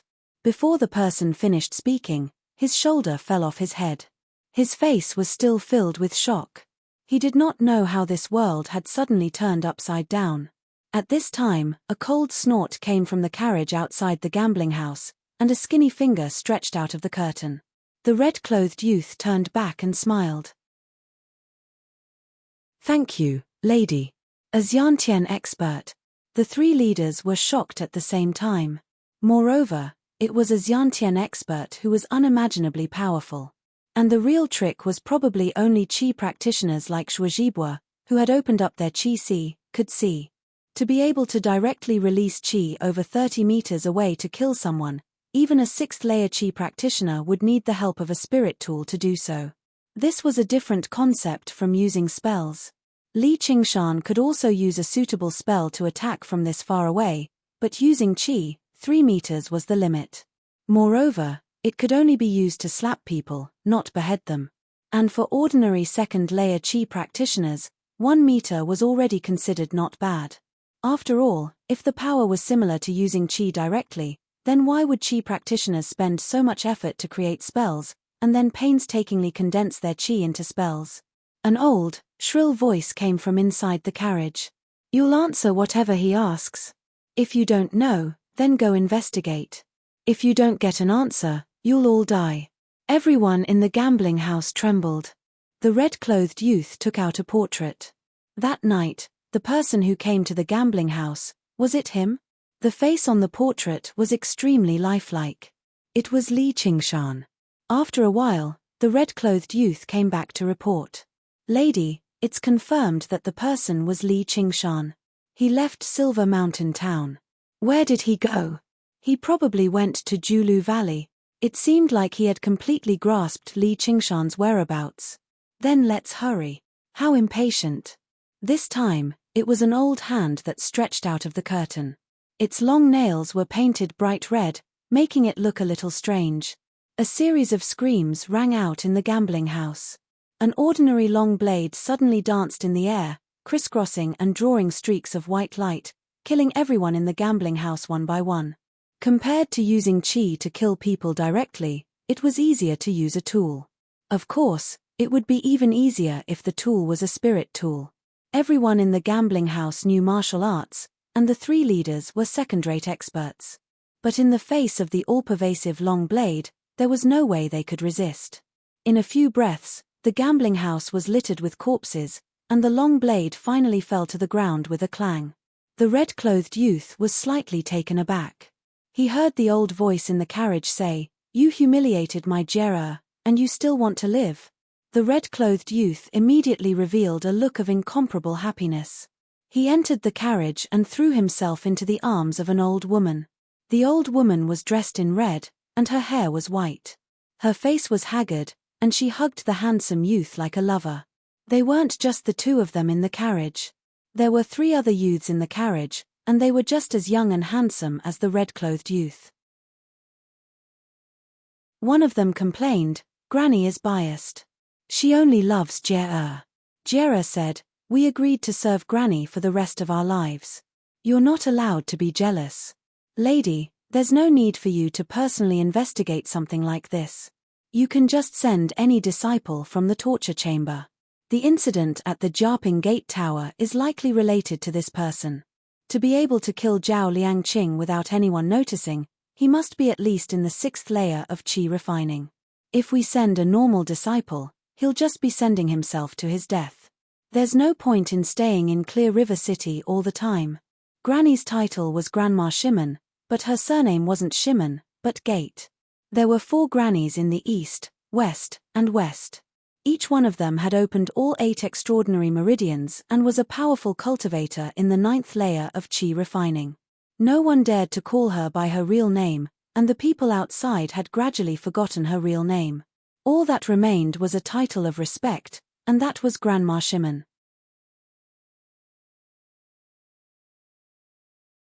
Chapter 154.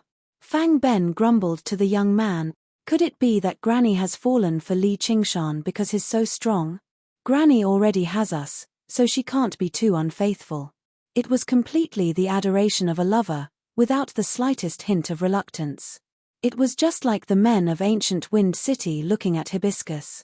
Hibiscus was only at the 2nd layer, but her arts of charm were already enough to drive ordinary people crazy and strike fear into qi practitioners. Just how powerful would the arts of charm of this 9th layer qi practitioner Grandma Shimon be? How could these mortal youths resist her? All of the qi warriors were doing their best to satisfy their needs. Grandma Shimon said in a doting manner, all right. I'll kill him as soon as I see him. As long as Granny loves us, what does it matter if there are other men? We're all good brothers." With the passionate voices, the carriage moved slowly and silently, rolling over the wet, stone road. Only at a closer glance would one discover that there was an inch of space between the carriage and the stone road the entire time, as if there was an air cushion. It was the same when the horses' hooves landed on the ground. Some runes silently flickered. The horse that was driving the carriage was originally a fine horse that was used to drive the carriage during the day. However, when it pulled the magnificent carriage, it seemed as if it wasn't affected at all. It galloped forward at an inconceivable speed. The auspicious casino was littered with corpses. Afterwards, the minor caretakers of the minor leaders would gather over and engage in a new round of debate. They would grow endlessly like weeds. Perhaps outsiders would join in, and then there would be killing and conflict. This was the so-called Jianghu. In the end, Li Qingshan still went to Giant Deer Valley, as it was unlikely for the horse bandits to receive the island lord of Cherishing Flowers' invitation. According to the information, the horse bandits were composed of people with the bloodline of barbarians. Every single one of them had a purple beard. And even if the island lord of Cherishing Flowers invited them, It was unlikely for these barbarian horse bandits to ride to the island. As a result, he wanted to deal with them along the way. The horse bandits galloped through the vast wastelands. Giant Deer Valley was only one of their habitats. When Li Qingshan arrived, he missed. He did not give up. Instead, he lay on the ground and twitched his nose to carefully identify the traces on the ground, like a sharp and vigilant beast. As his demon body gradually grew stronger, the world in his eyes also became more and more colorful, full of three-dimensional and layered feeling. This kind of tracking ability was almost instinctive. The smell and marks on the ground were still fresh. They hadn't gone far, and the marks on the ground showed that there were at least 200 horse bandits, which made Li Qingshan's eyes brighten. Then he immediately went on his way. True Qi gathered under his feet, he stepped over weeds that were as tall as a man and galloped under the amber night sky. In an hour, he had chased for 100 miles and finally found the group of horse bandits. Amidst the smoke and dust, the horse gang shouted as they charged towards the caravan. The merchants barely managed to put up a defense, but in the face of the rumbling hooves of the horses, they could not hide the fear in their eyes. Their scimitars reflected the sunlight, dazzling white. Suddenly, someone asked, "What's that?" A cloud of smoke and dust came from the northwest direction and pierced into the group of horse bandits. A figure jumped high out of the smoke and landed on the horse bandit leader's carriage. Li Qingshan stood on the saddle, pressing down on the bandit leader's head with one hand and grabbing the reins with the other. He forcefully turned the horse around and brushed past the merchant group. The moment the merchant group brushed past them, the merchants all raised their heads. The expression on the young man's face in high spirits gave them the impression that he was not grabbing the bandit leader's head, but a huge piece of gold. Someone murmured, "That's a person." The horse bandits scolded and hurriedly chased. They did not care about the caravan and went to save their leader. From then on, no one ever saw the infamous giant deer-mounted bandits again. Galloping into a boundless wilderness, Li Qingshan slapped down with his right hand and slapped the head of the horse bandit leader into his stomach. The huge force passed to the horse and it fell to the ground. The horse bandits caught up, but Li Qingshan's figure had already disappeared. They suddenly raised their heads and saw flames falling from the sky, filling their eyes. The numbers changed. 7:55. On the second day after Li Qingshan had left the Jutong Valley, the carriage arrived. It was the young man in red again who got off the carriage to investigate. "Granny, he's not here. That kid sure is fast." Grandma Shimon unfurled a mental map and pointed at a point on it. "Let's go to the next place." This was the route that Li Qingshan had planned out in the beginning. She knew the mission that Li Qingshan was about to carry out like the back of her hand. They complained that the journey was just too boring. They were used to having fun in the Clear River Prefecture, so they did not like traveling such a long distance. Grandma Shimon said dotingly, "All right. Once we reach the next city, we'll rest up." It was a tiny puddle on the map, but when they saw it in person, it was a vast, misty lake. "This is it. This bastard sure knows how to enjoy himself." Li Qingshan stowed the mental map away and gazed into the distance. Through the depths of the mist, he could vaguely make out an island. The island was shaded by green willows, with red walls and green tiles vaguely visible. The lake was adjacent to the city. The scenery was pleasant, and it was extremely convenient. It was indeed a good place to live out one's days in peace. However, when he thought about how people like that actually had to live out their days in peace, Li Qingshan felt extremely displeased inside. Afterwards, he licked his lips, imagining their faces when they lost their smiles with devilish malice and delight. Using the darkness of the night, he entered the lake before making his way up from the other end of the island. Just now, he could see the luxurious manor clearly. Outside the manor, many armed guards patrolled the area. The security was tight, but to Li Qingshan, this level of security was basically non-existent. Li Qingshan leapt off the ground gently and arrived on the eaves several dozen meters away. Afterwards, he rushed towards the largest house. In the tent, breasts rippled and moans and teasing constantly rang out. "Master, you're so powerful." Li Qingshan rubbed his nose. He seemed to always end up ruining other people's plans. It was so late at night, and all the bad guys were rolling in the sheets, while the good guys could only watch erotica. Yep, live erotica. Amidst the chaos, a light cough interrupted all the sounds. A figure leaped up from the bed and lifted the curtains. Who is it? Their eyes met. Both of them were rather surprised. Li Qingshan had never thought Shen Shihua would actually be an old man. Most of his hair had already turned white. Only then did he suddenly remember that it was written on the document that he had committed a crime in the past and had been shelved by the Hawkwolf Guard for many years. Even though he was a young man, he had become an old man. However, Shen Shihua saw a young man in simple clothes sitting boldly on an armchair, staring at him covetously. Although he did not give off any special aura, just the fact that he could appear in his bedroom silently was enough to shock him. Put on your clothes. I have some things I want to talk to you about. Li Qingshan placed something on the table and stood up. Shen Shihua rushed over to the table. When he saw the item, he shuddered and paled. He picked it up carefully and felt a bone-chilling coldness. He shuddered again and his face became even paler. It was a black wolf that was baring its fangs and brandishing its claws. In a small pavilion hidden by verdant willows, Li Qingshan leaned against the railing and gazed at the lake in the distance. Shen Shihua changed his clothes and hurried over, offering up the black wolf tablet with both hands courteously. May I ask for Sir's name and why you've come to my humble abode? Li Qingshan accepted the tablet and said, Don't you know what you've done? You've committed a crime, Shen Shihua. He had watched quite a few detective shows in his past life, so what he learnt was how to be dignified without being angry. Shen Shihua dropped to his knees with a plop. Sir, it was all because of a moment of foolishness when I was young. Please be magnanimous and spare me. If you have any requests, I'll do it for you. He was a formidable figure of the underworld, a first-layer master of the Jianghu. Before he had even seen Li Qingshan fight, just the sight of the Black Wolf tablet scared him to the point of pissing his pants, begging for mercy on his knees. Shen Shihua was extremely helpless. Who would want to bow and scrape to someone several decades younger than them? When he saw the Black Wolf tablet, he wanted to flee, but he was reluctant to part with his family's business. And, if the Hawkwolf Guard really wanted to find him, how could they not find him? Fighting was even more impossible.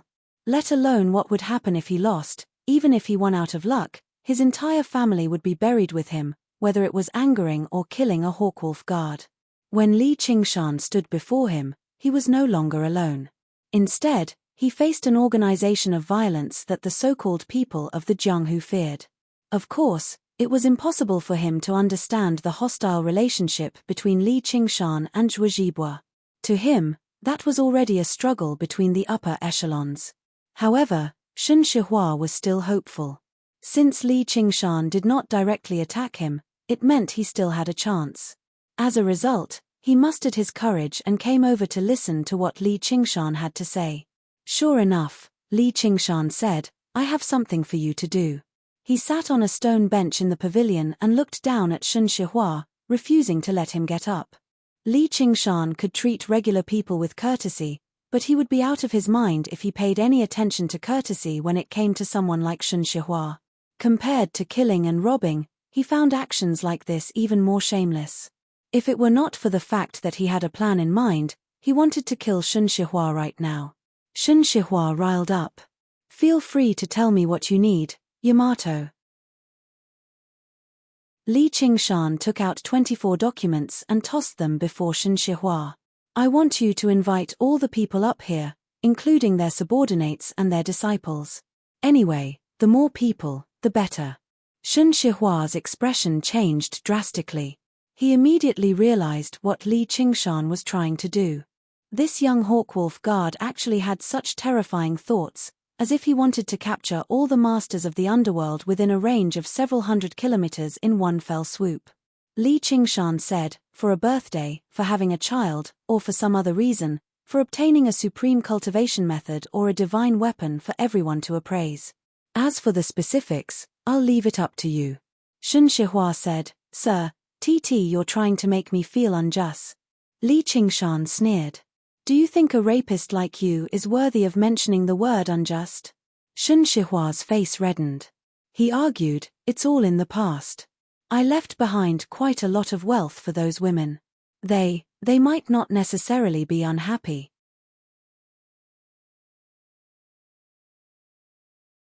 Chapter 155. Li Qingshan stepped on Shun Shihua's head and sucked in a deep breath. He growled, "Of the women you mentioned, 3 have committed suicide. I don't know about the others, but I'm warning you, don't provoke me." Yes. Shun Shihua stammered.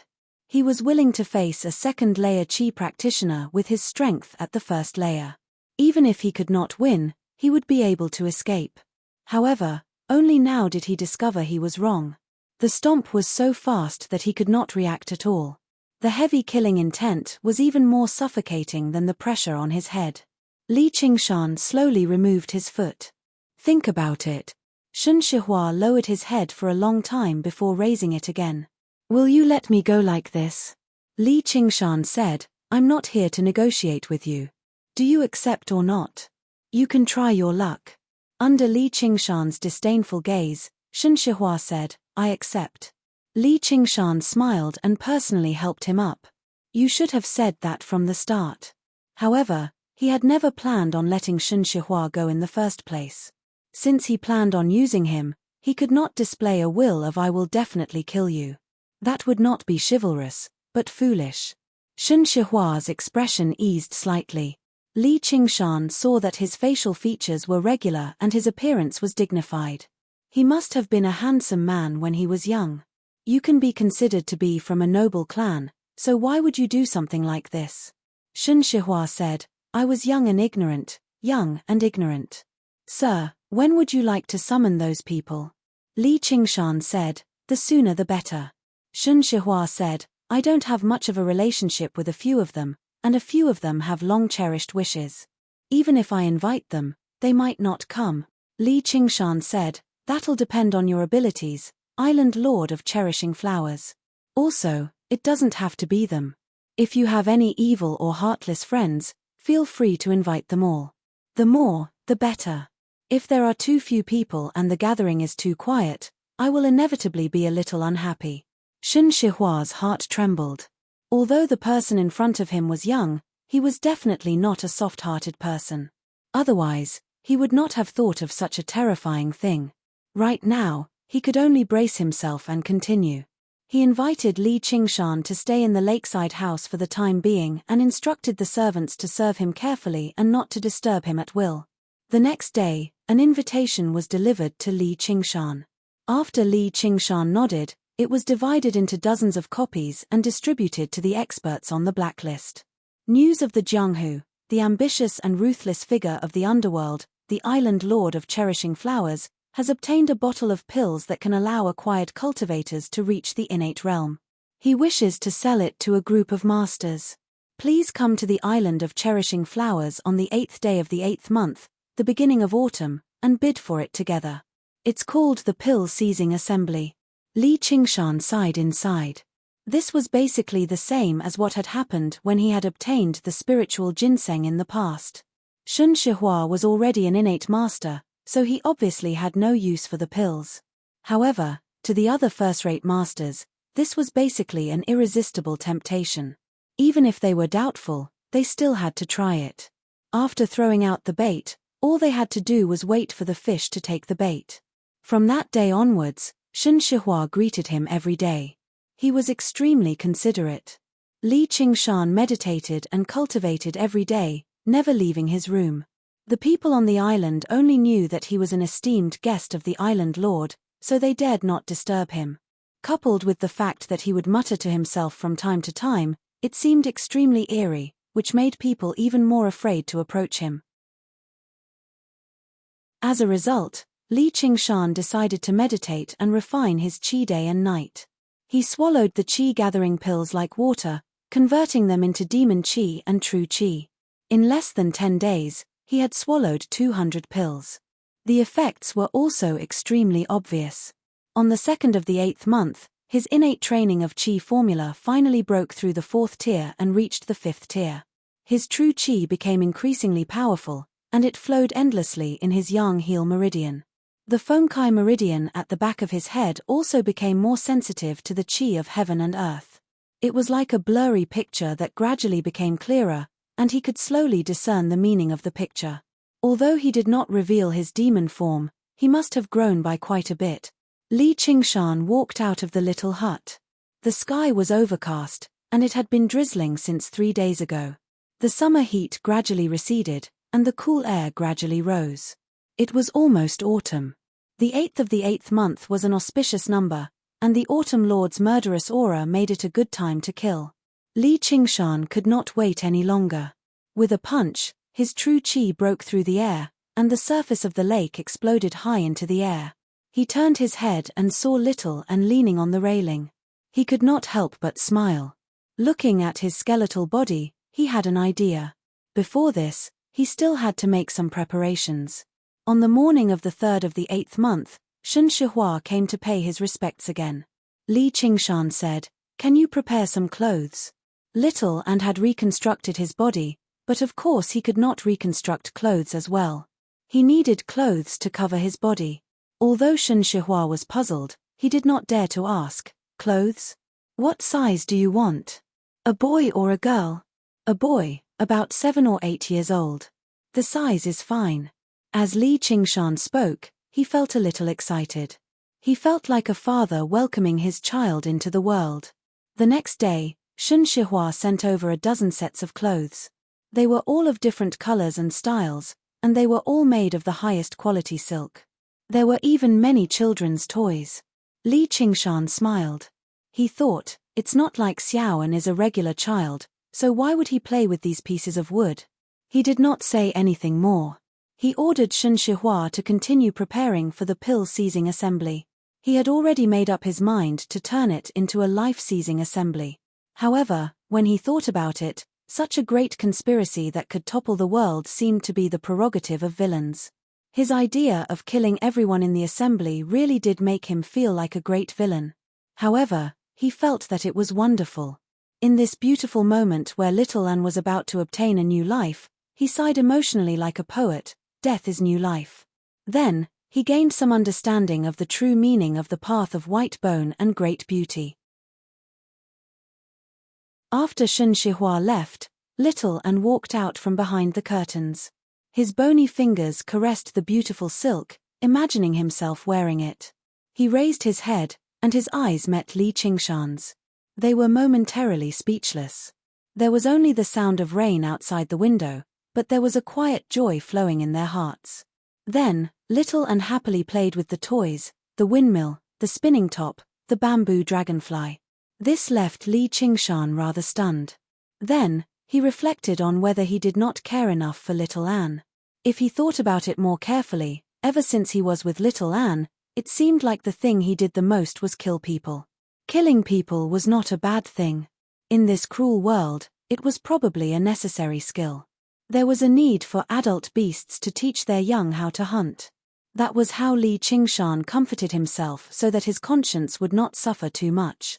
Then, he sat there and propped his head up with his hand. He began to think deeply about the problem of Little Anne's education. In the future, he would bring him out to sightsee and experience nature more often. Then, he could not help but smile. He felt warm. Although this world was very cruel, he was not alone. Even a lion would use its full strength to capture a rabbit. On the day before the 8th of the 8th month, Li Qingshan finished all of his chi-gathering pills, adjusting his body to its peak condition. Tomorrow, when those bastards gathered together, what would he say as a prelude? For the sake of the beauty in my heart, I ask all of you, ugly ones, to die. He seemed more and more like a great villain. Do I look good? Grandma Shimon asked. Yes, you look good. The man with the 9 dragons tattooed on his body lowered his head and said in fear. His companion's blood had just spread to the soles of his feet. Just because he saw this ugly old woman, he smiled and then split into pieces. Then why don't you look at me? Grandma Shimon said darkly. The man slowly raised his head and then was stunned. He had never seen such a beautiful woman in his life. Cold eyes, noble, it made his heart beat faster and he could not control himself. Suddenly, a man's portrait appeared in front of him. That sweet voice, like the singing of an oriole, asked, "Have you seen this person before?" He shook his head blankly, blaming himself for not being able to help her. "Then die." His shriveled lips spat out cruel words. The man immediately smashed the top of his skull with a backhand. Before he died, he looked at Grandma Shimon in a daze, a smile still on his face. Originally, he thought he would only be a pirate for the rest of his life, but he never thought he would be able to die for the person he loved. He felt happy from the bottom of his heart. My life was worth it. Leaving the water snake gang, Grandma Shimon said furiously, "Just where did that brat run off to?" In the past few days, she had searched according to the best route that Li Qingshan should have taken, but there were no traces of Li Qingshan at all. She had completely lost track of Li Qingshan. In the end, she could not hold it in anymore and went on a killing spree. Behind her, the corpses of the good men of the water snake were strewn across the ground. They could no longer cook dumplings in the river anymore. They all smiled happily, dying for love. The red-clothed young man found a vermilion invitation card from the gang leader's bosom and handed it to Grandma Shimon. Grandma Shimon looked at the invitation card and thought for a while. She smiled eerily. "I see. This brat does have some brains. I've underestimated him. Come, let's go to Lakeside City. The 8th of the 8th month, Lakeside City, Island of Cherishing Flowers." Li Qingshan tidied himself up and took out the chipped wind-entwining blade, hanging it on his waist. Looking out from the window, he saw many small boats sailing over in the wind and rain. They stopped at the dock, and many people emerged. Most of them carried weapons, and their faces were ferocious. He could tell with a single glance that they were not good people. They matched the information on Li Qingshan's documents. These unorthodox masters were worried that this was a trap, so they were on guard against one another. They all gathered their best subordinates, just in case. However, they had no idea that there were people counting like sheep in the shade of the willow trees. 281, 342, 557. By nightfall, the number had already surpassed Li Qingshan's expectations. The island was decorated with lanterns and streamers, and a great banquet was held in the hall. Under Shen Shihua's hosting, the unorthodox masters all gathered together. It really was a grand banquet. Shen Shihua spoke cheerfully, showing no flaws at all.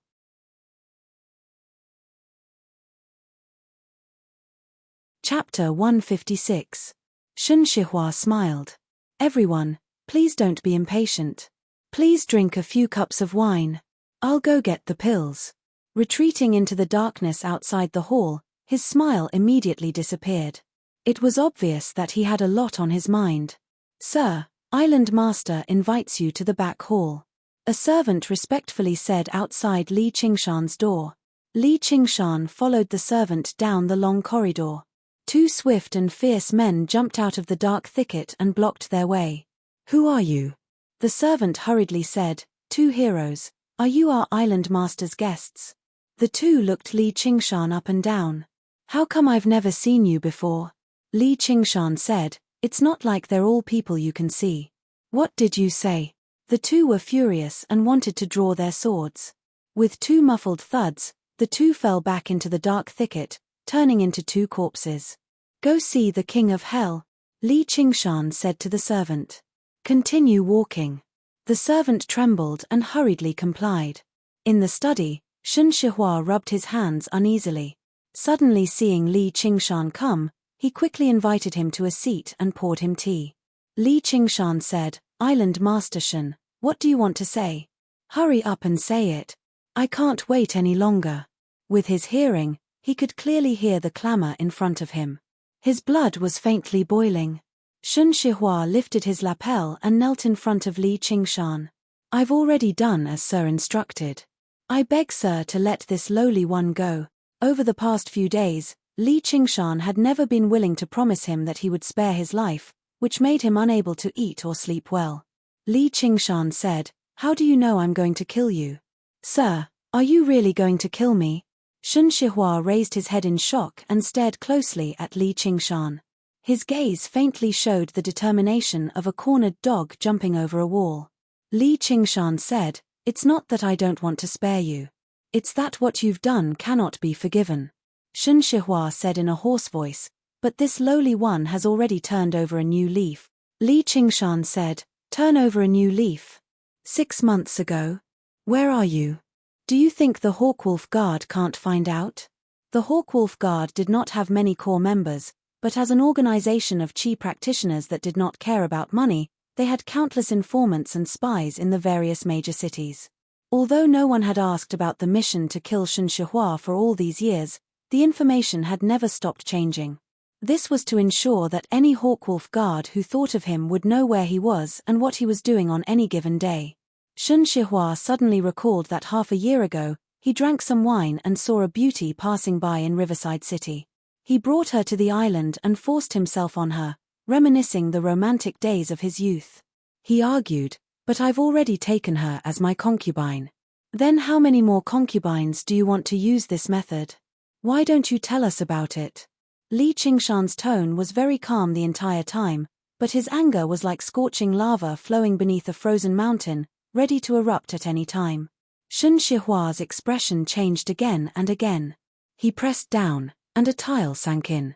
A series of springs rang out from the ground, and a huge metal cage sprang out, trapping Li Qingshan inside. The place where Shen Shihua had invited Li Qingshan to sit was actually a trap, and it was extremely well designed. From the moment Shen Shihua pressed down on the tile to when the mechanism was activated, only the blink of an eye had passed. Shen Shihua barked, Li Qingshan, you've gone too far. Since you won't give me a way out, then I'll die with you. The bars of the cage were as thick as an adult's arm. They were forged into a single piece, and there were many inscriptions carved into them. When Li Qingshan's fingers touched the bars, he immediately felt as if he had been pricked by a needle. At the top of the cage, there was a strange beast that looked like a tiger, but wasn't. Shen Shihua said, this was made by a Mohist mechanism master. It's called the Bayan Demon Trapping Gate. Even a powerful demonic beast can't easily escape. Just give up. I'll ask you again, are you willing to give me a way out? If you agree, I'll let you go, and I'll even help you kill people. If I say I'll let you go, you'll believe me. Shen Shihua was also struggling.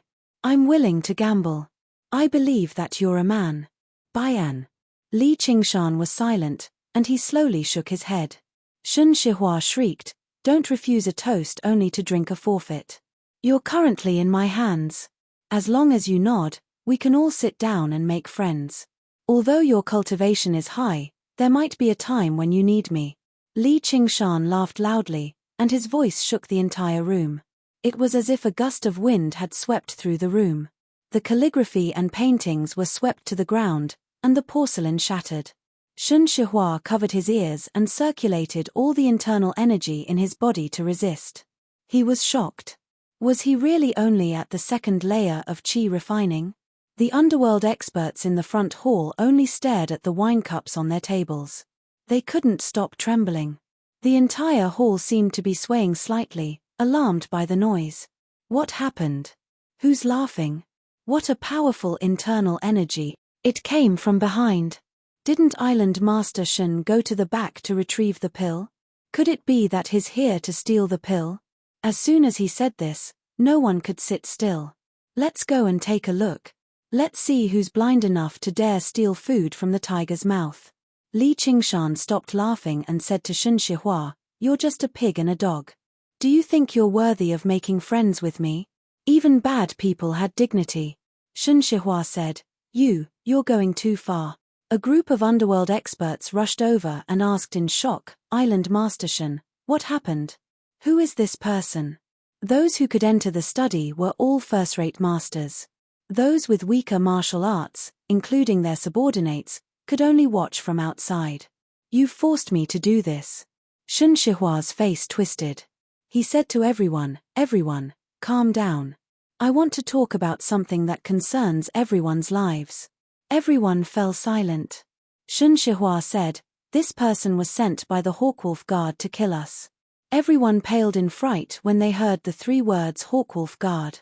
Although they regarded themselves as masters of the blacklist and acted as if even the Hawkwolf Guard could do nothing to their subordinates, They actually feared the terrifying organization that controlled the blacklist the most. In other words, there aren't any pills. Damned Shen Shihua, you've actually worked with the Hawkwolf Guard to screw us over. Everyone began to consider retreating. They looked at Li Qingshan like he was a man-eating tiger. The young man sat boldly on the armchair. His hair draped down, obscuring his face. Even though he was trapped in a cage, he gave off a terrifying sense of dignity. Shen Shihua tossed down a stack of papers. Take a look. These are the official documents of the Hawkwolf Guard. He's come this time to kill us. Which one of you doesn't know what happened to the auspicious casino in Silver Mountain Town? It was all because of this kid. Do you want to be next? They all picked up the papers on the ground and found their names. Afterwards, they trembled in fright. The honor of being a master of the blacklist had now become a life-threatening talisman. Island Master Shen, what do you want us to do? In for a penny, in for a pound. Kill a Hawkwolf Guard. You're mad. If we don't kill him, he'll kill us. Just as everyone engaged in an intense discussion. Li Qingshan coughed gently and attracted everyone's attention. He said, those who should be here are all here. Tian Zhonghao. A short, coarse, middle-aged man shuddered. What do you want? In the past, you learnt martial arts under the tutelage of the Fist Master Wang of Bamboo Willow Village. It's all because he found you to be devious and refused to pass on all his martial arts to you, so you poisoned him, stole his secret manual, and became a bandit. Over all these years, you've blocked roads, killed people for their goods, and feasted on the hearts and livers of living people, isn't that right? Under everyone's gazes, and with Li Qingshan in the cage, Tian Zhonghao refused to lose face. He said rudely, so what? Li Qingshan ignored him. He continued, Zhao Ruyong, you like to kidnap the children of wealthy families the most and then force them to pay ransom. If they dare to report you to the authorities or refuse to pay the ransom, you'll cut off their ears or fingers and send them back. Am I right? Zhao Ruyong's eyes and ears were sharp. His expression was cold as he sneered, those little bastards were born luckier than others. Of course, they deserve to suffer. Li Qingshan did not speak further with him. He continued to call out names one by one until the end. Those whose names have not been called out, have joined the bandits, done evil deeds, committed countless crimes, or conspired against the law. According to the laws of Great Xia, their crimes cannot be pardoned and will be executed on the spot. And you, Shen Shihua, pay the price for what you've done. Everyone laughed. You? Is he crazy? Yes, we have to kill him. The laughter gradually faded. Li Qingshan stood up from the armchair. He grabbed the railing of the Bai and Demon trapping lock with both hands and pulled forcefully. His blood and qi surged, his muscles bulged, and his clothes were torn. The railing flowed with a blue light that resembled electricity, all concentrated on Li Qingshan's hands. He felt as if hundreds of needles were pricking him. Of course, he did not care about such a small matter. However, under his enormous strength, the railing did not move at all. Shen Shihua was shocked, but he relaxed. It's useless. You can't break my Bai and Demon trapping lock. A mocking smile appeared on the blacklist expert's face. He looked at Li Qingshan as if he was looking at a stupid beast. Li Qingshan's long hair was scattered, covering his face. The corner of his mouth curled into a sinister smile. This is... Shen Shihua was the first to sense the change in Li Qingshan's aura. This kind of change was something that only he, a qi practitioner, could sense. However, immediately after, everyone saw the change in Li Qingshan's body. Li Qingshan's originally tall and sturdy figure seemed to have grown a bit taller. His jet-black hair flashed with a hint of scarlet under the light. His bronze skin seemed to have darkened. His arms, in particular, had actually become as black as iron. Creak. The metal cage let out a painful squeak. The blue electricity became more and more intense, but it could not stop the arm-thick railing from being pulled apart. Shen Shihua took a step back. This is impossible. You are. Then he shouted, everyone, attack together and kill him.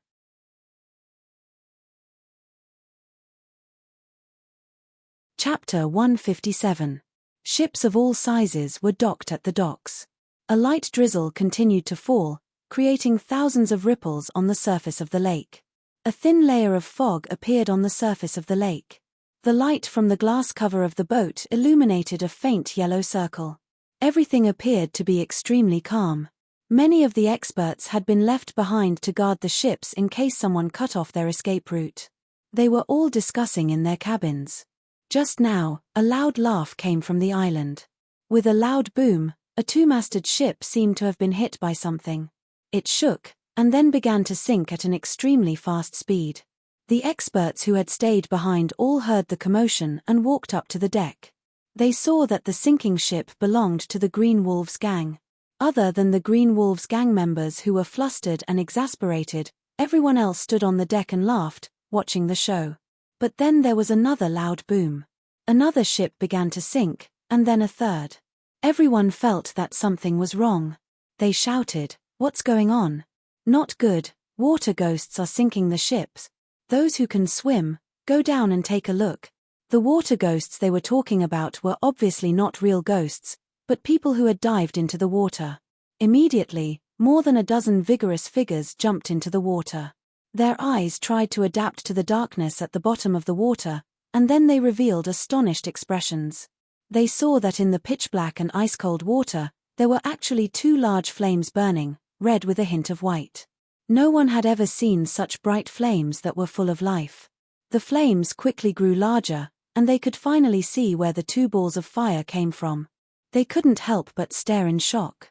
It was a giant skull taller than a human. It looked like the skull of a giant, but at this moment, it seemed to have come alive from the abyss of hell. Its eye sockets were bursting with vitality as it looked at them with a burning gaze. Then it opened its mouth and swallowed them. The mouth was also burning with flames, as if the gates of hell had been opened. Little and stood in the pitch-black water, his hands clasped together, manipulating the skull prayer beads to swallow these people one by one. Then, it rammed into the remaining ships. The giant skull rammed into the bottom of the ship, immediately creating a large hole. With a series of dull thuds, the ships sank one by one. On the pier, everyone's faces were filled with unconcealable fear. The boat had been destroyed, and the people who had gone into the water never came back up. They didn't know what was in the water, but they were trapped here. Bang, bang, bang, bang. With a series of soft sounds, the people standing on the shore fell to the ground like puppets with their strings cut. Everyone cried out in alarm, "Enemy attack!" "Where? Come out, come out!" No one saw the white shadow that cut through the rainy night. The skull prayer beads had already returned to their round and smooth shape. It was shuttling through the rain as if a sixth-layer chi practitioner was using a weapon. It was not something that these Jianghu people could detect. More people fell to the ground. The more cowardly waved their weapons and looked around, but all they saw was the dark night. Some of the calmer ones tried to check the cause of death, but soon found that there was a finger-sized hole from the chest to the back, but there was no blood flowing out. Just as Zhong Xian was deep in thought, someone exclaimed, "It seems like, there's fire." The others also noticed that there seemed to be a little flame in the small hole. The wound continued to expand, and the small hole became a big hole. However, not a single drop of blood flowed out. The flame silently devoured the flesh and blood of the dead. Every single person who had the right to be invited to the island of cherishing flowers was a ruthless desperado. However, people constantly died beside them. They could not see the enemy, only the strange sight. They were all frightened out of their wits as they retreated step by step. The flames devoured all the flesh and blood, and in the blink of an eye, only a skeleton was left. The color of the skeleton became brighter and brighter, and it was full of vitality. Then, as if unsatisfied, it exploded with a bang, emitting thousands of sparks that scattered on the bodies of these underworld experts. The flames passed through his clothes and did not leave a single burn mark. However, as soon as it came into contact with a bit of fresh blood and flesh, it was like fire meeting oil. It quickly spread and burned into a raging inferno. Cries of anguish rang out on the pier as dozens of people were set ablaze. In the blink of an eye, there was no more sound, only dozens of skeletons were left. Little and emerged from the lake water and calculated silently. 697. The remaining skeletons were covered in a layer of pale flames. The skeletons melted like snow very quickly, turning into several dozen droplets of bone fluid that merged with his body. Little An was just about to make his way to the manor and assist Li Qingshan when he suddenly sensed something and turned around. His eyes that burned with flames pierced through the thin mist and crossed an extremely great distance. He saw a huge, black ship sailing over slowly. After a moment of consideration, Little An still chose to make his way to the manor. Ha! Li Qingshan sucked in a breath and bellowed. Pure true qi mixed with demon qi turned into the tiger demon's fierce roar with a violent gust of wind. It landed on the experts of the blacklist, and they immediately flew backwards as they vomited blood. Their faces and chests were reduced to a bloody mess. It seemed like they were done for. Although this was only the tiger demon's fierce roar that had been weakened countless times over, it was still not something that mere masters of the Jianghu could withstand. In a single clash, several first-rate masters had been slain by a single bellow from Li Qingshan.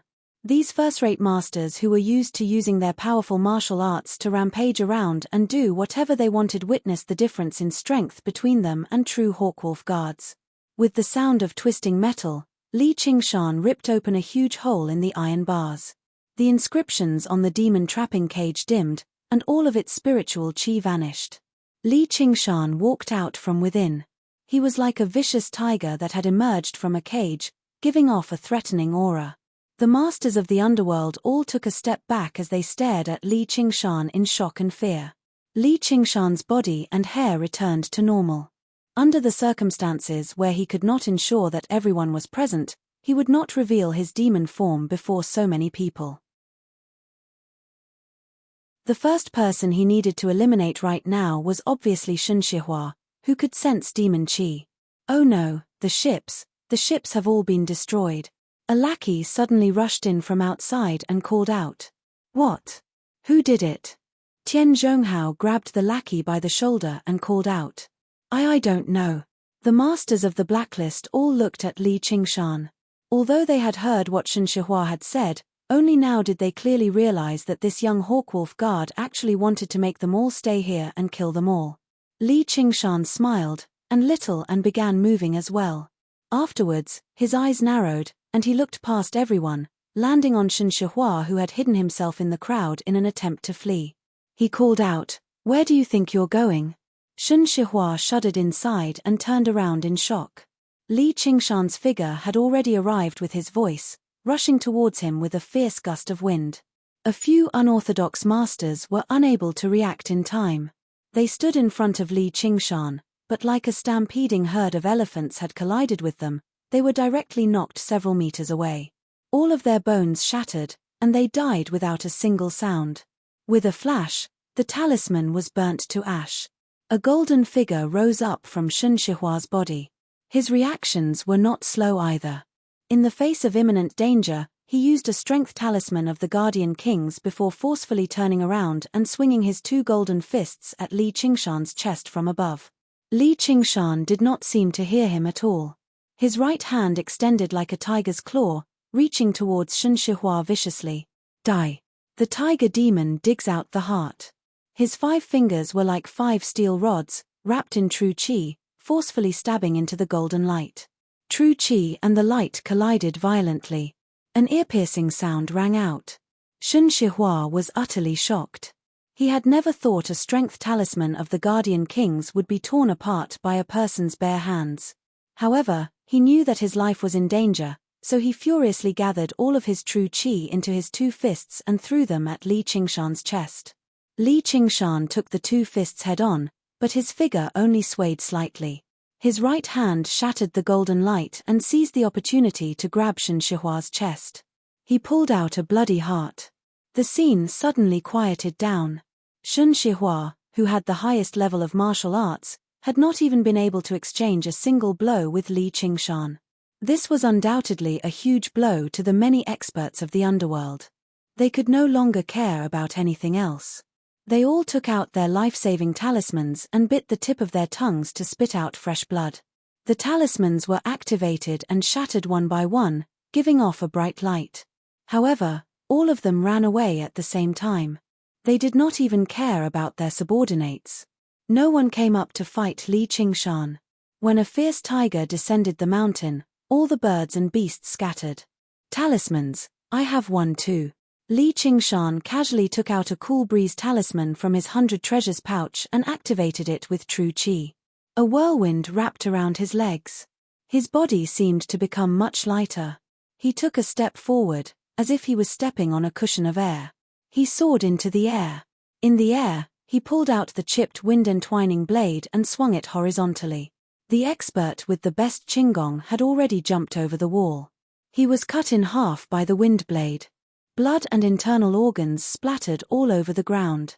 After Li Qingshan used the cool breeze talisman, his already swift figure became even more ghostly. A string of figures flashed out and blood splattered everywhere. A tiger entering a flock of sheep was not enough to describe its might. This was no longer a battle, but a one-sided massacre. Under the absolute difference in strength, techniques were meaningless. He only needed to wave the wind entwining blade lightly, and heads would fall to the ground. With every step he took, he killed from the study to the courtyard, and then to the main hall. It was as if Azura had appeared in the world. The experts of the underworld fled in all directions like a swarm of bees. They hated their parents for not being born with 2 more legs. In their hearts, they cursed Shen Shihua's parents 1,000,000 times. One of them turned around and saw Li Qingshan's figure flashing towards him. He knelt on the ground and shouted, "I'm a spy from the Yamen." In the blink of an eye, he saw Li Qingshan standing in front of him. The long, jagged saber stopped in front of him. In the blink of an eye, Li Qingshan was somewhere else. His whole body was exhausted, and he collapsed to the ground, rolling and crawling to hide in a corner. Many people followed suit and knelt on the ground, shouting, "I'm also a spy." For a moment, there were spies everywhere as far as the eye could see. Li Qingshan did not have accurate information about these minions, so he was hesitating. On the distant surface of the lake, dozens of sparks lit up in the thin mist. A mournful cry sounded in the air as it rapidly approached. Boom, boom, boom, boom. Within the deafening booms, the island of cherishing flowers immediately became a sea of fire. You're tuning in to the Celestial War YouTube channel. Don't forget to subscribe and join us on this journey to catch the most captivating stories.